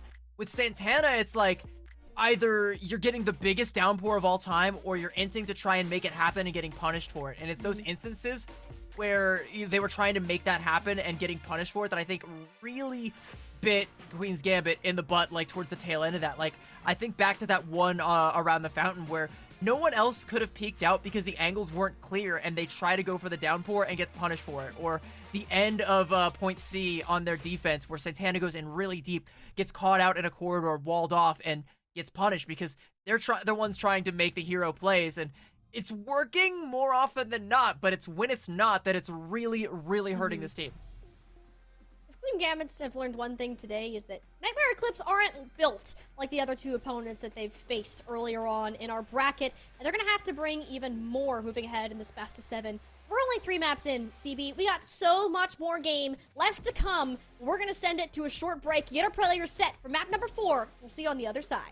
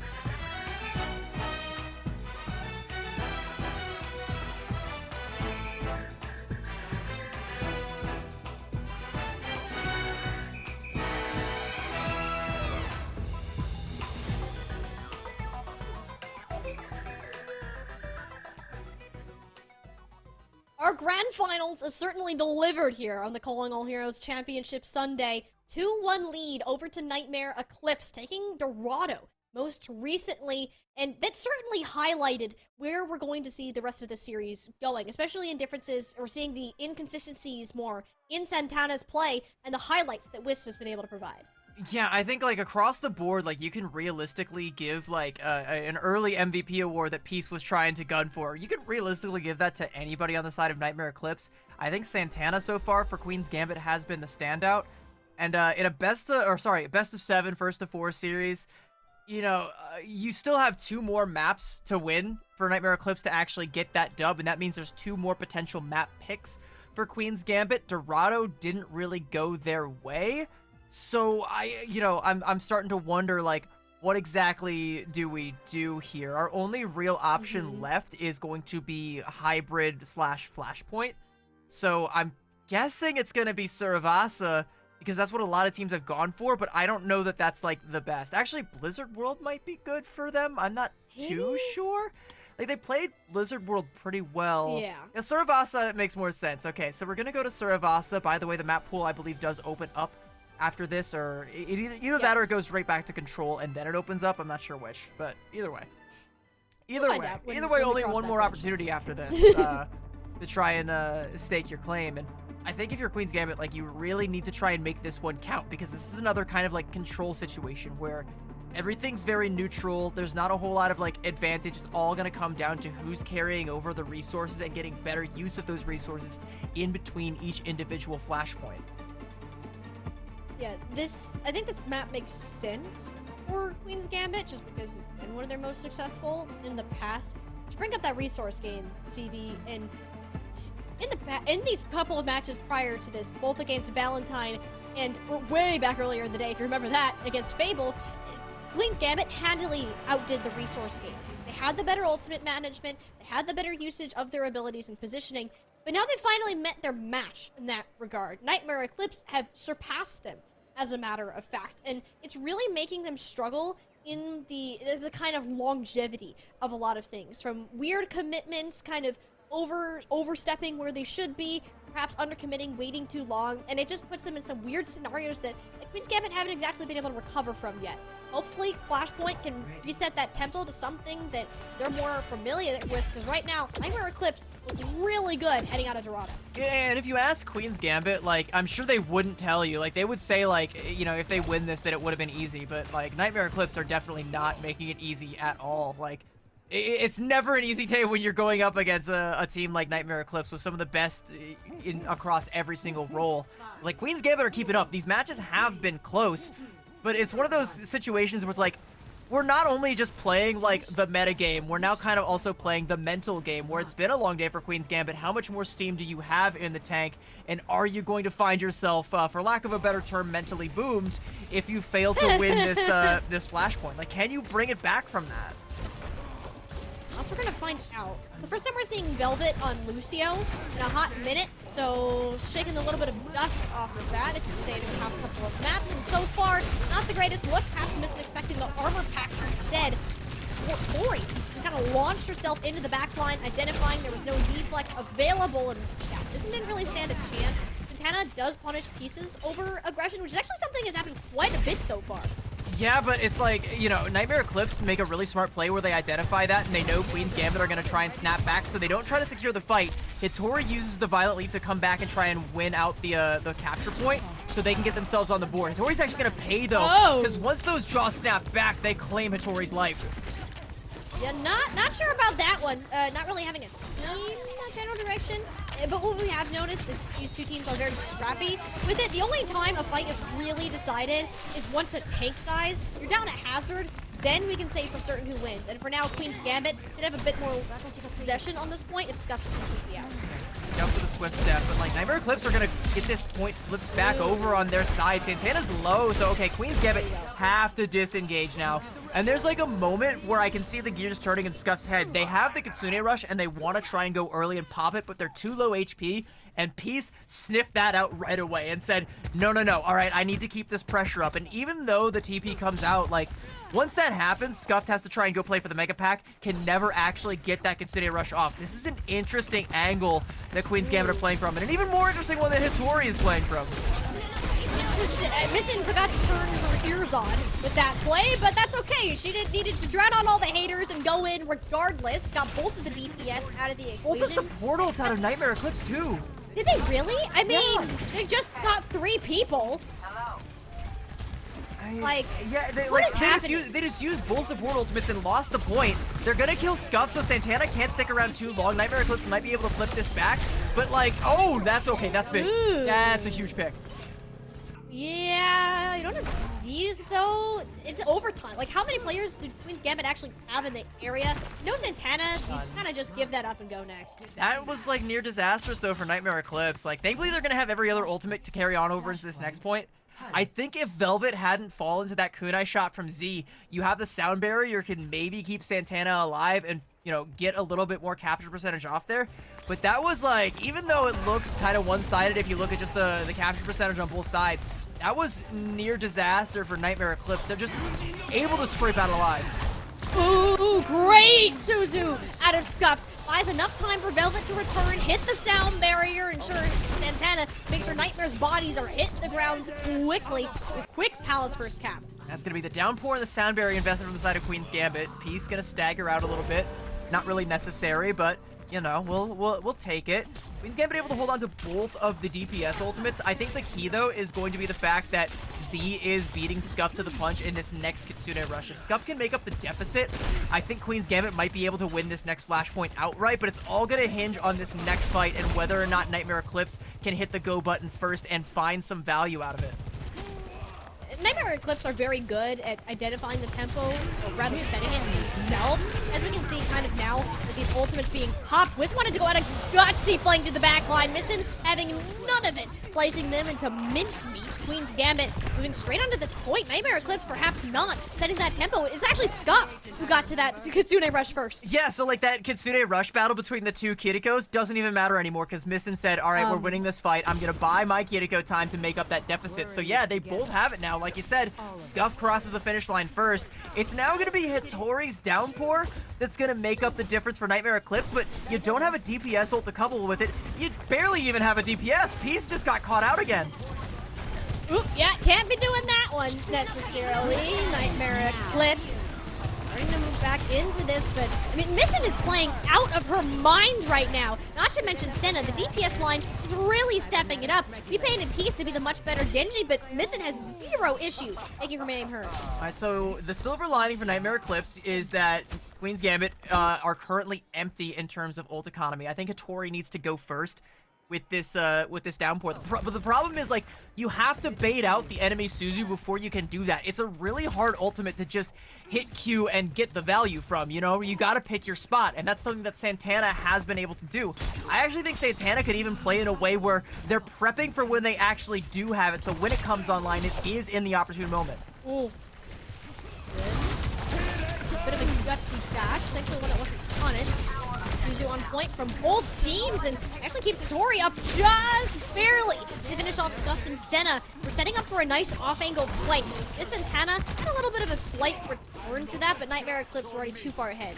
Yeah, like the Suzu from Scuffed is good, but it's not enough to save Senna, who still got hit by the downpour, so she is gonna fall, and then like Nightmare Eclipse are able to parlay that into more kills over and over, and even though like they lose a couple of people, like Whiffs did also fall, is going to be a little bit late to the next party. Nightmare Eclipse are able to get not first control, but second control of the point. Peace needs to avoid getting caught out. It's a great deflect onto the jagged wall there. Santana's going to be looking for Z Suzu to go ahead and pop this downpour.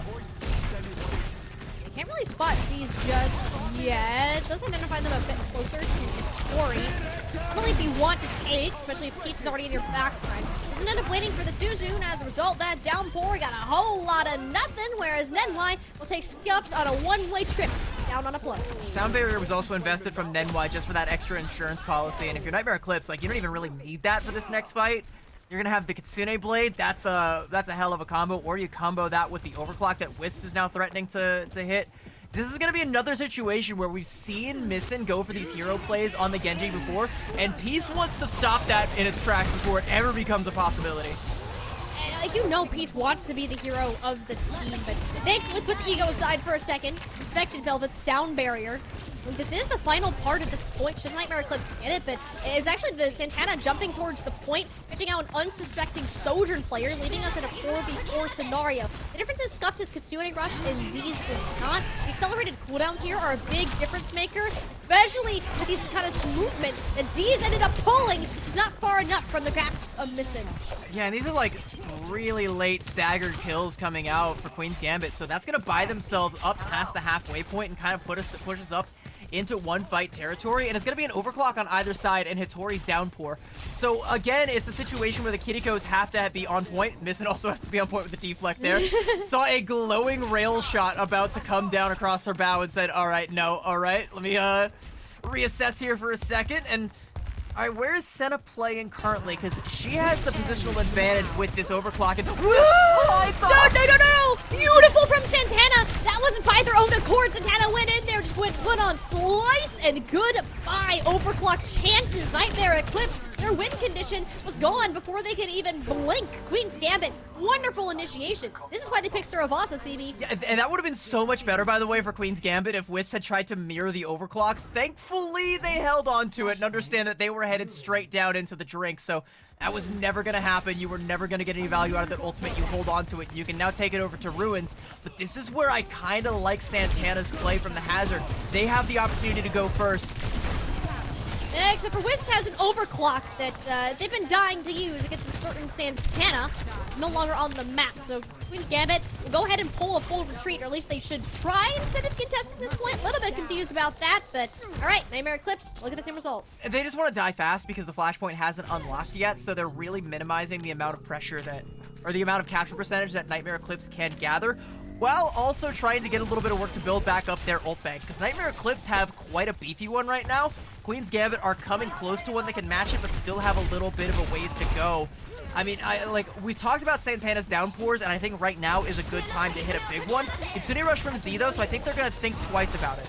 Oh, the Suzu! Just a hair late to save Santana. It's kind of the second time that we're seeing this tank player get caught out and just explode. Queen's Gambit need to have a more consistent form of play. I mean, to be fair, like, it was the Kitsune Rush that caused the explosion, so you did at least get an ult out of Nightmare Eclipse, and that's, I think, what Santana was anticipating, or maybe just didn't expect them to go that aggressively with it, but that's something that's only going to work once, and now you have the ability to set the tempo with your own Kitsune. The problem is there's a lot on the side of Nightmare Eclipse that can slow the pace down. Oh! They just can't take the fights. Nightmare Eclipse is so aggressive with this. It's a great downpour, sure.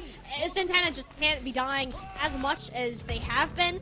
Queen's Gambit do send their supports to the point to hope they can buy a little bit more time for Santana to regroup, and it's not really going to amount to much even if Santana gets there. And that's going to be the point going over to Nightmare Eclipse. So, like, you use both your supports. Like, they aren't there to help aid in that that downpour. I think Santana might have died regardless, but there needed to be a touch from Queen's Gambit, and trying to capitalize off that ultimate meant that nobody would have been able to get that touch, so you have to send the supports in. Now we are at map point here on Flashpoint. It's going to be Gardens. Queen's Gambit get, like, the early positioning on the point, but Nightmare Eclipse are, like, right behind them. I don't know that Queen's Gambit are prepped for Nightmare Eclipse to come from this angle, but they should have the ults to stuff the attack once it comes through. Emphasis on the should. A little bit of mismanagement lately. I mean, it's been a little bit tricky to watch, I won't lie. Nenwai Sound Barrier, though, out just in time to save Victoria, and the one from Velvet, light years late. Even though it was just a couple of seconds, already down to key members of your team. Heavy investment, zero results to show from it. Nightmare Eclipse one step ahead. Yeah, there was also the Kitsune Rush from Scuff that got invested there. That's kind of bad for Queen's Gambit, because I don't know that you're going to have enough time to build back up to both of them. I think you need to take one fast fight here, hope that Z and Wisp both use their ultimates, and then you come back and couple that with DPS ultimates of your own. Oh, Senna's no. gonna get caught out here, though. There's no way she gets out of this alive. Missin has to go for a hero play with a blade. you just had to kind of take this fight on the chin and hope for the best. Santana will come up with both supports and Hittori. Wait a minute. How is Nightmare Eclipse fumbling this? Senna just fed her brains out, and somehow Queen's Gambit have a healthy Santana and a completely dead Nightmare Eclipse. Yeah, it's winnable for Queen's Gambit. They've won the fight. They need to get themselves on the point and start the flip, though. Some members of Nightmare Eclipse can trickle in and try to build this capture percentage up, though, and that's exactly what Santana wants to avoid. I mean, like, yeah, Hittori goes in. They should be able to dispatch her pretty quickly, but she takes down Senna. That should not have happened at all. Hittori needs to be dealt with here and now. Just getting that extra percentage, this is a single fight territory from what could have been at least 2. Yeah, and it's also a high pressure situation, one which Queen's Gambit, to their credit, are very composed through, because it's very tempting to see that that Hazard come back into the fold and think, we gotta ult to try and shut this down. But they don't. They lose Scuffed, and Velvet has to go back to taxi them back, so the supports won't be there in position in time, and Scuffed is gonna be a little bit behind on this Kitsune Rush play. The DPS from Queen's Gambit, specifically Senna, have to make a play coming into this next fight, because Nightmare Eclipse, they have the ults to make this one stick and win the map. It has not been the map of Senna so far. She has hit the shots now, and there it is. Dragon Blade shut down. There's a second on to Z's. We just had to say she had to step it up, and look what happened. Senna has delivered to the highest degree. Queen's Gambit are trying their best to stay in it. Santana should seal the deal. NY gonna have to go for a reset here, 65%, and that was the Kitsune Rush and the Blade both used from Nightmare Eclipse. Peace gonna swap over the Sim to get a TP play, get some forward positioning, then likely swap back over to either Tracer or Genji. NY a little slow to the party. All right, there we go. So over to the Genji, but like now you're going up against a lot. Bull support ultimates for Queen's Gambit and a Blade. Missin could send this one home. NY has to be perfect with this beat. But it goes out a little bit early. Scuffed is down. The Kitsune Rush, not enough to keep Scuffed alive. Velvet gets burned down momentarily after. It's truly now all on Missin to be the hero with no healing to support them from behind. Nightmare Eclipse will overwhelm Queen's Gambit with a sheer amount of damage and focus fire. Points flip back over. Not a single chance for a touch. Match points, championship points for Nightmare Eclipse. I mean, that could have gone any number of ways. Like I said, NY's beat had to be perfect, and it was. So too was Hittori's downpour. I didn't even call out that she was building up to that or that she had it, but it comes down, and even though you see that Velvet pops the sound barrier, she still gets rooted, and the punishment, the damage that comes out to confirm that kill, and additionally the kill onto Scuff mid-cast of the Kitsune Rush. Sure, you still get the benefits of the Kitsune Rush, but you don't get all of the healing through it. So once that overhealth from Velvet's barrier is gone, there's nothing left for Queen's Gambit to sustain, and it just all falls apart from there. Even that Blade that Missin pops, like, there's no one left to be the beneficiaries of it. There's no space, there's no healing, there's nothing to augment it. It all just falls apart with just one key pick off there onto Scuffed, and the sound barrier, to NY's credit, was also, just like I said, it needed to be perfect. No, it needed to be, and NY was on the ball with that one. And that makes up for Samoa, you know? I'd say that. That was, it was a map-winning sound barrier right there, and Nightmare Eclipse, honestly, they looked pretty good for most of this, other than a couple of fights that I think they just overstepped themselves, doubting where Queen's Gambit were watching and getting caught out in weird places. But other than that, had Queen's Gambit's number when it came to managing these ultimates, and it was only the couple miracle fights that Queen's Gambit had, especially on Gardens, that allowed this series, this map, to go the distance that it had. And we talked a little bit about, by the way, about maps, like, you know, how little impact like the map picks are actually going to have, because both teams do want to try and play this Hazard mirror. No one really wants to come out with like any cheese aside from what we saw in Volcano on Samoa from the side of Queen's Gambit. You know, once that Mauga got put back in the holster, it's been all the Hazard mirror, and it's been tit for tat on either side, but Nightmare Eclipse just barely coming out ahead.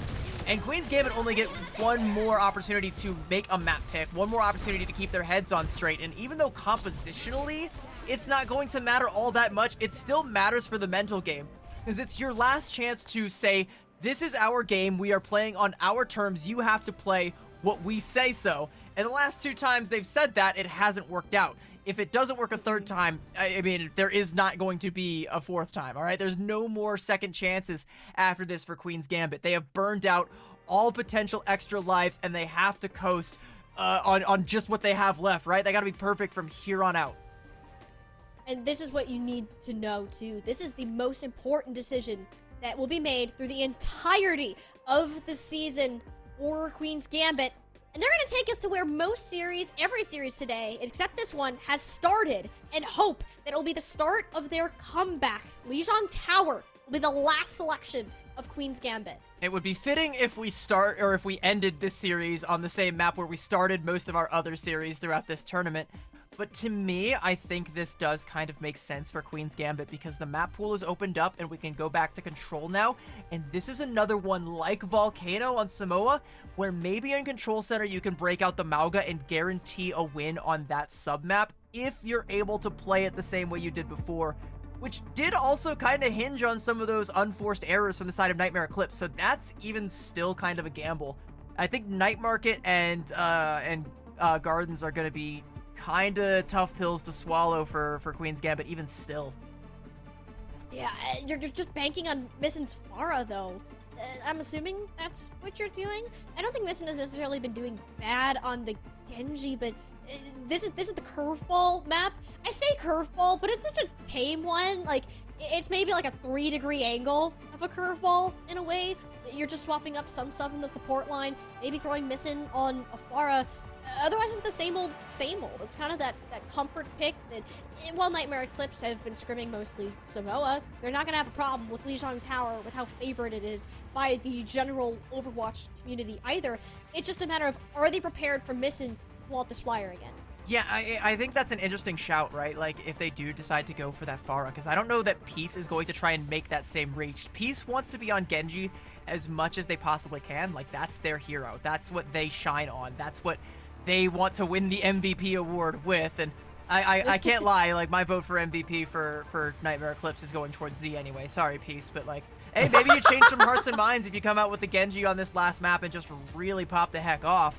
But I don't know that I see the Pharah coming out from that side, and that kind of begs the question, will it work out for Queen's Gambit? And also, like, I gotta call out Scuffed on the Juno again, because that's something that we saw Queen's Gambit play on Lijiang in the last series, and it worked. We saw them play on Samoa, and it worked, but I still feel like it's exploitable. And I still feel like, you know, a team like Nightmare Eclipse should be able to collapse on that. So do you reach for that? Do you feel like you're confident enough to break that out in, like, this key critical moment where you don't get another second chance, you have to stick the landing, and then you have to carry that forward into 2 more map wins even after this? It's a very glass cannon sort of approach that you'd go with here, because that's what helped on Samoa, sure, that having the unpredictability of the Juno and just the access to the orbital ray. It was great, but the problem really became is when we look towards other maps that was played on, such as Esperanza, Peace absolutely had Scuff's number, and Nightmare Eclipse can exploit this composition. They've shown that they did it back on Push. Are they going to do it here again on Control? Is that a risk that Queen's Gambit are willing to take? And how flexible are their comps? Are they able to swap up the Pharah without playing with the Genji or with the Brig? Or are they going to try to keep it that Brig Kiriko? Or just do nothing at all? Have Velvet and Scuff to stick to that Lucio Kiri that Nightmare Eclipse have been running the whole time. Well, as we go to Night Market to kick things off, I kind of expect that, like, I mean, if we don't see Missin on the Pharah here, which is still a possibility, she's going to go over to the Symmetra just for the TP. But, like, after that, you do have, like, the opportunity to make that swap over onto the Pharah. Either that or the Genji. Honestly, either way, I feel like I prefer that we all take a pause and do some box breathing, as Fable once taught us. I don't prefer that, actually. I kind of wish we had just gotten into the game and I could have seen what they were going to play. But unfortunately, we have yet another tech pause. Someone does need to do a little bit of box breathing. Someone actually does. Or maybe the PC box needs to do some breathing. I don't know. I wouldn't hate it. My lungs kind of hurt. It's the hard part is with kind of these like long games in a row. Like, think about just the burn of sitting and watching these teams play for like what, 5 hours has it been since that point? Almost 5 hours?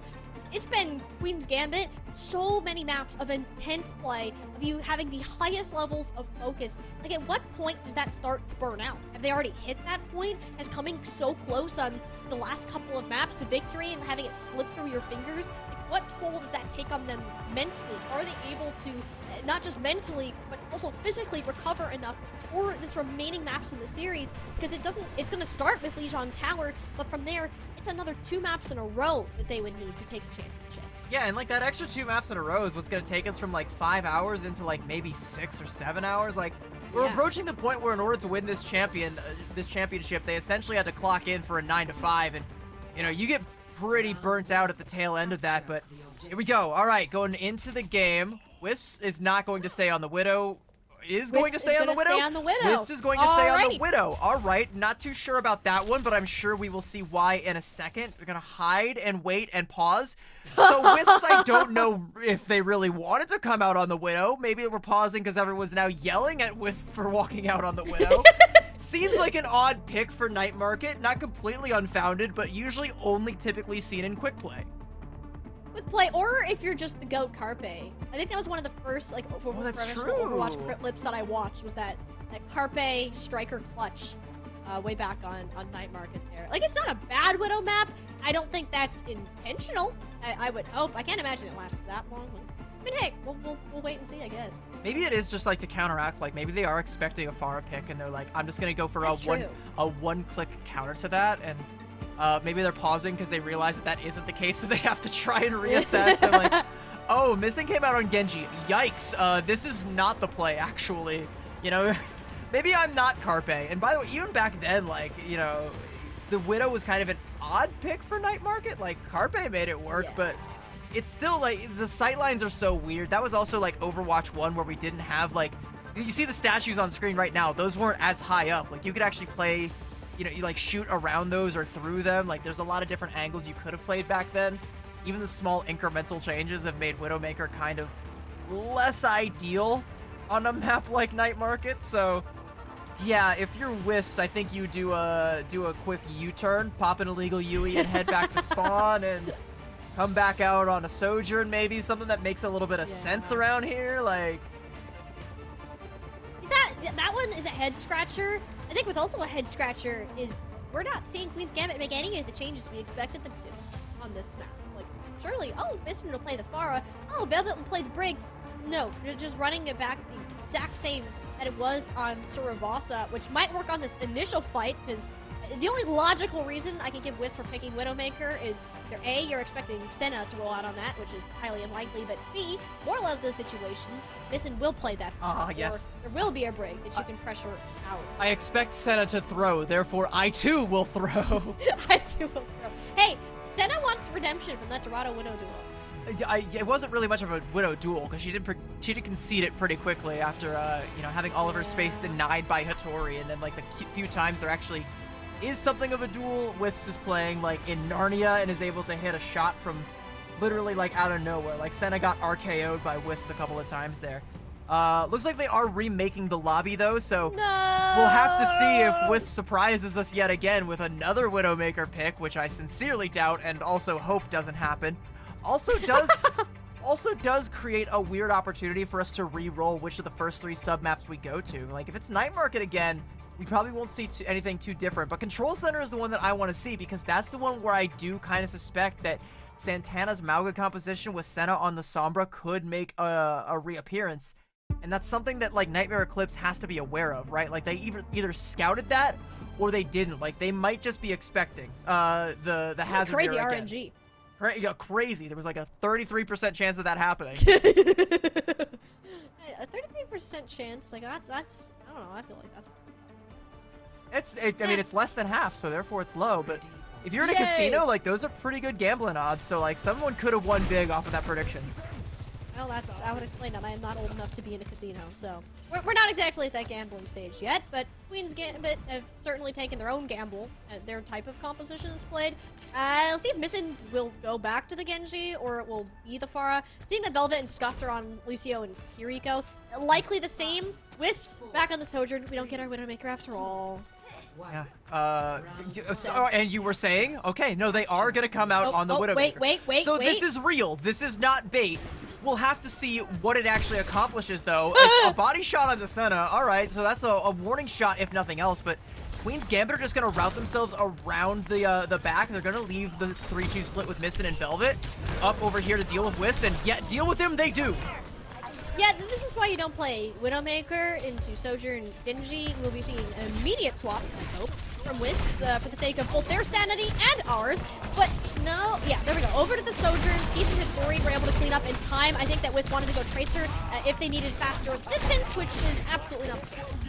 Nightmare Eclipse still, like, win the fight, though, and it's off the back of a pickoff onto Scuff. Like, so they deal with Wisps, and Queen's Gambit feel like, okay, it's safe. We can come back out of our little hidey hole and not have to worry about getting our heads chopped off. But then Hitori just jumps on top of that and is able to find the damage. Pieces there to help aid with the cleanup, and they take down Scuffed. And even though the kills also come out in favor of Queen's Gambit, like, Nightmare Eclipse, because they get that kill on the Kiriko, are able to stabilize, and they're gonna get themselves on the board first. Santana, that jump was botched. Oh boy, but so was that shot from Senna. Forces the Zuzu with how long she's poked her head out. Problem is, Missing did not get that memo and stayed in the sightlines of Wisp. Santana again punished for being out so long in front of these sightlines. Nightmare Eclipse are handling Queen's Gambit. But that's 2 fights done and dusted for only 30%, so I think you're okay with that if you're Queen's Gambit. You still have time to get your feet beneath you. You're gonna have a Kitsune Rush to match up against Z's. The sticky situation, though, is the advantage that Hitori and Nenwai currently have over the rest of the field in terms of ult percentage. Like, Velvet's kind of matching that sound barrier, but should be a little bit later to the punch. Ooh, but not if Missing just does that. I don't think they're anticipating Peace to just come around a corner and just do a drive-by. Wisps again! The staggers need to stop. Like, in Queen's Gambit at this point, just go straight back into the spawn. Cannot let yourself die again. I mean, Hitori's having none of it. So, like, and that's another 30% off of that one fight. Now we're in the spawn. We get another stagger kill onto Senna. Missing is going to have to Swift Strike back into the spawn door there. 70% now, and you haven't had to use an ult yet. Queen's Gambit, like, okay, sure, they have a respectable ult bank, kinda, but they're gonna have to spend just to try and get on the board. If you're Nightmare Eclipse, like, you have the tempo. The ball is in your court. Queen's Gambit have no choice but to reach and take it. I don't see a way in which Nightmare Eclipse do not come out on top of it. Senna didn't get the sound barrier. Hitori kind of recognized that early on. Missing uses the blade to get the extra dash to go to the point incredibly early. She just wasted that entirely. Nightmare Eclipse cleaned up the rest of the board as a result, and this was a fumble and a half out of a Queen's Gambit on their last map pick. Nightmare Eclipse made sure their opponents have run out of steam, and it's one round now, separating them from a championship. It was, I mean, I don't even know what to say about that, because it's like, so you come out and you identify that Wisps is on the Widowmaker and you're able to claim that kill, but the fact that you can't turn that into a fight win, like, you can't actually parlay that into more, you can't ever get control of the point, like, that just stings so hard for Queen's Gambit. And okay, this looks interesting. So Scuffed is now moving over onto the Juno. Missing wants to move over onto the Pharah. Velvet is on the Brig to support said Pharah. This is where Queen's Gambit need to win this one outright. Maybe they didn't feel like they could play that one on Night Market, but on Gardens and Control Center, they should be able to make this one stick. But it's all or nothing. Like, Queen's Gambit, this might be their final Gambit. Malga Comp, we're starting the run back on the very comp that they began this series with. Took away the very first map. It's a stretch, to say the least, a gamble. Just again on this Widowmaker.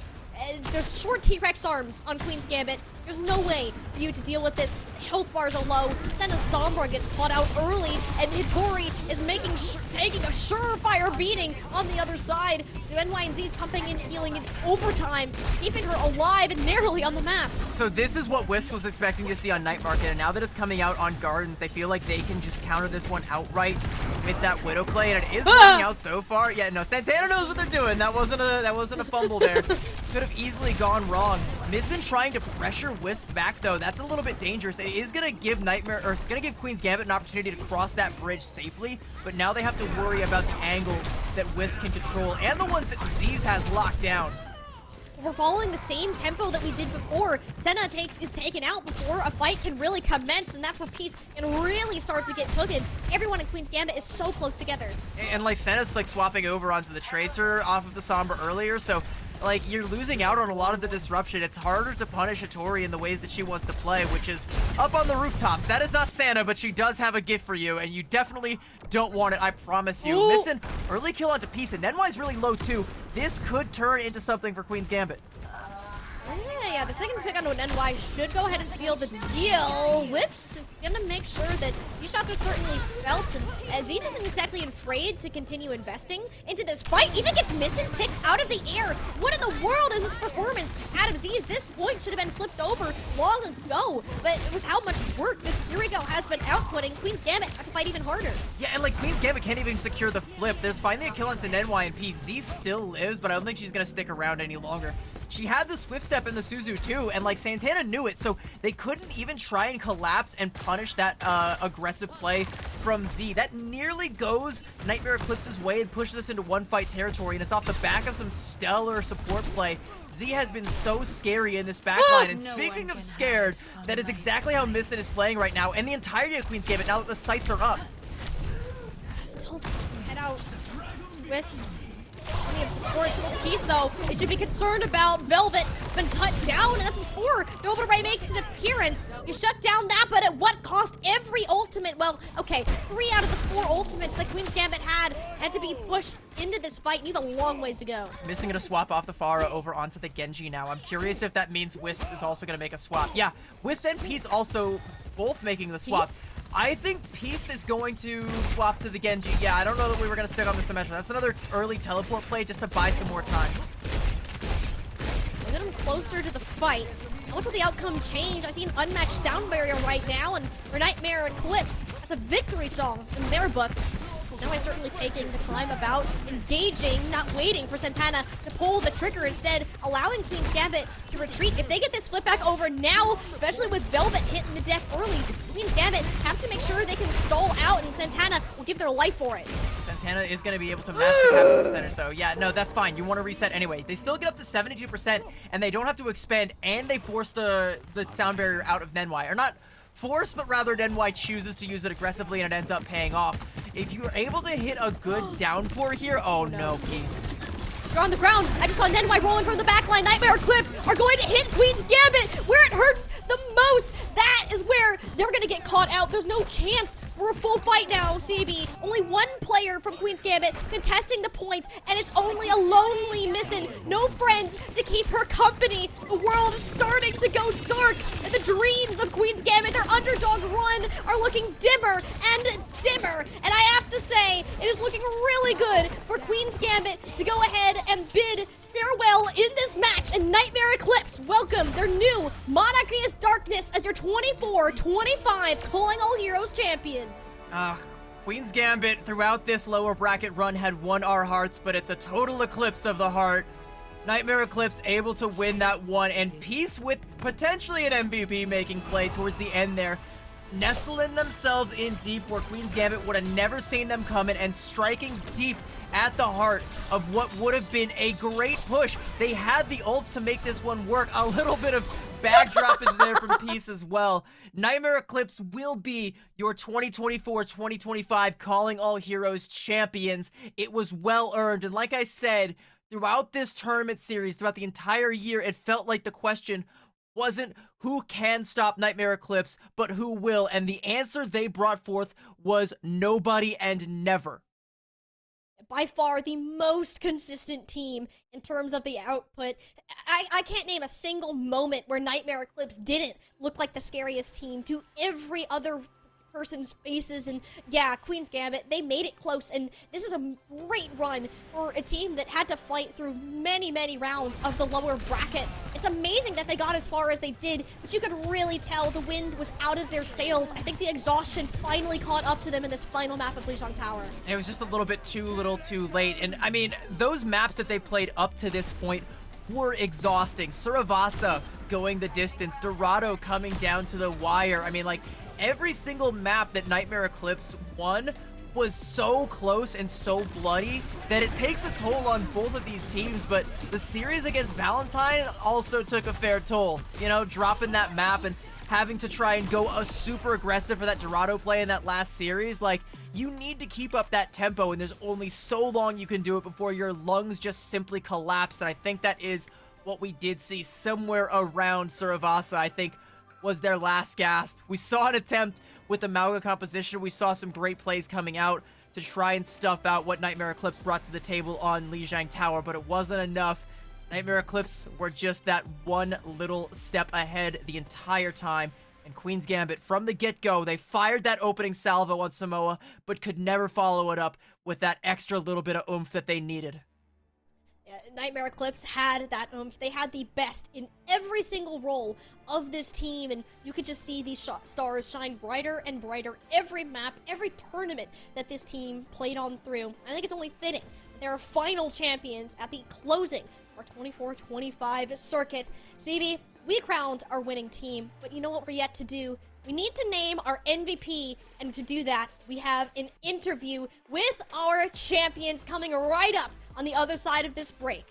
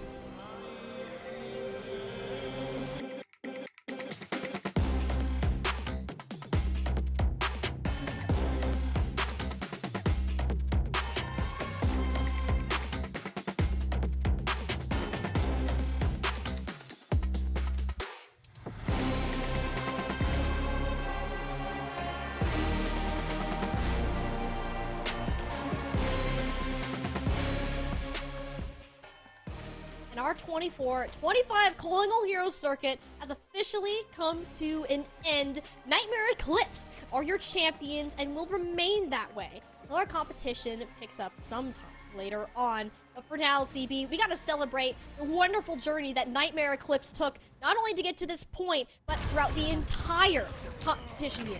Yeah, like, there was like, it wasn't the same level of dominance as like last year with like the Timeless Ethereal days. We kicked off with Valentine claiming the Major 1 crown, but towards the latter half of the year, it was all Nightmare Eclipse. It was all this roster all the time, even though they may have bounced and shifted around. Wisps, Peace, Hitori, Z, Nenwai, like this core feels like unstoppable, and they feel like they are unstoppable. They came out today looking unstoppable and understanding that, like, if they play with that level of confidence, if they set that tempo, there is nothing in the world that could possibly stop them. Not even a Queen's Gambit boasting some of the youngest, hungriest, and also veteran best players in their respective roles. Not even that roster could stop Nightmare Eclipse.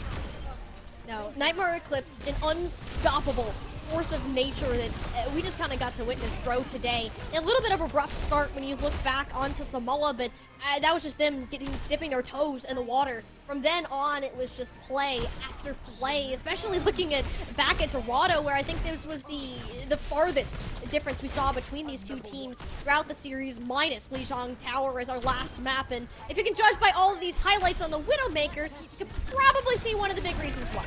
Yeah, like the Widowmaker play, especially on Dorado, was quite the difference. It was something that Queen's Gambit, like, they have Senna, one of the best hit scans in the world, but is always just like one step behind Wisps, and I know how much that stings, especially knowing she had no choice but to concede that Widow duel and make the swap over onto the Sojourn. And it's not even just because of the headshots that Wisp was hitting, it was also so much of the pressure that was coming out from Hitori and from Peace. Like, again, every single member of this roster is one of the best in Calling All Heroes at their role. They understand exactly how to win any given fight, and if it's controlling the space, and that means shutting down the enemy Widowmaker, which is something that, you know, Queen's Gambit as a collective just could not do as effectively as Nightmare Eclipse, and that's the hive mind, right? Even in a micro meta, having everyone on the same page, understanding and working towards one goal is going to be the difference between a championship team and a runner-up team. The sheer amount of experience of playing with each other, like, that can't be factored in enough towards that victory today. The smaller things that you may not have to communicate, that if you would, a brand new roster, because you're so familiar with each other's play styles. And you also have to hand it a little bit to Hitori, who, again, brand new tank hero that she really does not like playing and has expressed disinterest in it in the past, and yet still put on an insane performance. Like, we've seen no one adopt the playstyle that she has, just like lurking on these roofs, waiting to just pounce on anyone who dares walk below it. I mean, but it wins championships. She's one of the ones on my list, though, because she's the one who, like, on Twitter, who's being like, oh, this hero's so busted, I don't want to play him. If we go back to Amalgam meta, I will be coming for Hitori. Like, I'm gonna be knocking on her door and be like, hey, what was all that? All right, like, clear your browser history right now. I know you've been online talking a lot of smack about this hero. This meta's been fun to watch. Like every time we get like these hazard mirrors where we see like the tank players popping off and making plays in ways we typically don't get to see them outside of their ultimates, it's crazy to see, and it sets up for some insane DPS play as well. So maybe she hates it, even though she's the GOAT at it. I love it. It's been fun to cast. It's been fun to watch. It's been chaotic from top to bottom. I know it's also been kind of difficult for you over on the play-by-play to keep track of like all these things happening in like 6 different tectonic plates all at once.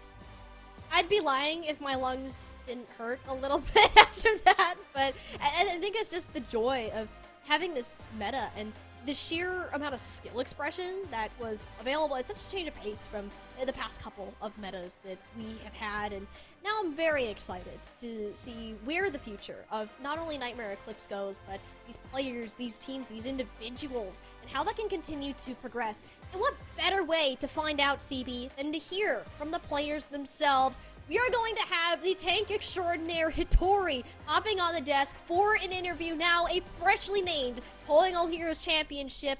How does it feel to come out on top today? Hello. I mean, it feels always nice, but it was like kinda expected, I would say. Especially like with just in general how we played. If we just play our game, we just win. especially on like this comp where it like matters a lot with people playing splits and talking to each other. I just think like from like the macro-wise play, we're just like better than everyone. You say it was expected, but like, did you ever have like a moment of doubt after Samoa? Because Queen's Gambit came out pretty heavily, and it felt like on some of the maps it was close. So like, you say expected, but was it always expected? Were there any moments where you kind of were like, okay, we really need to get it together, or we might actually like fall behind here? Not really. We just like kinda entered first map, to be honest. Like on the like where I played Morga comp, we just fucked up our ult economy. Then on the second map of that, we just like did dumb splits at the first time, but then we like got it together and 100 ult. And then on the other map, we just like lost by like just making mistakes with like trying to clutch ult fights that are not needed to clutch. So once Yeah, you like you- kind of clean up that macro, it like all just kind of falls together, yeah. Yeah, just had to get it together. Clearly, you got it together once you got to Lijiang Tower because that was probably the biggest differential between these two teams throughout that entire series there. And I've heard it from your teammates, and I kind of want to hear this from you as well. I've heard that you're not the biggest fan of playing Hazard so far. Like, now that you've won a tournament on him, do we still have these same thoughts? Have we gotten closer to liking him? Like, where are we at right now? I mean, Hazard is fun to play, but it's mostly just the ping that makes like a really big impact and issue because half of my like slash is just no wag, so it's like really half. Oh, okay, all right. You're off my list. Okay, so you like Hazard, just the ping problem. That's fine. I can deal with that. All right, I just don't want people to like talk us into another Mauga meta. Like, no, thank you. So- Wait, what? I So, zoned out. no, that's okay. That was an awkward pause there. I was kind of hoping that you would have like something else to add to that. No, it's totally all chill. But like, okay, so let's talk a little bit about you and your performance throughout not just this tournament, but the entirety of the Calling All Heroes circuit this year, because you've been kind of a juggernaut, one of, if not the top tanks amongst the entire tournament year. What has the like experience of this tournament cycle meant to you? How has it felt to be performing at this level for this long?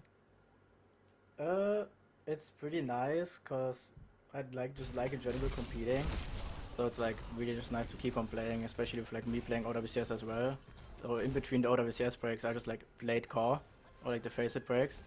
So it felt like really nice. I just like competing in general, and I also learned a lot, especially like when I like made a team with Wisp, because we also just scrimmed the higher tier 2 teams in NA. So all the scrims I like played on were really good in the EU and NA. And that's kind of the thing too, Vittori, is like we've seen your journey in Calling All Heroes and OWCS as well. You've made a massive name from yourself there and just growing in your tank play, and it's been a treat to watch you throughout all of these tournaments so far this year, and well, hopefully still to come because we just started 2025. Like, what is next for you? What are you looking forward to in your Overwatch career? I built up a pretty good team right now for OWCS, so I'm looking forward to playing that next week as well. I just hope everything will work out, because right now I'm in Sweden. That's also why I had higher ping than normally. But yeah, I think everything will work out. All right, so I'm gonna give you a quick little curveball question here, something that you talked about. Like you said, you guys inted map number 1. I want to hear from your perspective. Who do you think is the biggest inter on your team? In general, or like this, In general, like, you know, maybe we all have an idea in our heads of today, but like in general, who's the biggest inter on your team? Oh, I mean, I think everyone should know that Nenwai likes to be silly a lot of times, and maybe a little bit too much. That's So why we I need I the would just beast say it's tamer, Nenwai. right? Yeah, I have to like tell Nenwai to do shit. It's really fun. How often does this happen? Like, you see Nenwai going in really deep. You're like, no, come back here. Is that kind of like a common thing, or how does that work? Do you just kind of trust them to get whatever done? I trust Nenwai, but it's like sometimes she just overextends. It's like, I got this, and then it's like, oh no, help me, and it's we get some funny tweets out of it when we always see what Wisp is like making of like the little core montages. So it's a lot of content. It's definitely content for sure. Like, you know, some of the crazy plays. I mean, it's definitely a sight to see. Like, I've seen both like the feast and famine coming out of the beast. So there you have it. Nenwai is in fact the biggest inter on the team, and Hattori does in fact have to rein them in. It is a bit of a beast and beast tamer sort of situation, but hey, it worked out. It won you guys a championship in the end. Yeah, it worked out. We got it together. It's really nice. Well, I think that just about kind of does it for all of our questions here. I mean, it's been a great opportunity to watch you grow as both a player and as a champion. Now, it's been wonderful to see. Do you have anything else you wanna say to your team, or shout outs to any of your friends, family, anyone else, before we send you on your way to go off and celebrate with the beast? Yeah, I just like shout out my whole team. It's like we're like a family kinda. It's really nice like team environment we have. You can just openly talk about everything, and that's also why we keep on improving so much. So that's like really nice. And then like our two coaches that also came in for the championship, Marv and Waylon, they also helped us out a lot. And yeah, that's kind of all. It's great to hear about this massive network that you have behind you, Hattori, continuing to support, and I know CB and I, along with everyone else watching today, will continue to support you on your journey in Overwatch Esports. Thank you much for giving us your time on the interview today, and have fun celebrating this victory with your teammates. Thank you for having me. What a pleasure to hear from, you know, I think it's kind of undoubtable the best tank in Calling All Heroes right now. Hattori, like I said, as soon as she came into the circuit, staked her claim atop that mountain and has not been dislodged from it yet, and at the end of the year still stands tall. And I don't know if anyone's going to be able to dethrone her. Not even our Blacklight MVP, because it's a player who plays a different role. It's not going to be a tank player. It is not a tank player. I think we got a little bit of a preview at that earlier today, but here you go. Secret no more. Wisps will be your Blacklight Calling All Heroes Championship MVP, and I'd say this is incredibly well-deserved considering the performance that was put on, not only with Just but the Widowmaker, from basic playmaking to creating space with the team, and overall not feeding on a role that is very easy to feed on.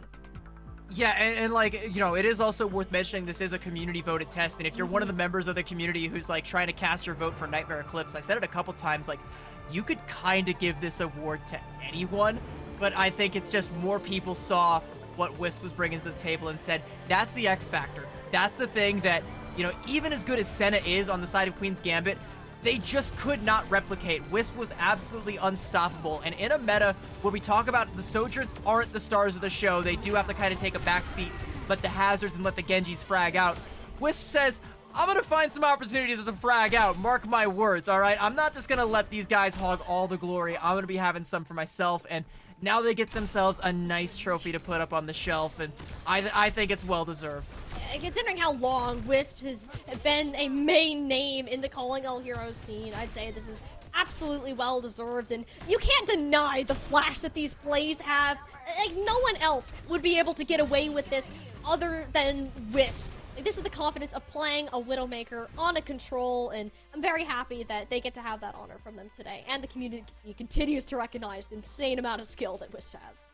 I will say that the Widow on control very well could have disqualified Wisp for MVP if that hadn't gone well. So that was another gambit thrown out, but it did work out in their favor, and like the picks were still there, like it still worked. So, you know, we're on the razor's edge there. I think, you know, Peace might feel a little bit like, okay, all right, maybe you guys should have hinted on Wisp a little bit more. You know, maybe gone for that kill a little bit harder, so I could have like really popped off and got it. I'm sure it was close because again, so many members of Nightmare Eclipse really showed up today. Like, Z was phenomenal in the backline. That backline frag potential is something that not other teams can replicate. Hattori is playing Hazard in a way that no one else is playing, and it is getting tremendous value. Peace, by and large, still looks like the best Genji in all of Calling All Heroes, but despite all of that, Wisp still comes out as the MVP, and I don't think anybody's going to say that that wasn't deserved.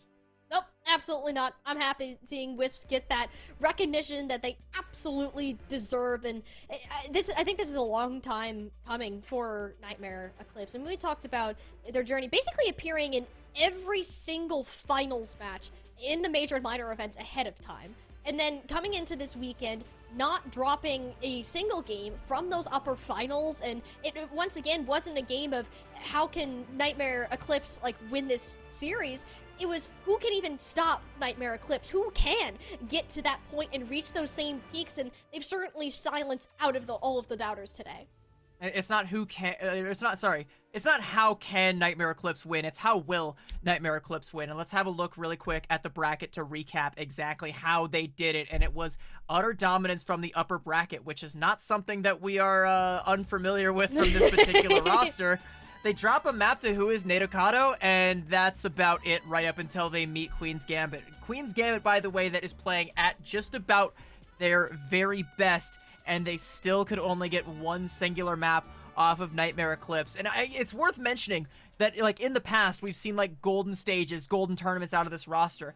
That wasn't the case this time, but I think that makes their victory even more impressive, right? Because it's like, if you're going up against a nobody, then you didn't beat anybody. These were some big names and some, like, some passionate, hungry teams that they had to beat in order to reclaim that crown at the end of it all. We've seen some serious step-ups from throughout the year, and the one who's always remained at the top of that step-up was Nightmare Eclipse, and many different team names and variations along the way. Somehow, it was this core roster of players that fought through. I mean, you gotta give it to Queen's Gambit, especially for, like, look how early they started out in this lower bracket, completely sweeping their way through a grand finals run, and it was just shocking to see a run of that magnitude, and it's something that we can take away from hopefully future iterations of the event, that these players will continue to grow and evolve along with this tournament. Yeah, like, they had to go through, like, quite the gambit, you know, or the gauntlet, whichever you prefer, like, basically facing off against all the other potential top teams in Calling All Heroes in the lower bracket just to get that rematch. And unfortunately, they ran out of steam, as soon will this show. We're kind of, like, dragging things on so some of you guys can get a little bit more drops, but I think it's time that we gave our closing thoughts on this closing of the Calling All Heroes circuit. I know, it's been an incredible year, CB, for everyone that's been involved, from Radiant, from Blacklight, our incredible sponsors, for running Esports U, for running all of our minor events too. There's countless people going on behind the scenes to make these events happen, all to cultivate the wonderful Calling All Heroes community that has come to light and will continue to develop and become this wonderful place that I know you and I hold very close to ourselves. Yeah, 100%, absolutely. And I want to go ahead and give some of my closing thoughts here. I want to start by talking to some of the teams, not just Nightmare Eclipse, but the rest of the teams that played throughout this tournament. I know you guys, I've gotten to know you guys pretty well throughout the duration of this year and the last year. I know you guys are all quite competitive, and maybe you're looking at your results at the tail end of this tournament and you're feeling like maybe you could have done better, maybe you could have done more, maybe you could have gone a little bit farther, and you're feeling a little bit disappointed in yourself. And to that, I want to say, screw that. Be proud, all right? Be proud of how far you did come. Be proud of how far you grew. Be proud of who you are, and be proud of what we built here at Calling All Heroes. This is something that, like you said, is very near and dear to both of us. It's special. It's a place where people who otherwise wouldn't have a place can be themselves, can learn, and can grow, and that is something worth being proud of. We may not know what the future holds, but we do always have today, and we will always have today. So spend today being proud. And thank you as well to the fans. You too helped build this as well. A home for all of these players, for Tiny Shiny and for myself. Thank you guys all for coming out, helping build this. You too, be proud. And we will see you next time.